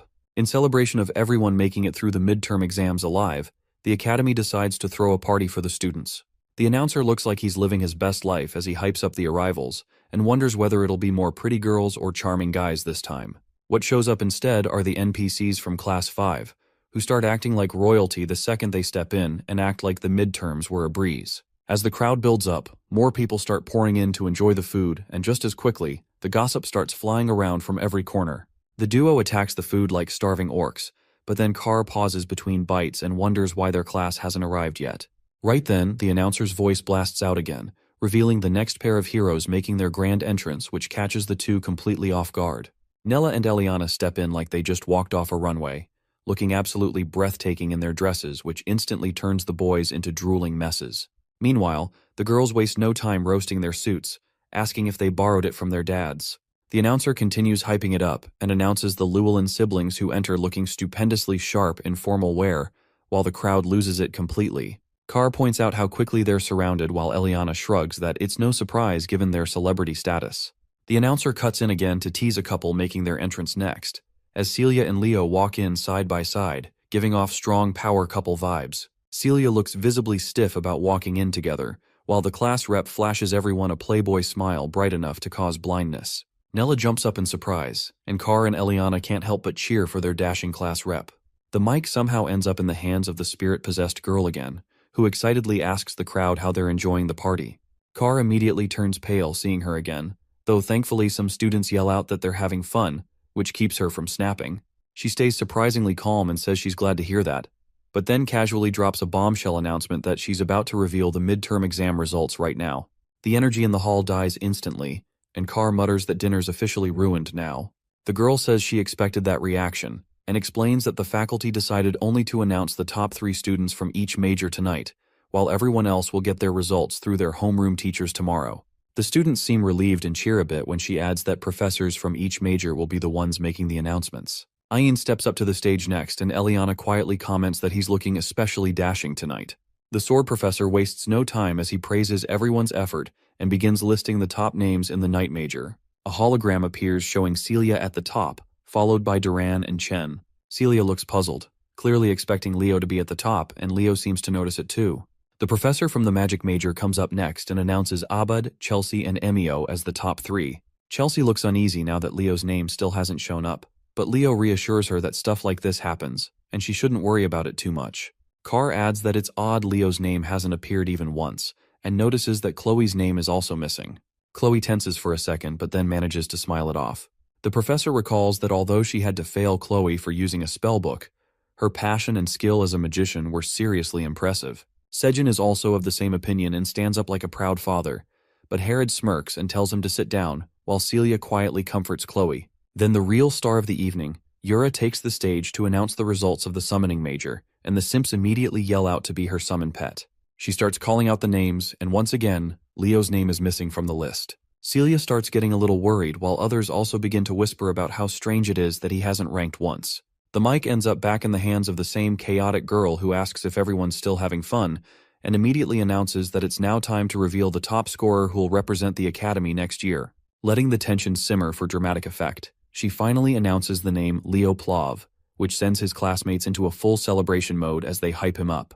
The applause is short-lived though, as a student suddenly speaks up with an objection. Emio questions how Leo could possibly be the top scorer when he didn't even rank in any of the majors, saying the whole thing seems suspicious. Leo admits that he's just as surprised and turns to the announcer, who now starts fumbling over her words, trying to piece together some sort of justification. Then she snaps as her other personality kicks in and takes over and starts yelling at the students with insults that would get anyone expelled under normal conditions. She growls that she's only going to explain this once, so they better listen carefully and stop yapping. Herod watches amused and wonders if she's being possessed again, and Sejin nods in agreement that he finds this entertaining too. She launches into a rant explaining that students who have dual majors don't count in specific major rankings because their stats are spread between classes. She uses an example saying that a magical knight has a weaker aura than a pure knight and weaker magic than a true magician, but the combined strength is still far more powerful than either alone. She adds that Leo's joint practical exam scores were higher than anyone else's, though Emio still mutters something under his breath about the others having better theoretical marks. She roasts him mercilessly and reveals that Leo completed the mission in the hero's world, going so far as to exterminate Shubarn, which leaves everyone stunned into silence. Meanwhile, Leo tries his best to act chill and keeps aura farming like it's nothing. The other students just look at Leo in stunned silence, while Eliana and Carr both blurt out how in the world he managed to clear that dungeon with only one other person. Leo stays perfectly composed and does not even bother to respond as the announcer girl slips back into her awkward personality and begins stuttering again, though Sejin casually mentions that her part's done now anyway. She ends her speech by telling everyone to enjoy the party, which immediately shifts the mood as gossip fills the room. Yura takes a break from her meal and turns to Len, asking what the rankings would have looked like if dual-class students had been included in the major scores. Len answers without hesitation that the entire result board would have seen a massive shakeup. He calmly states that everyone's ranks would have dropped by 1, and when Yura asks if that means Leo placed first, the magic professor confirms that it was indeed our boy. Yura is visibly surprised and states that it would have been the same for the summoning major, while Ain also confirms that it applies to his department as well. Yura tries to wrap her head around it, though Ain mentions that Leo's all-class goals suddenly seem far more realistic now. Len cuts in again and declares that regardless of all this, Leo's future path will definitely be sorcery. Yura doesn't take that quietly and insists that she wants Leo in the summoning major instead. Meanwhile, the Glacial Knight listens to their yapping and calmly declares that Leo seems like a natural-born swordsman, making them yell out profanities, while the assistant professors exchange a very concerned glance in the background. The next morning, Carr is completely wiped out from overdrinking, and Chelsea mentions that she's never seen anyone chug 2 whole liters of orange juice before. Professor Herod walks into the classroom and tells everyone to quiet down. He brings up a world map and announces the destination for their upcoming class trip, revealing that they're heading to the land of the elves. The students instantly light up, knowing that this trip lets them choose where they want to go, and they start fantasizing about various destinations. But Herod quickly points to the map and announces they're going to El Salbecchia, which instantly crushes all their enthusiasm. The place is infamously cold, so it is no surprise that everyone starts complaining. He shuts them down by revealing that the decision was made by the class rep, which catches everyone completely off guard. However, Leo wears his most innocent face while Carr turns to him and demands to know why he picked such a hostile location. Leo simply tells them to quit whining and start packing already, so they better buy their supplies quickly. Eliana dramatically sobs and declares she's buying gloves, while Chelsea is just excited to try out all her winter coats. Meanwhile, Leo dives into deep thought and recalls that while people believe El Salbecchia is nothing special, it's actually the hidden home of the fairies. He gets a bit nostalgic as he wonders how Silrod has been doing all this time. When they arrive in the city, Leo tells Nella he'll take care of getting the food and equipment while she should handle the potions. After a bit of intense bargaining, he finally scores a solid deal and sets off with the supplies. Leo is completely worn out from the errands, but just then he snaps to attention when he senses something off in a nearby alleyway. He realizes this is the 13th block and heads toward a specific building, recognizing it as the same place where Senlu and Chloe had bought their sorcery machines. Dropping his bag, Leo steps inside and finds the shop completely empty, aside from one cute little teddy bear sitting awkwardly in the middle of the floor. Nothing seems out of the ordinary, which makes sense if the investigation team already swept the place. But something feels off. His mind catches up a moment later as he realizes that the teddy bear shouldn't be there at all because Lumerne should have collected everything, and the shop had been sealed. He immediately goes to slash it, but the bear suddenly spins midair and spits out some black goo that Leo instantly recognizes as a demonic entity. This one isn't a standard demon either, as it's dripping with high-level curses and foul energy. As the twisted lump of darkness begins solidifying into a form, it tries to speak. Leo narrows his eyes as the voice seems oddly familiar. The demon mocks his sharp senses for catching the curse so quickly, and locks eyes with him, and he finally recognizes that it is the witch Queen Salatna, who is one of the 3 Legion commanders the heroes failed to eliminate back then. However, this body is not her real one. The demon questions whether he's a magical knight and taunts him that his heightened senses will now lead to his downfall. It lunges forward, and Leo barely manages to dodge the attack as it grazes his arm. Our hero realizes that he doesn't stand a chance against her like this, while she slowly slithers forward and thanks him for such a delicious offering. Just as she prepares to finish him off, Leo cracks a smirk as a flash of light erupts behind him. A holy blast slams into the demonic creature, knocking it back into the ground hard. As it tries to crawl away, it shrieks out the name of the sorcerer of the magic eye, while Professor Albie just stands there at the entrance like he is some kind of anime protagonist. The demon hisses in frustration but decides this is even better, claiming that having an audience always makes things more fun. But when it tries to sneak up on Leo again, Albie's already one step ahead as he throws out verbal abuse like confetti and activates a massive glowing spell circle, calling the demon nothing but a steaming pile of cursed trash. Huge beams of light blast out, slicing the giant demon's head clean off as she gets called demon trash. It tries to lunge at Golden Boy and hisses about how it'll devour those juicy fairy eyes, but he snaps back that he's not into some knockoff clone garbage like her and yells for her to just die already while firing off a massive Miko Miko beam. The thing gets obliterated into nothing but scattered teddy bear bits. Meanwhile, Leo remembers that Professor Alby's other name is the Decimator of Tartarus. Rumor has it he only became a Lumen professor to get clearance beyond the borders so he could hunt demons. Leo takes a breath of relief and feels thankful to this era's hero, but Alby just stares him down and asks what the hell happened here. Leo explains that the demon appeared during his investigation and was hiding inside the teddy bear using a high-level curse. Alby grabs the teddy's head and says the investigation department is definitely taking the blame for this mess. He turns back and says he'll let the solo investigation slide this time, but tells Leo to ask for backup next time if he needs it since he still owes him for what he did. That catches Leo off guard, and he picks up his supply bag as he quietly thinks that House Zeron is one of the 3 great families, so he might just lean on Alby to access the Forbidden Library. Heading back, he finally spots Nella, who looks thrilled to see him, only to instantly panic when she notices he's injured.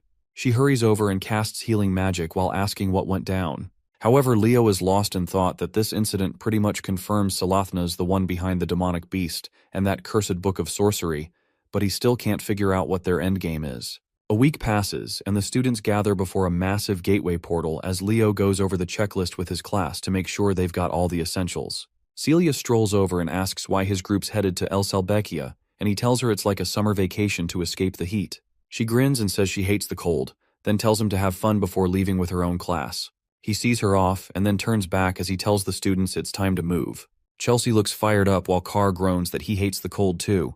Leo turns around to check if everything is set, and finally steps through the portal into the Elven domain. Meanwhile at Siren Academy, 2 elves are ganging up on another student, mocking his outfit and questioning how someone like him could belong at the great Siren Academy.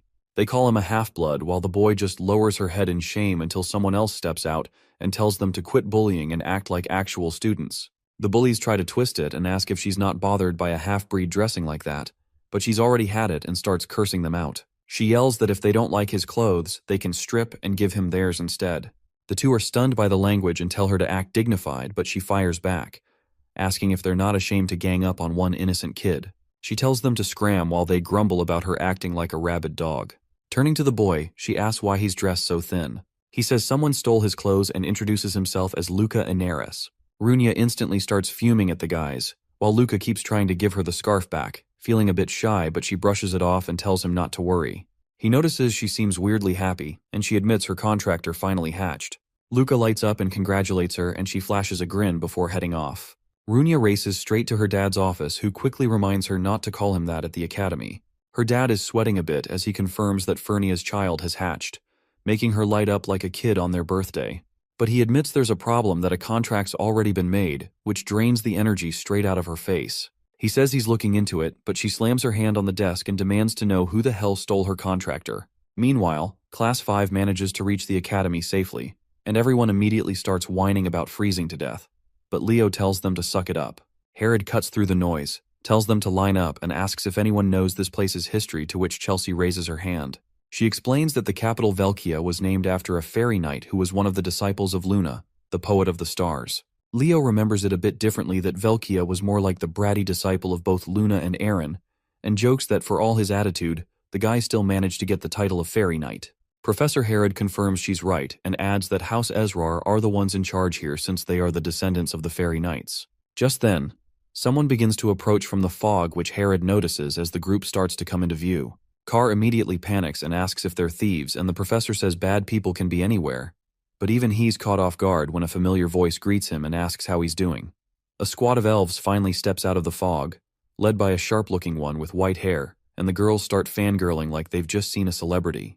The white-haired elf steps forward and says he's been expecting them. He turns out to be none other than Lune Ezrar, chair-member of the council. Herod nods and remarks that he's just the same as ever while the girls practically melt, claiming they've finally met their future soulmate as the thirst levels are hitting the roof. Leo interrupts their happy moment and asks if age really doesn't matter to them. Eliana starts nudging him and asks if he's jealous, but he stays cool, pointing out that elves live long and barely age. He then flips it on her and asks how old she thinks Lune actually is.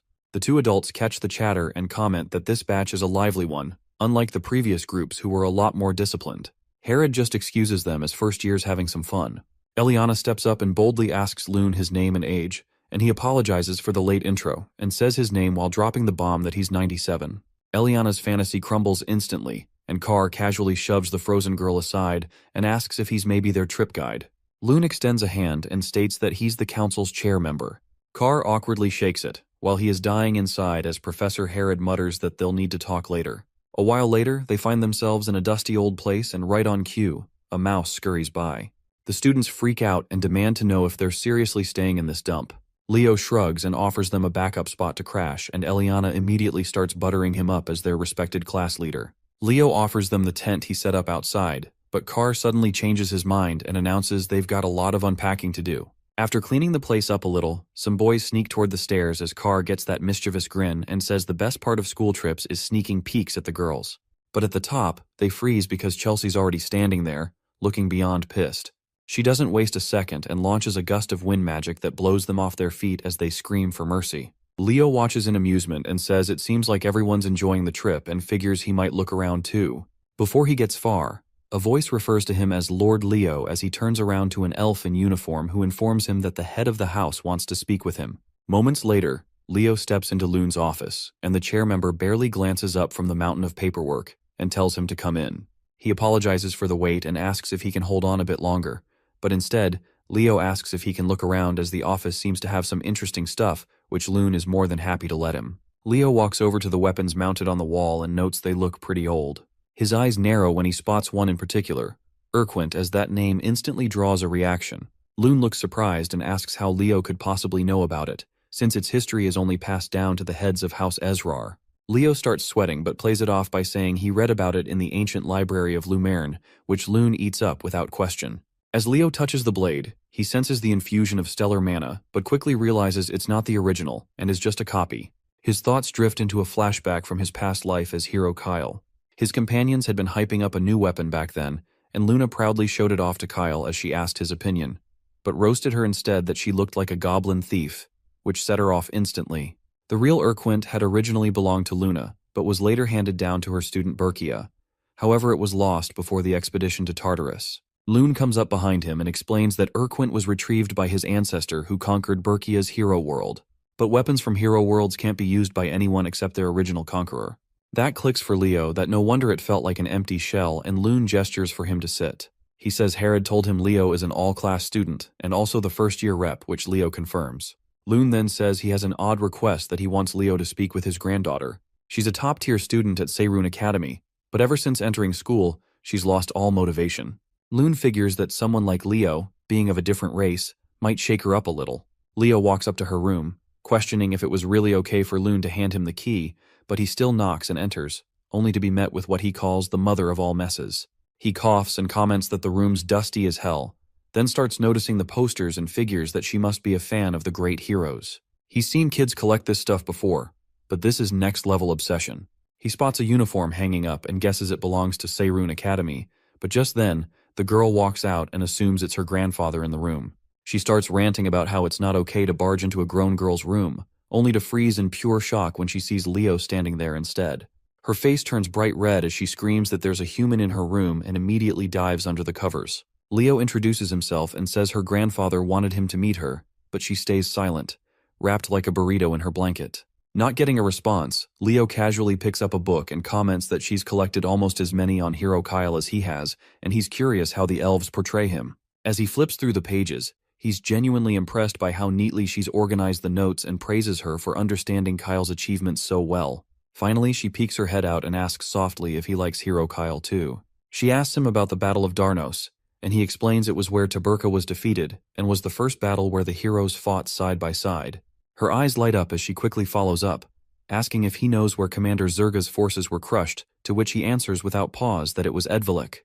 She nearly bounces with excitement as she is impressed that he knows what most people overlook about the great heroes. In her eyes, Leo suddenly shines like a knight in armor, and she looks down shyly as she introduces herself as Aaron and asks if her nerdy rambling scared him off. But Leo reassures her and says that the great heroes would be thrilled to know someone out there is still enjoying their stories. She continues on that she believes Kyle is an undocumented fifth hero. Leo agrees and says he believes Kyle's a true hero too, and even plans to join a club that researches his legacy. That perks her up until the mention of school sinks in and her mood dips again. Leo notices her quiet and reserved nature and gently asks why she doesn't want to go back. She admits she doesn't think she belongs in a place like Seirin Academy, as everyone there is aiming to become a hero, and someone like her with a weak heart doesn't deserve to stand among them. Leo notices that her uniform is well maintained and figures out that deep down she still wants to go. He tells her he's not the only human around here, and that his classmates would probably love to meet her and hear her thoughts. She's surprised, but he adds that other schools that train heroes from different races also exist. He tells her with a smile that if she's curious, she should come see for herself, and with that, he takes his leave. As soon as he steps outside, Loon is waiting with starry eyes and the sudden appearance startles Leo. But Loon leans in and excitedly whispers if he was really talking to Aaron this whole time. He wipes a dramatic tear, overwhelmed that Aaron managed to hold a full conversation for once and now wants to reward him with a magic item. Leo agrees, since it would be rude to reject a gift, and Loon leads him to the treasury, telling him to choose anything he likes. Nothing really jumps out at first, but then Leo spots something odd. He picks it up and Loon casually says it's just a jewel imbued with fairy power, though he thinks of it more as decorative. Leo simply says it's fine and that he wants this one, to which Loon agrees happily. However, our boy realizes that he's certain the fairy inside isn't carved and is alive. Later, Class 5 stands in the hall as Professor Herod explains their new schedule. Starting tomorrow, they're waking up at 6 for personal training, followed by mission practice in the afternoon. Eliana tries to object and points out they already train non-stop back at school, but Herod shuts it down that this trip isn't a vacation. Instead, it is meant to sharpen their weak points. Then he casually drops the bomb that this entire schedule was planned by their own class rep, and instantly, everyone glares at Leo with looks of pure betrayal. But Leo beams and says this place is perfect for combat training, to which Eliana gaslights herself into believing he must have noble intentions. Herod wraps up the meeting, telling them to enjoy this final day because it'll be their last bit of free time. Later that night, Leo sits in his room studying the jewel and comes to the conclusion that it contains the Fairy King's magic. This makes it understandable why Loon regarded it as just a decoration, as after all, the Fairy King's contractor vanished after the Age of Calamity, and no one has used that magic since. But Leo knows it well that this is Silrod's power. He pours his own magic into the jewel, which causes it to glow. It's finally time to activate the pledge of the Fairy King he received before, and with that the jewel starts to crack and open up. A small voice stirs, asking if Father has broken the seal at last. But when the fairy spots Leo, confusion takes over as he demands to know why a random human is standing there, to which Leo simply asks who he's supposed to be. The fairy gets offended and declares that he's Kirin, the firstborn of the Fairy King Silrod. He starts ranting like royalty, but Leo calmly preps his fingers and tight as Kirin smugly says his name. Leo flicks him on the forehead. Kirin freezes as he tries to process this human's audacity, but Leo's expression shifts and he says that even Silrod treated him with respect, making him wonder who the hell this brat thinks he is. Kirin gets enraged and starts hurling racial slurs, but as he keeps going, Leo keeps flicking his head one after another like an angry mother. Eventually, Kirin summons some manners and stares at Leo in awe, realizing that he must be the pledged one his father spoke of. Leo leans in and warns him again that if he's got a problem he should speak up, but Kirin backs down, deciding that a pledge with a human might not be so bad. Leo pats his head, casually noting that for Silrod to take all 6 of Kirin's wings, the kid must have been a royal pain. Kirin's surprised Leo knows that, but before he can say more, Leo tells him to go summon Silrod already. Kirin looks smug again, saying he can only summon his father after reclaiming all 6 wings, and adds that the first one is nearby in the forest. Leo smiles, calling it fate that they crossed paths, but then gives him another flick for good measure.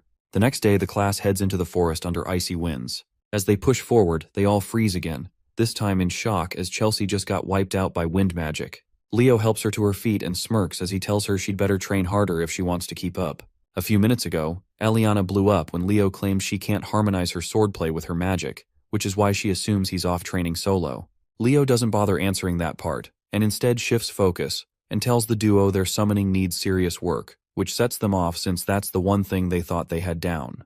Then Chelsea jumps in, saying he told her something similar during the entrance exam, that she lacks a proper understanding of wind magic. Drawing her weapon with a smile, she challenges him to see what he's really got, and Leo gladly accepts. She thinks his performance so far has gone above and beyond, and she's curious what else he's been hiding. But she doesn't give him a chance to prepare anything as she fires off her windbreaker spell without warning, sending a massive gust roaring toward him. Leo doesn't even blink and casts his own windbreaker in response, which cancels out her spell, leaving her stunned. Eliana is shocked to the core since high-speed casting was supposed to be Chelsea's edge, but Leo just matched her pace exactly. Chelsea keeps pushing and activates Wind Chain, but Leo only sighs and reminds her that when they first met, he warned her not to use wind magic that way. Then he fires off Wind Bolt, an absolute monster of a spell that rips straight through hers and barrels toward her, catching her wide open. The impact sends her flying into a tree, and like nature adding insult to injury, a pile of snow falls on her head right after. Leo walks up and points his sword at her as he calmly declares his win. Chelsea still looks dazed as she questions if that was real wind magic. Carr throws in that he didn't expect her to lose, and Eliana can't wrap her head around how their class rep got this strong. Professor Herod gives his 2 bits that while Chelsea isn't weaker in raw power, but the real gap lies in their understanding and control of wind magic. Leo pats the grumpy cat's head as the professor continues, explaining that even as they learn new skills in higher grades, they shouldn't neglect perfecting what they already know. He wraps up by telling everyone to sharpen their abilities under the class rep's lead, which immediately triggers a bunch of complaints about the freezing cold. Later on, Leo walks alone through the snowy forest gathering herbs for a mission. He remembers how the others completely tapped out and promised they'd do their missions later and smirks, thinking they're probably still passed out back at their inn. Out of nowhere, Kieran zips in and proudly announces he's collected a huge stash of herbs. Leo gives him a pat on the back for doing good work, which has the little guy all puffed up and glowing in his tiny fairy pride. With that, Leo decides the haul is enough and stashes the bag away. He starts wondering if it's time to get serious about investigating the forest, and states that the hunt for Kieran's wings officially begins now. As they move ahead, he suddenly stops and asks when Kieran was exiled, which the fairy answers it was around 100 years ago. Leo narrows his eyes, telling him to look closely because there's illusion magic at play here, which Kieran quickly picks up on and confirms it's the Fairy King's magic, but not his father's. Leo pieces it together and figures the spell belongs to Silrod's father, the Fairy King during the Calamity era. It's been a century since the magic activated, so judging by the timing, the energy fueling the spell must be Kieran's wings, as he somehow repurposed into an ancient formula. Suddenly, a voice cuts through the air that he heard something valuable is hidden nearby. Both of them go on edge as a nasty aura floods the area. The stranger steps closer and asks why humans are wandering around elf territory, but Leo flips it back, saying it's weirder that the undead are hanging around here. The nasty-looking skeleton roars that this land has long been under Tartarus's influence, but Kieran shoots back and shouts that this place is a fairy sanctuary. The skeleton laughs and mocks him that how could a weakling like Kieran could even call himself a fairy. That gets under Kieran's skin as his magic flares and he charges the skeleton without hesitation. The thing barely reacts in time before Kieran blasts a hole clean through its chest and reduces it into a pile of bones. Kieran mutters that it crumbled too easily for something that loud and full of itself. Leo just raises a brow and asks why a fairy is fighting like a raging barbarian. Kieran stretches and says it worked out since fairy and undead powers naturally cancel each other out. But then he freezes as the skeleton starts speaking again, admitting that while Kieran may be low level but he's still a fairy and begins reforming right in front of them. Kieran holds his nose at the rank stench and charges in again, vowing to crush the thing properly this time. But mid-attack, something feels off and Leo yells at him to get out of the way. The skeleton slams its sword into the ground, releasing waves of that foul aura. Kieran dodges at the last second and crashes straight into Leo. Our hero steadies the dazed fairy who asks what in the world that thing is. He answers that it's an ancient monster from Tartarus known as Death Knight. The skeleton stands tall and finally introduces itself as Kargor. It declares its loyalty to the Lich King and just like that, it lunges toward them again. Leo steps up and tries to counter with his blade, but Kargor vanishes and reappears behind him like Houdini. The Death Knight lifts his sword and coldly announces that he's here to lead Leo straight to his end. Thinking quickly, Leo activates spectral form and forms a barrier just in time to block the Death Knight's strike, the clash echoing through the eerie silence of the forest. The monster steps forward and is surprised that a human could pull off an aura shield in such a short time, then gives a crooked smirk and swings again. However, this time Leo successfully blocks the attack. The Death Knight mocks his efforts and calls it futile as he begins to press Leo back with brute strength. Kieran panics and rushes in to help but gets blasted into the ground without effort, groaning as he rubs his forehead and mutters that he is already drained of power and bitterly wishes he had his wings back. Without wasting another second, Leo begins chanting and is soon engulfed in red flames which catches the Death Knight off guard. Suddenly, Phoenix wings burst from his back and their brilliance lights up the dark woods. Kieran watches in awe as he realizes Leo must also be a contractor. Our hero then delivers a swift and precise strike that slices the Death Knight clean in two. The tiny phoenix lands proudly on Leo's shoulder, followed by Kieran, who immediately starts fussing over the fiery fluff ball. Kieran tries to shoo it off and the annoyed bird puffs up, But before the squabble escalates, the Death Knight's voice bellows once again as he swears that none of them will leave this place alive. He drives his sword into the ground, unleashing a curse that opens a dark pit and summons an army of undead from beneath. One by one, skeletal warriors start to rise with weapons drawn, and Leo realizes it's a curse that endlessly revives the dead. He lowers his shield, which makes Kieran alert, who asks if he's giving up, but Leo only smirks his response as he strikes a confident pose and says that he finally got a hold of Kyle's mana. Without hesitating, he casts Earth Ripple, which sends shockwaves bursting outwards and causes the undead to lose their balance. Leo charges forward as he slices through them with ruthless efficiency, using his Vortex Slash, and ignores the Death Knight entirely. The monster roars in frustration and demands that Leo face him properly, but our hero simply calls him out for hiding behind his summoned horde.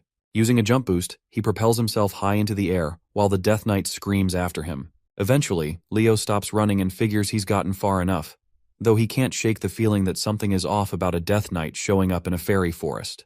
As he tries to make sense of it, a skeleton stumbles out of the trees. He readies his blade and assumes it's a straggler, but before he can act, the creature is shredded into pieces. An elf appears who raises his sword to Leo and demands to know if Leo was the one who summoned it. Leo calmly explains that he's just a Lumern student with no involvement. Leo identifies him as a Seiren student as he recalls Aran's uniform, but the elf doesn't buy it and lashes out. Leo sidesteps with ease and knocks him down using the base of his sword. A voice interrupts and asks him to stop as a red-haired elf steps in and apologizes for the other's rudeness. She introduces herself as Runia and assures Leo that not all Seiren students behave like that trash bag. He accepts the apology and asks what brings her here, to which she replies she's on field training, while Leo explains that his class is here on a school trip. He excuses himself to report the incident to his professor, and Runia sees him off, though he pauses for a moment as he tries to remember why her name sounds familiar. Meanwhile, she's already yelling at one of her students for messing up and calls her an idiot sandwich. Back at the academy, Loon seems sus about the whole Death Knight situation, and says while monsters have been appearing, things haven't gotten that extreme. Professor Herod backs Leo that he wouldn't lie about something like this. Just then, someone calls out to them and states that misunderstandings can be caused by ignorance. A dark-haired elf steps out and scoffs at the idea that a first-year candidate met a Death Knight. He introduces himself as Professor Herdium, and Loon motions for him to speak. Herdium goes on to suggest Leo likely mistook a skeleton knight for a Death Knight since the real thing would have killed him instantly. He questions if Herod genuinely believes such a story, but Herod firmly replies that he does because Leo is the all-class representative.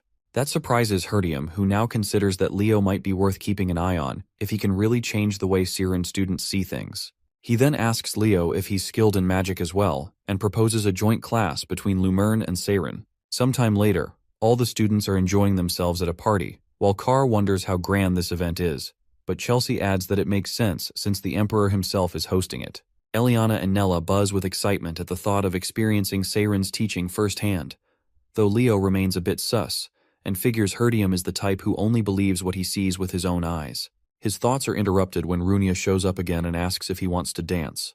They move in sync as if they've done it for years, and she gets thrilled to learn that he knows the elven dance to which Leo tells her he learned it long ago. She realizes that she never asked his name and asks what to call him.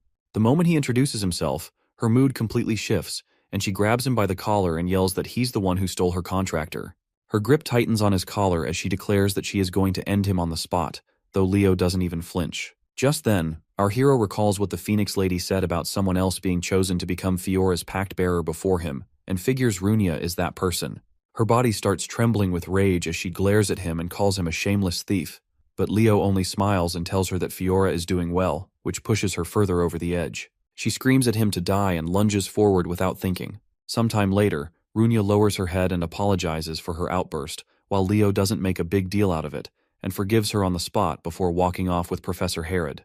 Meanwhile, Herdium immediately begins scolding Runia and warns her never to make such a careless mistake again, especially since she is the first-year representative. Runia looks dejected and nods that she understands, but the professor continues that they now have to prove Seiren's superiority over Lumern, and starts shaking her like a blender. He loudly declares that they must rise above all other hero academies, but then suddenly panics that maybe he overdid it. However, Runia starts yelling with renewed fire that she will absolutely crush that nasty thief for the sake of Seiren's pride. The next day, the joint class finally begins, and Professor Herod introduces himself to the students from Seiren while explaining that today they will get a first-hand taste of how things work at Lumern Academy, which instantly sparks their curiosity. He calls on Kar, Eliana, and Thad to step forward and instructs them to lead the class, which clearly surprises the trio. Herod calmly explains that they are among the top students who have survived so far at Lumerne, and that it is now their turn to show what they have learned, which practically melts their hearts. Chelsea quickly realizes that one student from each department has been selected to teach, while Leo just suspects the professor is trying to avoid work again. The three begin teaching everything they know about their respective magics, and their enthusiasm easily captures the attention of the elf students, while Professor Herdium smiles faintly and notes that exposure to other races can sometimes unlock entirely new approaches to magic. However, he wonders to himself why the class representative hasn't stepped forward yet. Chelsea cheers them on while they take a bow, and the elf professor compliments their efforts, saying he can sense how much devotion each of them has poured into their training. Picking up the chalk, he begins explaining that at Siren they follow a different teaching method, and though elves naturally use magic as a foundation, they make sure not to rely solely on it in order to maintain balance. Leo immediately calls him out in his mind because even though they pretend to teach everything, the curriculum is still soaked in magic. He thinks elves have always been pretentious and nothing really changes. As the professor starts explaining a complex spell theory, Leo starts yawning from boredom, and Herdium silently notes that not only did the boy claim to fight a death knight, but now his attitude in class is absolutely trash. Deciding to switch gears, he abandons the theory and forms a glowing golden star in his palm, which he calls the essence of Seiren, and even Leo starts to show interest. He continues explaining that elves are a race born from magic, and then sends the star into the air, where it explodes into countless smaller stars that scatter toward the students, who react with wonder. Chelsea's eyes sparkle as she yells out that this must be the star magic, which is an original spell system developed by elves.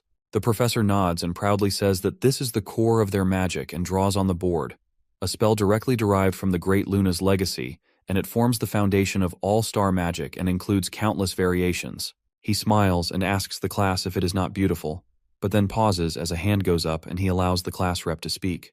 Leo thinks he doesn't really care about star magic, but calmly says that the interpretation of the spell is wrong, and that immediately turns the room ice cold. The professor nearly bursts a vein while Leo explains that the magic simply will not activate. Everyone stares like he just kicked a sacred relic, and the professor tries to recover by saying it's obvious that it won't, since the spell is incomplete. He explains that their ancestors deciphered the progenitor's records and managed to restore the spell to its current version over time. Leo quickly pieces it together that this is one of Luna's lost spells and figures that most people wouldn't know, because Luna originally created this magic just for Kyle when she developed the star magic system. The professor doesn't take the comment lightly and throws down a challenge, asking Leo to demonstrate where their interpretation went wrong. Professor Herod tries to step in and defuse the situation, but freezes when Leo actually walks forward. Meanwhile, Leo is already thinking that the magic elves are using now is just a watered-down replica, because he received the complete version directly from Luna, but died before he ever got to pass it on. He stares at the board and wonders if fate brought them back together like this. Herod starts sweating bullets since he knows how important star magic is to the elves, and tampering with the progenitor's legacy could be a disaster. However, Leo moves without hesitation and begins rewriting the formula using his own magic, while the elf students whisper in confusion since none of them have seen anything like this. After a few moments, Leo announces that it is ready, and the newly formed formula begins glowing intensely. The professor stares at the magical pattern with teary eyes, softly asking what kind of spell this is, and if Leo has used it before. Leo is suddenly pulled into a flashback as he stands on the edge of a cliff, where Luna calls out to him and proudly says that she has completed the magic. She smiles warmly and tells Kyle that she will now teach him this spell, which can make flowers bloom as he stands there holding a golden glowing flower in his hands. Leo repeats the magic Luna once taught and releases a wave of glowing flowers across the lecture hall, instantly lighting up the room as the students grow even more excited. Eliana turns to Nella and wonders if the class rep just pulled off something wild again, and Nella nods without saying a word. What grabs Runia even more is the professor's stunned reaction, and she starts to question if Leo really just cracked the founder's legacy in front of everyone.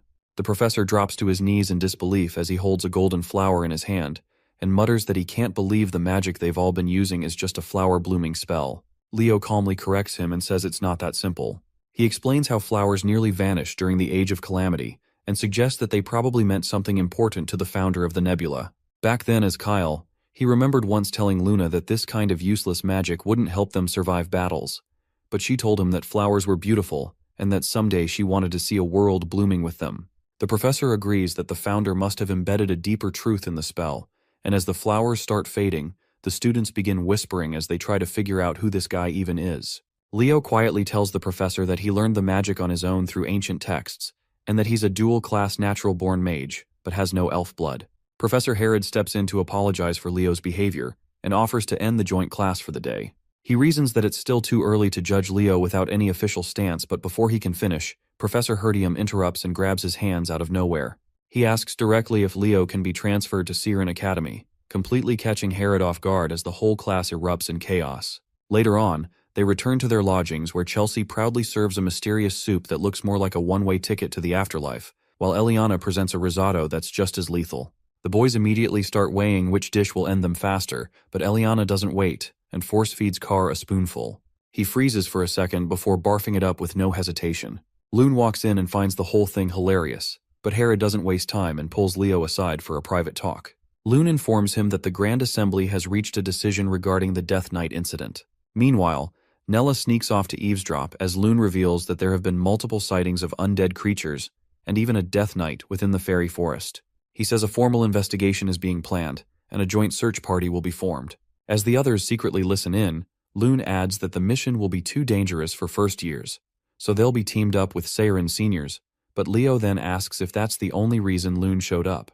Loon shakes his head and says he actually came for Leo since his granddaughter wanted to see him. Erin steps forward shyly, asks how he's been and says she came because he said she could.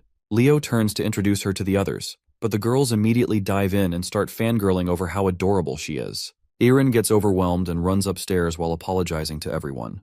The girls wonder if they messed up somehow, and Loon informs Leo that he's counting on him. Without a word, Leo heads upstairs and finds Erin curled up silently on the balcony. He puts his jacket around her, which surprises her, and she quickly tries to hand it back, but he tells her not to worry about it. He asks why she left Seirin, and she answers that she did it because she thought she was not suited to become a hero, which Leo is already getting tired of hearing. She explains that when she was struggling, she met someone who shone like the sun and then states with admiration that it was Runia, who seemed like a real hero in every sense. From then on, she began watching her from afar and realized that Runia was everything she wasn't, so she decided to follow in her footsteps. She even made it to the top of the class, but something must have gone wrong during the duel assessment because after that, Runia started to hate her. Leo finds it a bit strange since Runia doesn't come off like that, so he decides to ask her about it later. He thinks Erin reminds him of Verkia and asks if she knows her story. She perks up right away since it's her ancestor's tale, so Leo tells her that Verkia followed in the path of the great hero mentors, and that's how she became a hero. He reassures her not to worry about what others think, and that she should walk her own path, which instantly lifts her mood. With a smile, he invites her to come back down, and assures her that his class is filled with kind and fun people. Sometime later, as everyone gathers for the expedition, Runia storms up and demands to know how Leo won Aran over like that. Leo answers that he just told Aran there was no need to be afraid of Runia, which clearly throws her off. He adds that Aran told him Runia had given her a terrifying look which made her believe she was hated. Runia says she was just focused since Aran is genuinely talented, and Leo tells her to look out for the girl because she probably needs her.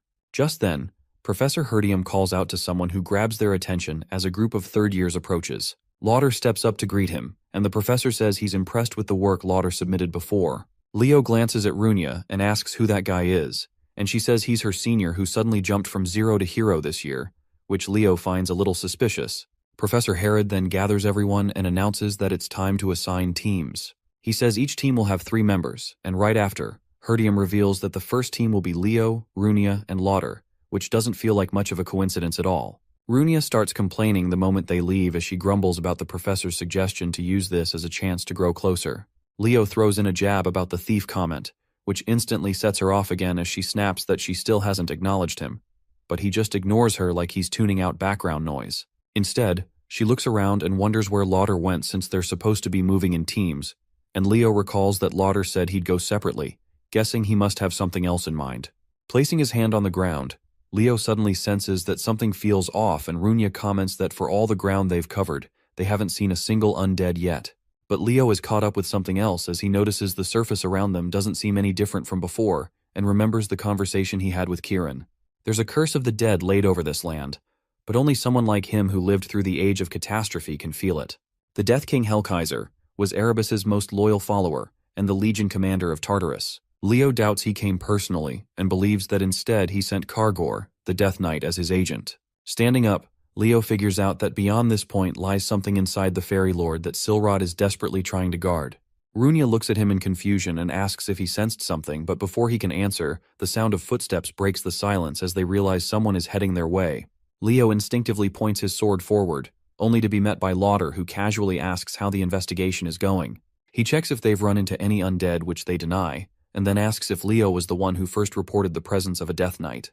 Leo confirms and shakes his hand, though he notices something strange about the black ring Lauder is wearing. Lauder then claims Leo may have jumped to conclusions and suggests that he might have gotten too hyped up as a first-year student. He asks if they're aware that high-level undead like Death Knights can't stay summoned without a necromancer feeding them mana, which is why demonic summoners usually accompany them. Runia realizes that if that's true, there must be a demon hidden somewhere in the forest. But Lauder argues back that this is the capital of Elsalbekia and reminds her that as a Seiren student, she should know about the star magic that surrounds Berkia. Runia agrees, but Leo cuts in with a firm tone and says, "There's no rule that states the necromancer must be a demon. Other races are fully capable of using dark magic, including elves." Lauder laughs and fires back that elves are way too prideful to stoop that low. He drops the argument there and tells them to just finish the investigation, though Leo can tell he's searching for something. Even Runia starts picking up on how off his behavior feels. Later that evening, the students gather to compare notes, and everyone agrees they didn't even spot a single undead, let alone a Death Knight.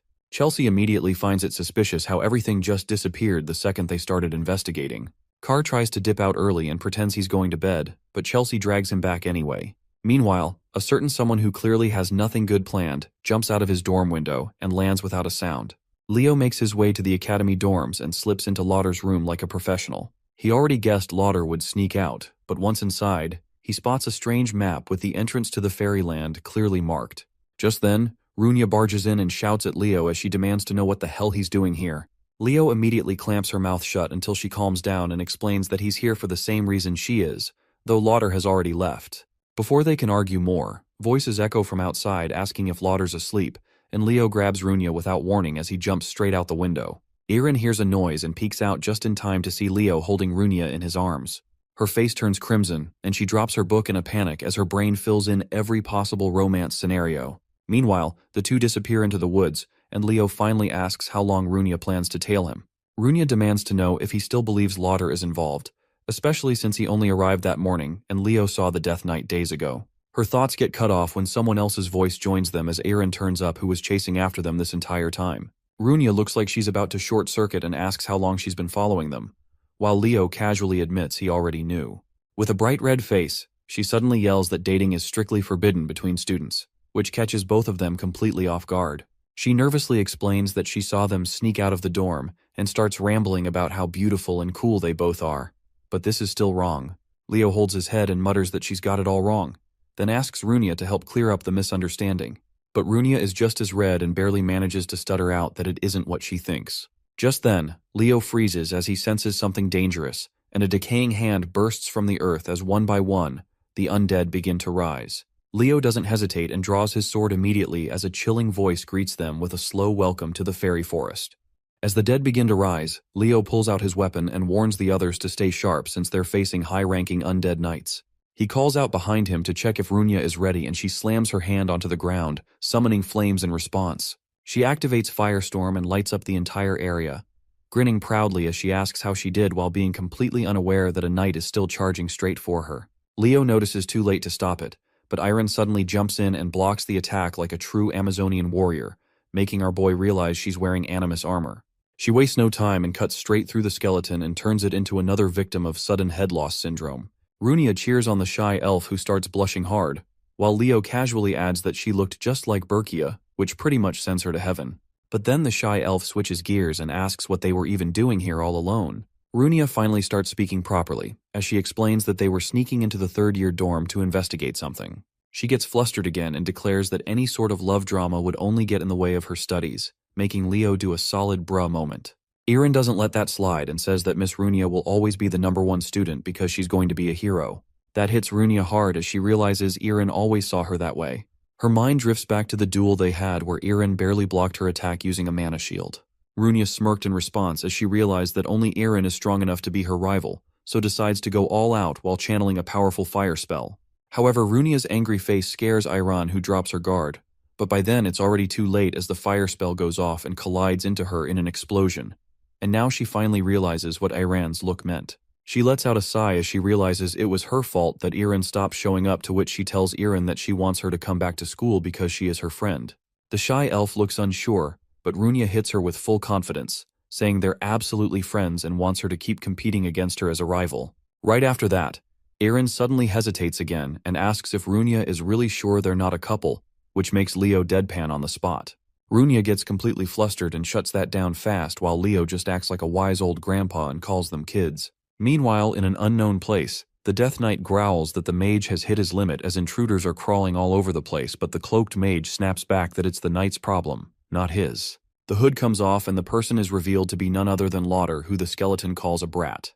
Getting annoyed, the skeleton steps forward and demands to know why he's being treated like some low-tier servant, despite being a Death Knight of the Great Lich. Lauder doesn't flinch and just flashes his ring as he taunts that the Great Lich chose him instead. As he walks away, he casually adds that once the summoning circle is finished, there'll be no need for Tartarus anymore, and says he's counting on the knight till then.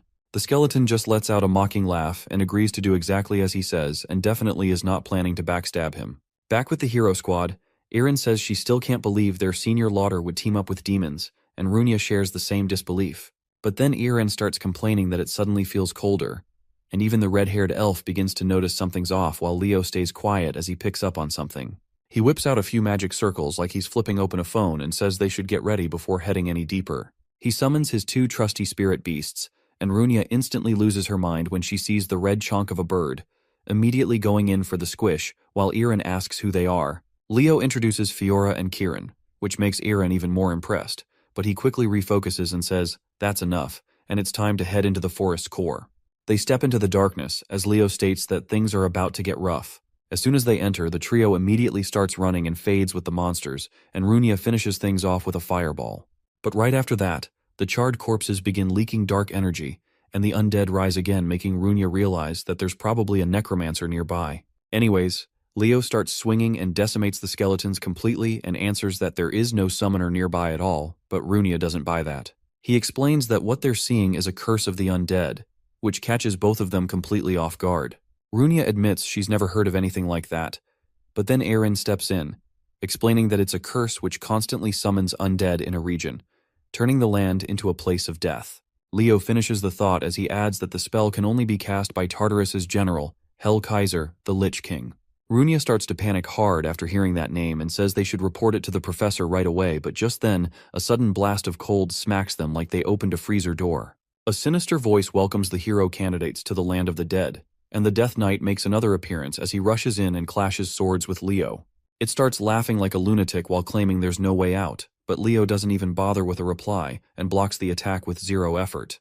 The Death Knight starts taunting the students while the undead march toward them. Leo steps forward and declares that he will take care of the Death Knight while the girls handle the undead. The monster laughs at him for actually fighting this time as they clash swords. He blocks another blow and activates his family's secret technique called Providence. With the technique, he forces the knight back with ease and cuts off one of its horns. The skeleton retreats and asks if that was Phoenix Fire, but Leo keeps the pressure on and adds that he mixed it with Zerdinger's Flame Aura. The monster looks shaken as it studies the melted blade in its hand. Another strike sends the knight flying back where it lands among its undead soldiers. The Death Knight stares at him, wondering how a kid could become this strong and have such a wild look in his eyes. Before it can react, a massive flaming ball drops from the sky. Runia smirks as she activates her blaze skill and roasts the entire group of skeletons like nothing. She throws a proud victory pose while Iron is too stunned to speak since the girl just scorched half the forest without blinking. Sometime later, Kieran asks Leo if the redhead is really an elf because she acts way too violent to be considered one.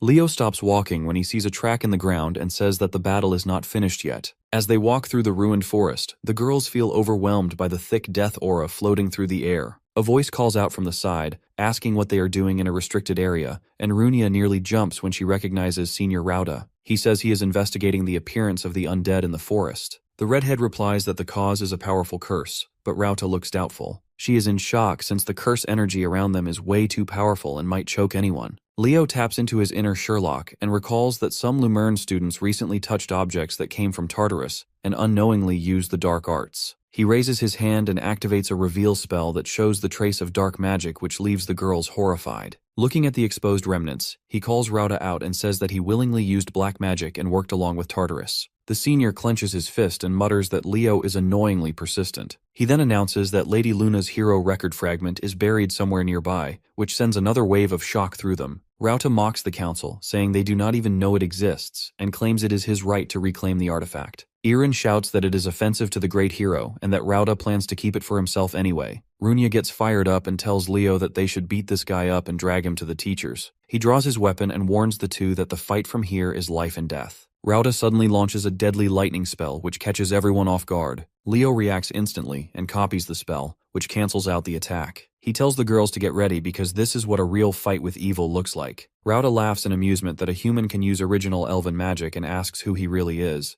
Deep down, he feels a crack in his confidence because the kid not only countered him expertly, but also saw through his plans. He realizes that if the girls join the battle, things will get messy, so he raises a finger and releases a dark aura around him. Leo notices something wrong and yells at the girls to get down, as the senior unleashes another devastating spell. Irin activates her animus armor and shields Runia as the blast dies out. She cannot believe the basic spell was that strong, but her shock turns to panic in an instant. Leo lies on the ground with Rauta walking toward him like a predator. She shouts that they need to help him, but just then, the Death Knight suddenly appears again. He blocks their path and tells the two girls that this is their end, which only pumps Runia up even more. She tells Irin to keep the knight busy while she prepares a spell. Rauta stands over Leo and asks if he has any final requests. Leo fires back that he seems way too overconfident and signals Kirin. The fairy darts in and hits the purple energy orbs around Rauta, which makes them explode and sends the elf flying. Leo gets up with his sword ready while Rauta struggles to sit upright. Looking at the cold look in the kid's eyes, he starts begging for a chance, but it is too late, and he loses the right to keep his head attached. Kirin cheers that they can now finish off the Death Knight, but freezes as Rauta's body twitches again. A blast of magic hits the fairy, and the elf rises while placing his head back on his neck like he is fixing a toy. With a twisted look, he tells Leo that he cannot wait to be the one who sends the shining prodigy straight to his grave. The elf starts monologuing that once he adds Lady Luna's power to the skeletal knight's power, he can crush talented bugs like him without effort. Leo notes that the demonic ring has started to seep into his mind and watches the elf hurl another dark magic spell. He deflects it with a clean swing of his blade while thinking that the mind control is not complete yet, and the guy is still holding on. Like a lightning bolt, he moves in and slashes off Rauta's arm, then drives his sword into the elf's shoulder. Our boy mocks him that people like him never worked on their combat skills and only know how to rely on borrowed power. He tells him to keep regenerating so he can cut him apart till he dries out. The ring whispers in Rauta's mind again and taunts him for struggling against a kid, even though the boy is not the main target. It reminds him that he should finish the summoning circle instead of wasting time. While Leo keeps him busy, the severed hand slowly crawls across the dirt. Leo checks the girls from the corner of his eye and sees that they are holding up fine. He turns back to the elf but wonders why the right arm is not regenerating yet,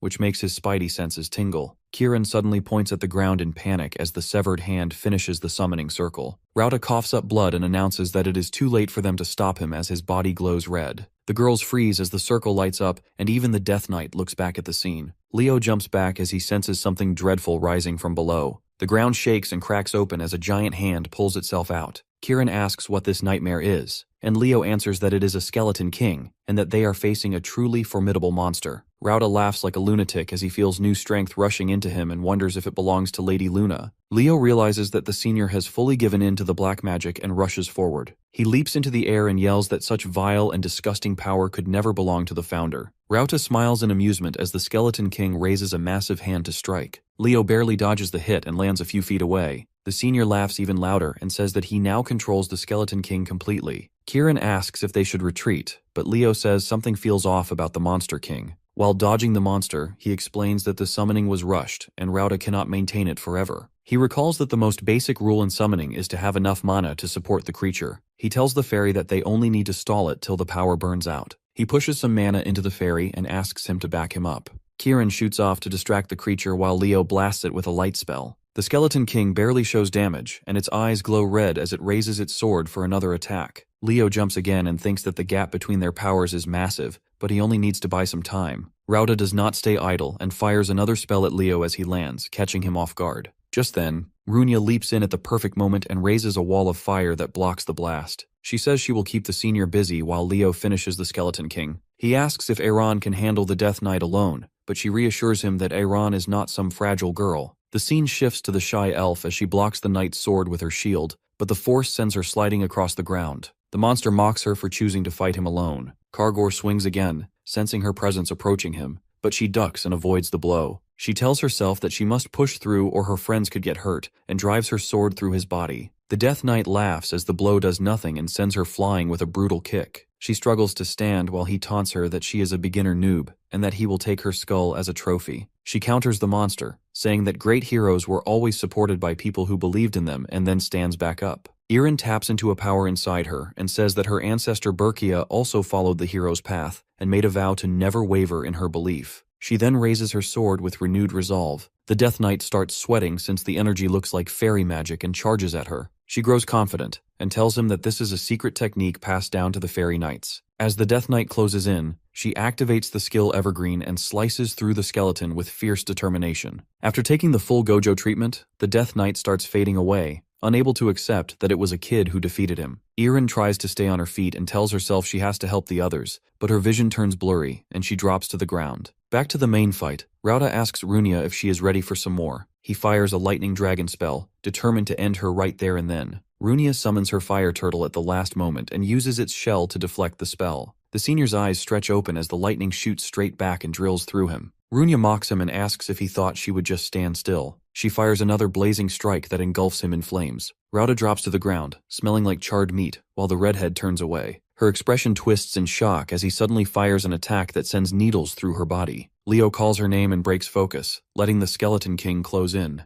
The monster slaps him so hard that he gets blasted away in an explosion. Far from the battlefield, Leo drags himself out of a cracked tree trunk and holds his arm while Kieran circles him in panic. The fairy asks if he is alright and points at the injury. Leo tells him to calm down since he is still breathing, then starts walking back. He stops mid-step as the Skeleton King unleashes a curse skill that makes the whole field spin. To counter it, Leo summons Fiora and tells her to make some noise. The baby phoenix lets out a sharp cry that breaks the curse and heals both Runia and Iran. Asking for her help again, Leo lights up like a Super Saiyan and focuses on the enemy. The Skeleton King swings with another massive strike, but Leo pulls back right in time. Watching him fight, Runia realizes the boy has zero fear of death and moves with the heart of a real hero. She recalls the flame turtle and praises it for doing well. She then fires another burning attack that hooks onto Rauta's hand. He mocks her again and says her flames are as useless as she is. She reminds him that her house has always been linked to the phoenix, and her ancestor swore to reduce Tartaros to ashes, along with every demon in it.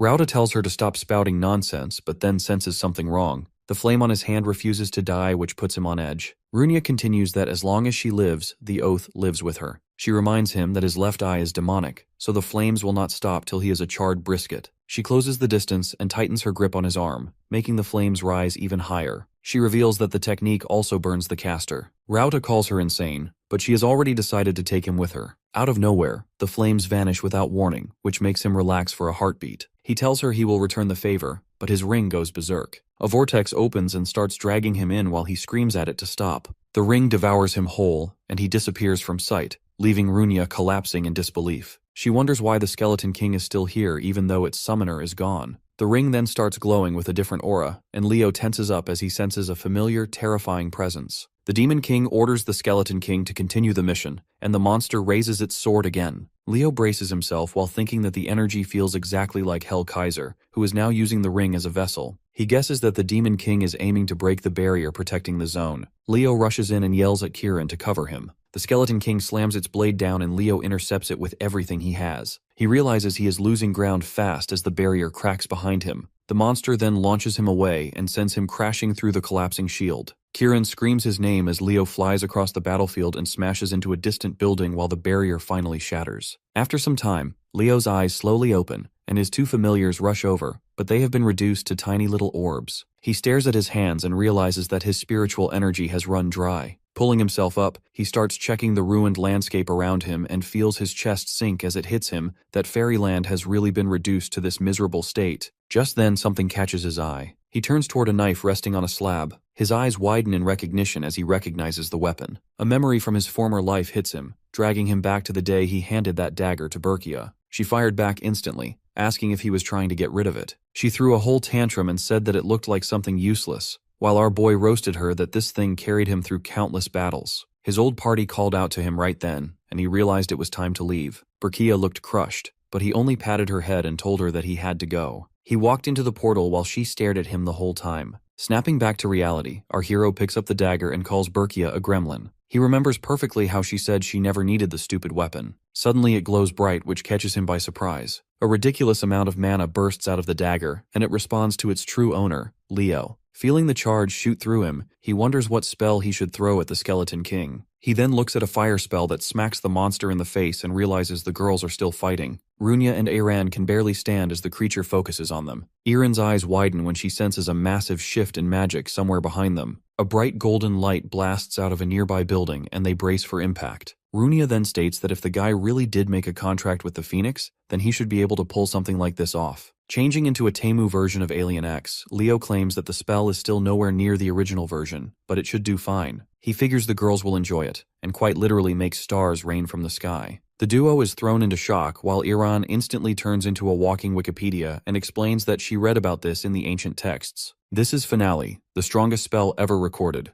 The raining stars crash into the Skeleton King and wipe it out of existence. Leo strolls out like he is just taking a walk and summons Kieran. The fairy pops up ready to fight, but Leo breaks it to him that the battle is already over. He then tells Kieran to go get his wings back, and the fairy zooms away instantly. The girls call out to him and he asks how they are holding up. Runia starts yelling that he is supposed to be the injured one here, while Aran is just relieved he is still standing. Runia then asks about the spell, and Leo explains that it was only possible because of the dagger. Aran lights up since this is a great hero's artifact, while Runia wonders if Tartarus was aiming for this the whole time. Kieran then reappears and proudly announces that he found the wings his dad stashed away. He asks Leo to help him get the bandages off while Runia stares like her brain just blue-screened. She then blurts out if that object is a hero fragment as it starts glowing. The hero record unfolds and the whole group suddenly gets sucked into another world. Runia spins around wide-eyed, but then a voice calls out and asks if they really plan to defeat Erebos. The voice calls them stupid for even attempting such a thing, but then casually agrees to tag along since she likes the idea. Leo turns around slowly and sees her introduce herself as Luna, the one who shines stars in the night sky. Only then, Leo finally processes the fact that this hero fragment belonged to him back when he was Kyle. Meanwhile, the two teachers rush to the scene, worried sick for the students.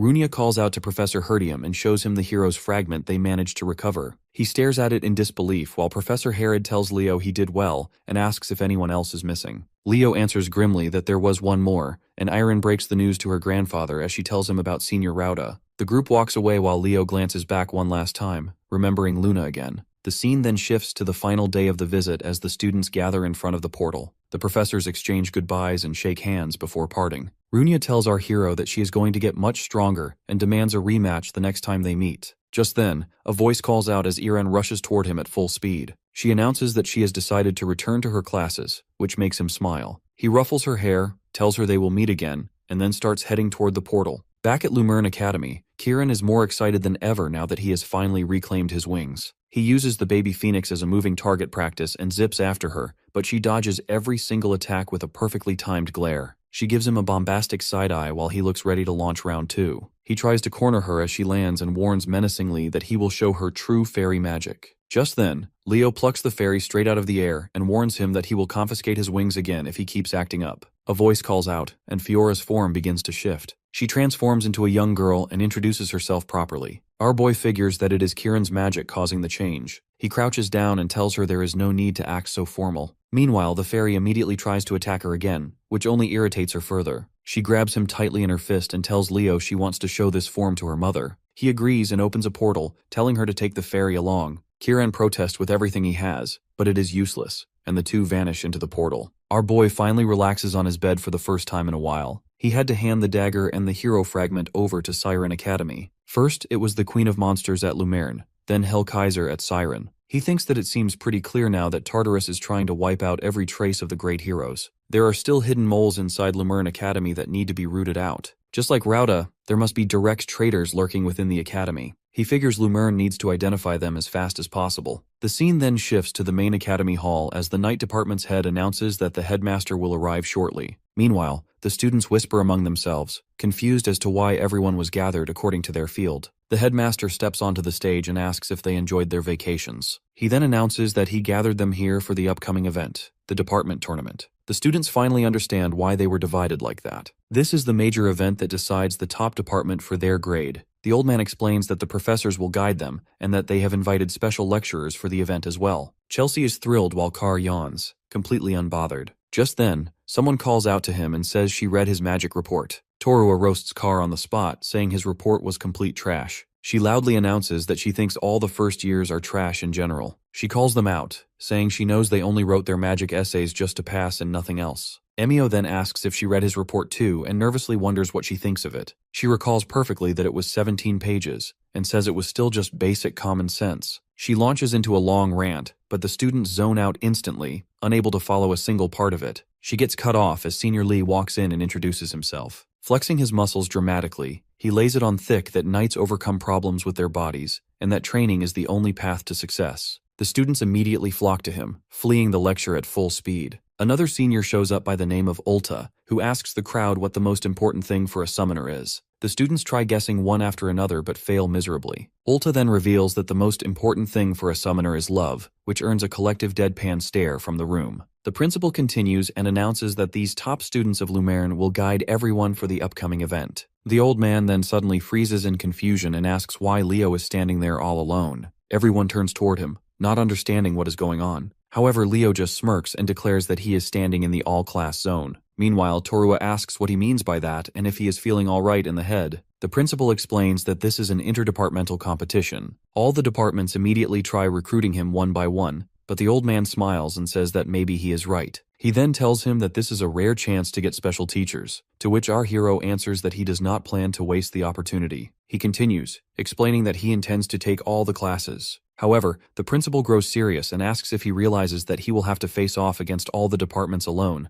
but Leo does not back down. After a brief standoff, the old man admits defeat and asks for a little time. Meanwhile, Torua and the magic professor focus intently on getting him on their side. On the other hand, Lee observes him standing alone like an alpha and comments that he is perfect for the night department. Yura suddenly appears and puts Ulta in a headlock for not being more involved with the students. The principal then resumes his speech and announces that this year's competition will be a battle royale, every department for itself. In his office, the teachers are not in agreement with the idea since fighting each other could damage their unity. The principal counters that fighting together strengthens bonds instead. Professor Len persists, arguing that such a thing has never been done before. The principal then reminds them that this year they have a very unique student. At first, everyone was surprised that he was an all-class student, and the teachers thought he would reach his limits soon. However, against all odds, Leo continues to defend the top spot. He then reveals that the Academy's board has taken a personal interest in him, which surprises the teachers further. The night professor asks if the board seriously wants Leo's name to go down in the hero records as an all-class. Yura looks uneasy,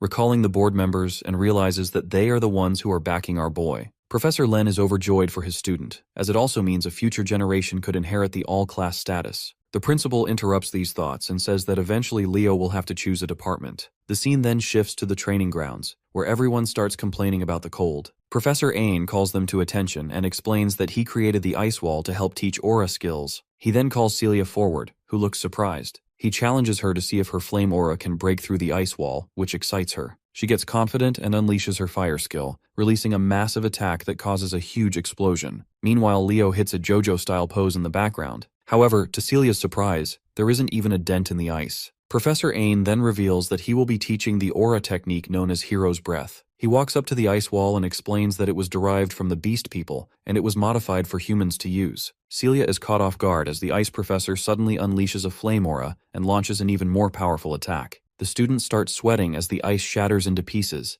wondering if that special breathing is the reason behind his aura's power. One student shouts in disbelief that the professor is an ice user, but the blonde explains that the teacher once conquered dungeons and must have gained a new power. The professor confirms that Duran's theory is spot on. He explains that despite being opposite to his innate ability, the strength is greater than Celia's because it amplifies his aura. He then announces that the training session officially begins, while Leo stares at him, dumbfounded. He quickly realizes that it was Arian's technique all along. Sometime later, everyone is busy practicing the technique. The professor smiles, thinking that the students are progressing quite well. Heliana collapses to the ground after the session. Chen offers her a tissue and she lights up, saying that she really is a good person. They then notice Leo, who is deep in concentration, and wonder why he is struggling. The professor smirks, thinking it is rare to see Leo like that since he hasn't manifested the skill yet. He figures that this is a perfect opportunity for him to focus more on his night studies. Just then, Ain's eyes widen in surprise as he realizes something about his breathing. He then walks up and asks the boy who taught him that breathing technique. The professor reveals the truth that Hiro's breath originally came from a beastkin who studied at Asnia Academy. He modified it so humans could use it, but Leo's breathing style closely resembles how a beast person would wield it. Our hero confirms that this is correct. Professor Ain then asks if Leo can shift the point in his body where aura manifests, and charge mana from there.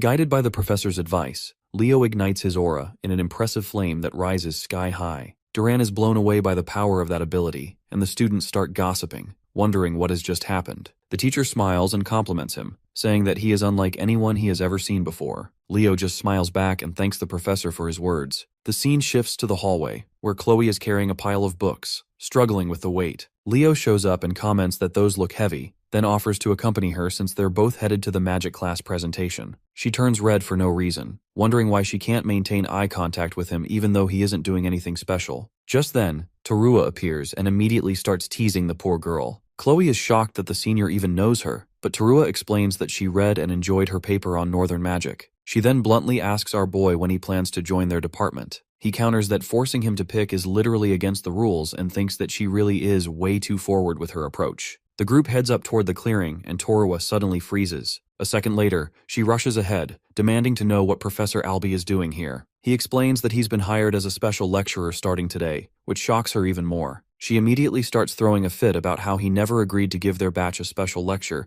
while the students behind them enjoy the display. Leo watches her lose her mind and thinks that any student would want to take the professor's classes since the man uses fairy magic. Professor Len finally shows up and announces to the class that the Golden Professor will conduct the class. He then notices a strange-looking first year lurking around and ends up dragging Terua away like a misbehaving child so she can prepare tournament materials. The professor starts the class and introduces himself with his well-known nickname, the Evil Eye Magician. Many also call him the Tartarus Destroyer, considering the number of demons he has blasted into the afterlife. He then asks the students what they think is the most important element in a magic battle. Emio confidently claims it's mana quantity, but gets shut down on the spot. Chelsea suggests chanting speed, but her answer gets rejected too. Carr guesses that it must be the type of spells, which also gets tossed aside. Leo raises his hand and the professor calls on him. Leo answers that mobility is the most important factor, and the Golden Professor immediately agrees. Still salty, Terua mutters that she obviously knew that already while Professor Len tells her to keep enchanting. Emio argues again,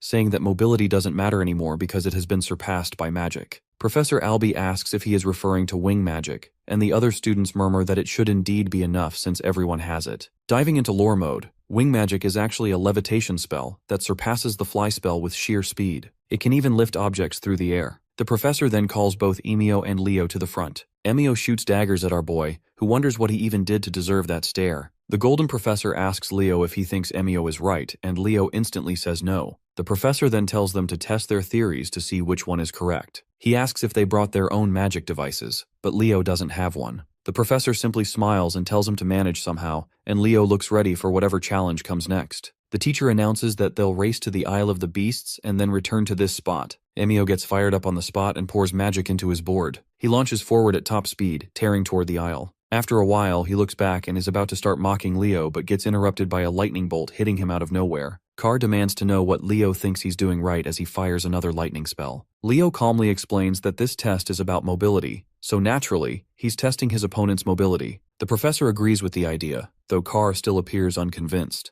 Our boy then activates his aura skill, Phoenix Step, and rockets into the sky. Carr shouts in protest that Leo is using aura in a magic class, but the professor just calls his name and explains that they'll be fighting departments in the tournament that absolutely can use aura, so this is nothing unusual. The scene then turns back to Emio, who somehow manages to maintain his balance on his wobbling board. He vows not to let this humiliation slide. However, his expression shifts into shock when he sees our boy already catching up from behind. He watches his doom approach helplessly as Leo slams straight into him, sending him off the board. The gray-haired kid screams as he falls, but he gets caught before he hits the water. Back in class, Emio jolts awake while the professor wraps up his lecture that wing magic is inferior in mobility. The fly spell is superior in every way, and wing magic was derived from it. However, the newer spell lacks control. Professor Albie then instructs the students to focus on the fly spell from now on. The demonstration hypes up the students, and everyone immediately starts practicing. Leo approaches the professor afterward and directly asks if he can enter the forbidden archives. Professor Albie tells him it's forbidden even for teachers,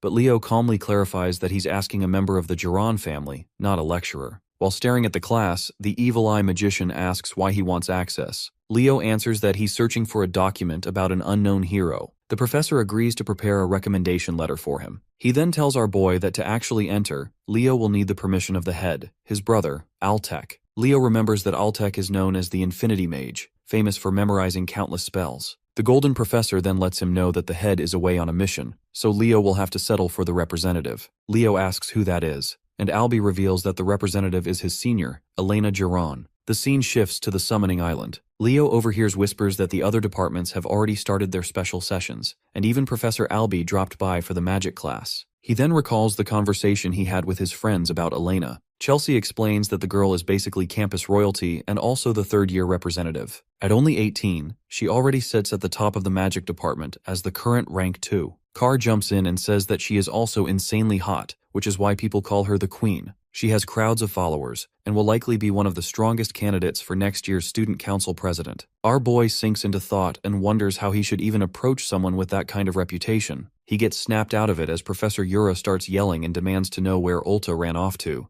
The students light up since this means their special summoner training might finally begin. Just then, Ulta barges in with a dramatic apology and a pile of strange equipment. He marches forward with a proud expression, but everyone freezes when they spot what he is holding. Professor Yura nearly explodes and demands to know why the hell he brought that many butterfly nets. Ulta simply answers in awe that a fairy was spotted, which shocks everyone. Leo instantly recalls the tiny menace Kieran and wonders if it is his doing. The professor looks ready to combust and asks if this is really what he plans for their training. Her patience finally snaps and she tries rushing him, but the associate professor jumps in to calm the situation. Ulta simply turns to the students and asks if they ever dreamed of capturing one of the legendary 3 beasts. He asks if they are excited to see a fairy, which gets everyone worked up. Yura calms her voice and asks for the real plan. Ulta reassures her that it is not only about fairy hunting. Then he asks the students what he told them earlier about the most important quality for summoners. Eliza answers with tolerance, but he corrects her and repeats that it is love. He explains that true summoners must love not only their contract beasts, but every creature in nature and must learn to move alongside them. He says that is the real essence of summoning. Leo sighs and thinks the guy is still weird,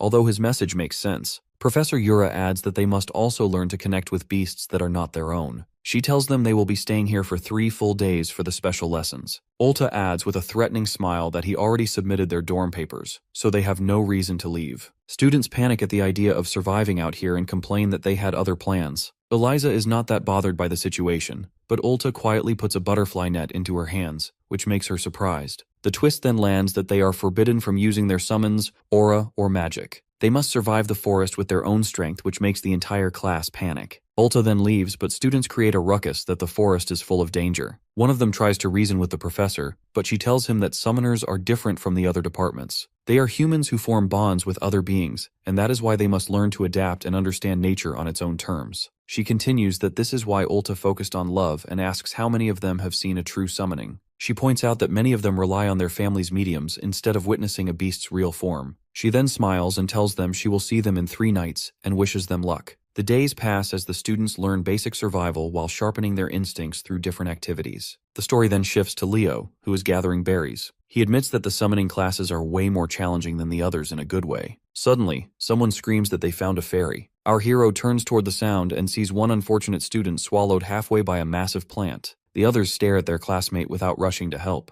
Instead, they roast him for charging ahead without checking his surroundings. Leo then spots the little troublemaker watching from a tree branch and decides the fairy needs a lesson. Kieran takes off and wonders which student he should torment next. However, he gets caught completely off guard when a trap springs and a butterfly net captures him. He cannot believe he got caught by such a cheap item. Leo picks him up and reminds him that he warned the fairy to behave. Kieran claims that he was not causing trouble and says he is just investigating the weird changes happening in the forest. Leo is not convinced, but the fairy swears that something strange is going on. A while later, the two sit next to a fire and Leo asks what he knows. Kieran explains that the beasts on the island have started behaving violently. During his search, he ran into the students, which then led him to become instantly famous. Leo then points out that this territory belongs to the phoenix Purina, who would have normally reacted if something was wrong. Kieran then reveals that Purina is not even on the island, which catches him by surprise. The fairy explains that when they arrived, Fiora found a message saying her mother had gone to visit the Oathbearer. This made the baby phoenix sad since she wanted to see her mom.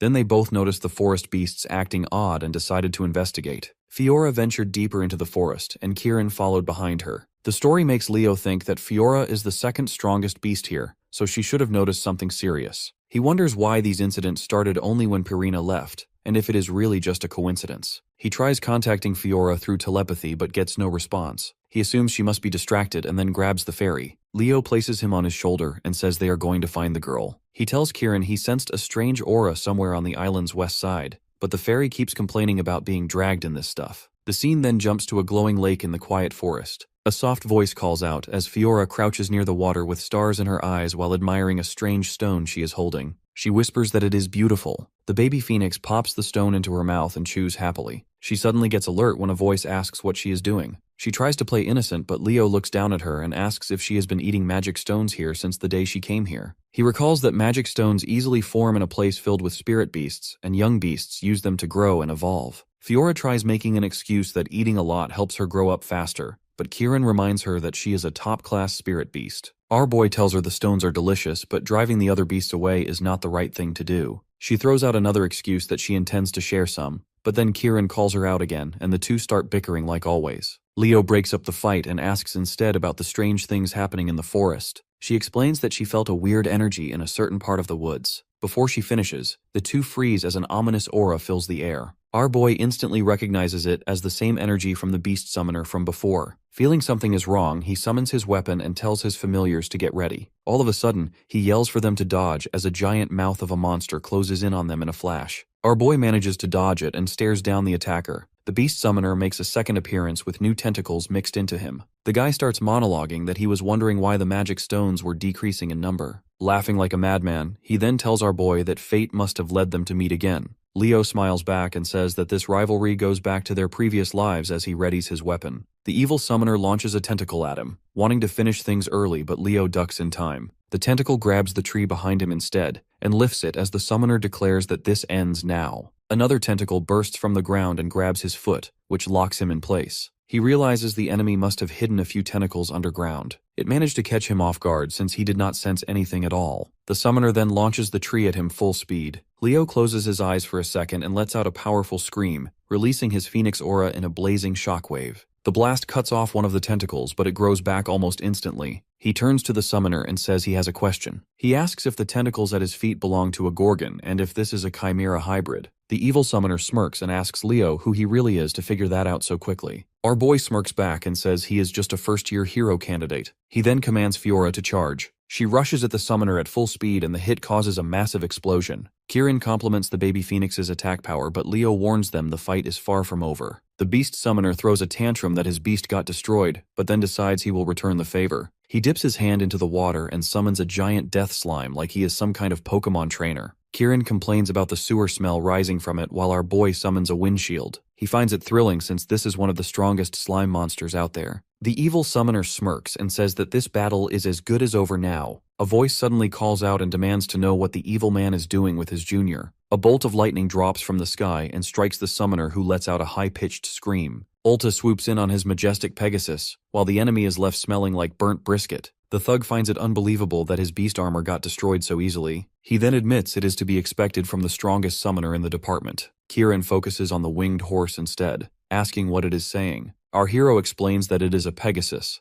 a mythical great beast like them. Ulta comments that the monsters look as ugly as ever, and tells his Pegasus that it is time to clear them out. The summoner realizes he needs time to regenerate and orders the death slime to attack immediately. Another powerful lightning strike falls and zaps the monster before it gets far. Kieran asks if they are truly supposed to be on the same level, but Leo explains that it is not just the Pegasus's power. He continues that what makes the attack so overwhelming is the summoner's domain power working with it. The beast summoner tries to play it cool, but then activates another summoning circle. Someone suddenly steps in front of our hero and asks if the thug would keep the same confidence if he were about to die. Professor Yura appears and shouts at the evil mage for using spirit beasts to make chimeras. She activates her own summoning circle and the air ripples with energy. The beast summoner calls forth a towering cyclops and mocks the professor, claiming her summons will be useless no matter what she brings out. The professor summons a tiny rat which makes Kieran lose his composure. Leo warns him not to underestimate it because devour rats may look cute but they are deadly deep inside. The rat starts multiplying until a swarm surrounds the entire area. Professor Yura then commands the rats to move forward and have a full mukbang with the Cyclops. The Cyclops screams in pain as the rats rush him and start eating him alive. The summoner begins sweating hard, realizing this is not looking good. He pulls a scroll through a portal, but Ulta orders him to stop and fires another lightning bolt. Even while getting hit, the beast summoner manages to rip the scroll and vanishes in black smoke. The senior looks at the fading smoke and wonders if his attack did not reach in time. As the area grows quiet, Professor Yura begins lecturing Leo for entering a restricted zone. He explains that he was following Fiora, who was the one eating the magic stones by the lake. That calms the professor down and Ulta starts crying tears of joy that our hero loves his familiars so much. The professor gets serious and says the beast summoner was most likely trying to corrupt the magic stones here. She mounts her black wyvern and says she will report this to the headmaster immediately. Yura then asks Ulta to continue the training, but to be careful. After she leaves, the senior then turns to Leo and comments that he is the Phoenix's contractor. He even notices Kieran, who is invisible, but chooses not to say anything.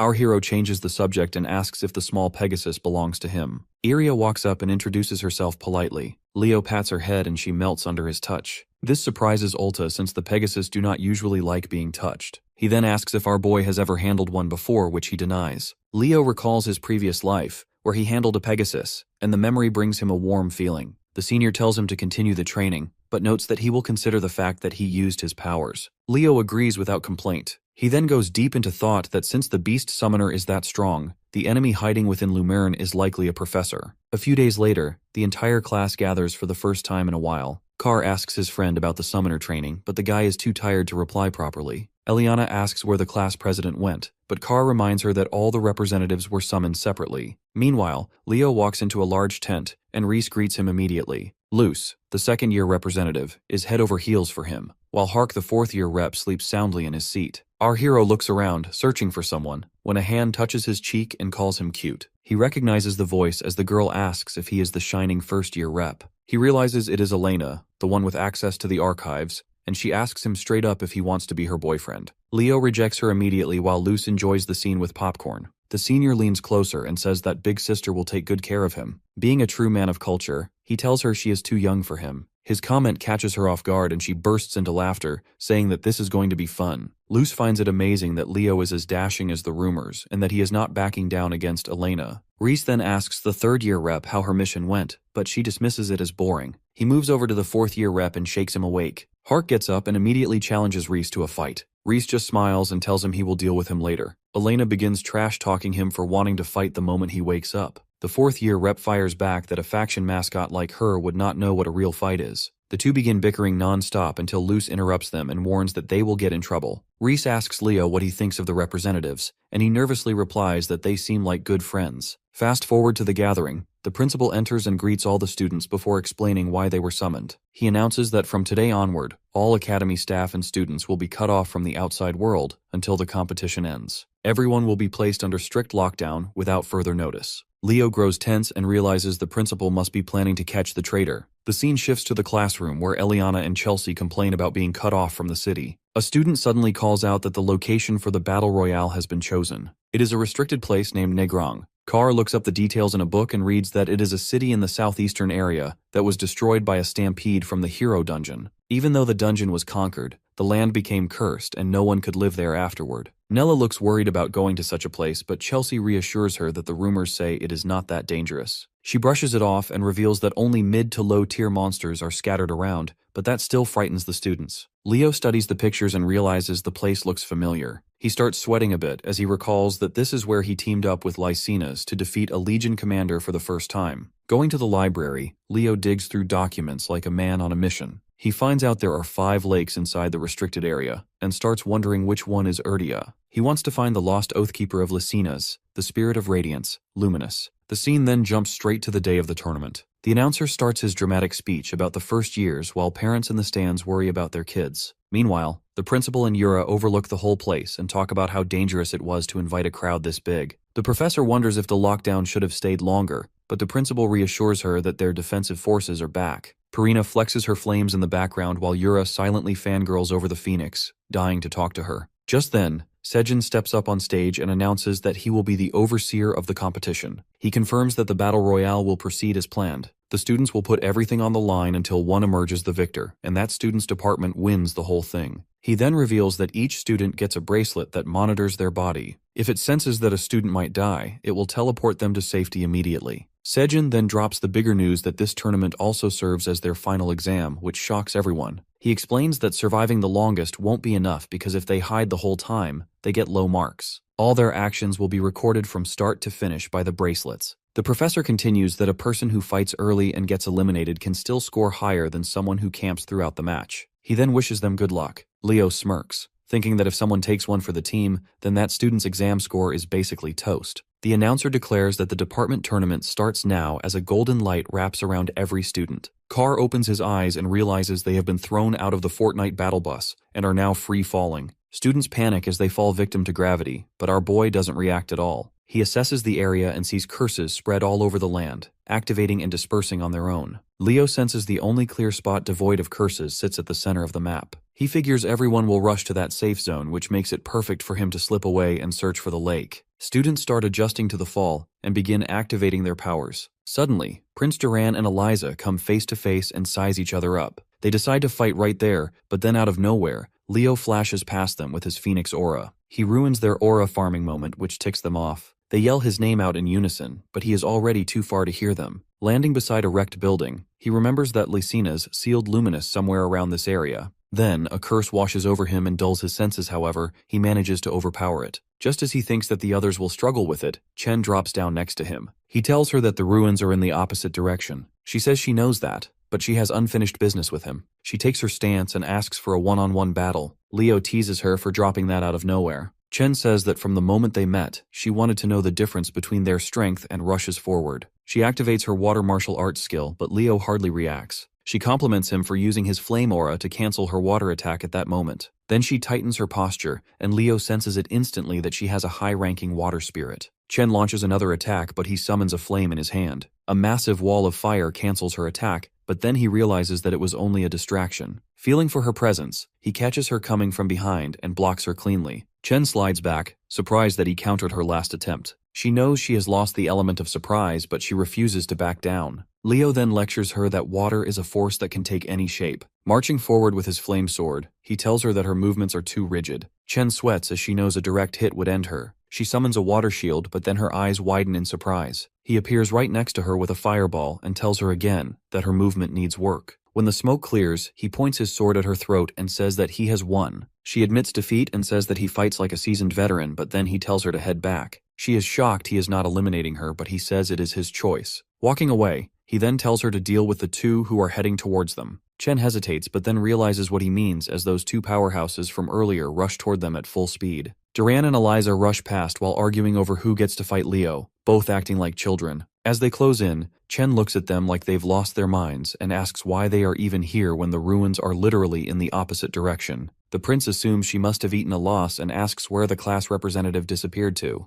Chen admits the obvious, but then says she is injured, so they should head to the center. Duran gets fired up over that, but she cuts him off fast and reminds him that they are in the same department, so there is no point denying her request. That shuts him up on the spot. Chen then turns to Eliza and asks if she can carry her back, but the white-hair girl immediately reminds her that their departments are different. Chen fakes being offended and even brings up the times she helped Eliza cram for her tests. That hits a spot, and the white-hair girl says she does pay back every favor, but she really can't right now. Chen drops the puppy eyes like it's her final move, and that ends the debate, forcing the two to agree at last. Eliza warns her that the truce only lasts until they reach the central ruins, while Duran just stands there awkwardly. Looking back, the water girl hopes that Leo finds whatever he is chasing and wraps this up fast. The scene shifts to a red-haired NPC, Juridan from the summoning department. He is sprinting at full speed toward the castle in the center. The boy mutters to himself that he can finally be free from the curse, but a huge fireball slams into his path and forces him to a halt. A voice tells him not to get too confident. Celia stands tall as she summons another fireball, having taken over the north gate with zero hesitation. Students in the area scramble away toward another gate. They try their luck again, but the same fate hits them as Chloe guards the west gate with her ice magic. The red-hair student gulps and thinks that only the south and east gates remain. He recalls that Eliza is chasing after Leo and hopes that Walden handled at least one gate. Before they take another step,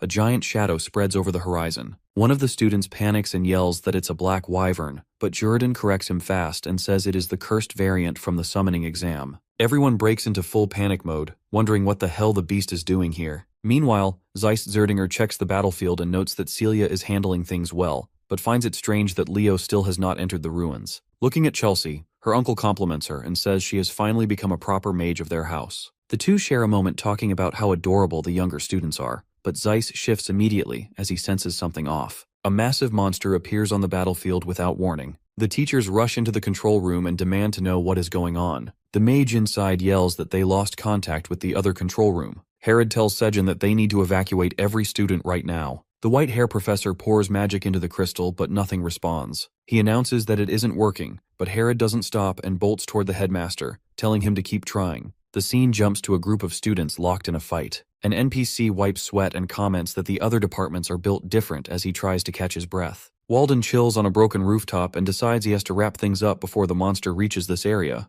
Right then, the cursed black wyvern flies into view and shocks everyone. Someone yells for cover as the creature fires an energy blast. Walden reacts instantly and raises a firewall to shield them, despite being in different departments. He calls his teammate and orders him to open the gate so they can get everyone inside. The guy gets cocky and says he doesn't take orders from him. Walden casually chokes him out with one arm and says that time is limited. He declares himself captain and repeats the order to open the gate with no room for debate. Somewhere else, Leo is busy crossing out lakes one after another as his search still comes up empty. He figures that everyone must be fighting by now and thinks he should join them soon. Just then, his eyes widen as a nasty aura spreads across the land. He notices that this curse of severance doesn't match anything in the local area. It hits him that he last felt this curse during a fight against Tartarus. He activates his Phoenix aura instantly and rushes forward at full speed. Leo recalls that the curse doesn't attack people directly, but it cuts off every form of outside communication, trapping them in a giant net. He wonders if the traitor inside the academy finally made their move. Zipping across the terrain, he tells himself he needs to find the others as fast as possible. In the central ruins, Nella tries to heal Carr while telling him not to fade on her. Another NPC trembles and asks why the bracelet didn't activate to teleport them away. Meanwhile, Chelsea refuses to back down and takes on the Minotaur at the east gate alone. Out of nowhere, the monster swings its axe down on her and catches her off guard. Someone blasts the Minotaur back before it can land another hit. Her brother, Abad, appears and reminds her that she can use multiple spells at the same time and tells her to focus. Chelsea struggles to get up and tries to figure out what is happening, but a roar shakes the ground and cuts her off. Her brother locks in and announces that the department competition is cancelled for now. He adds that everyone needs to join forces now if they want to deal with these monsters. He assumes that the smart students will head toward the inner castle and says that their job is to prepare to hold down the fort.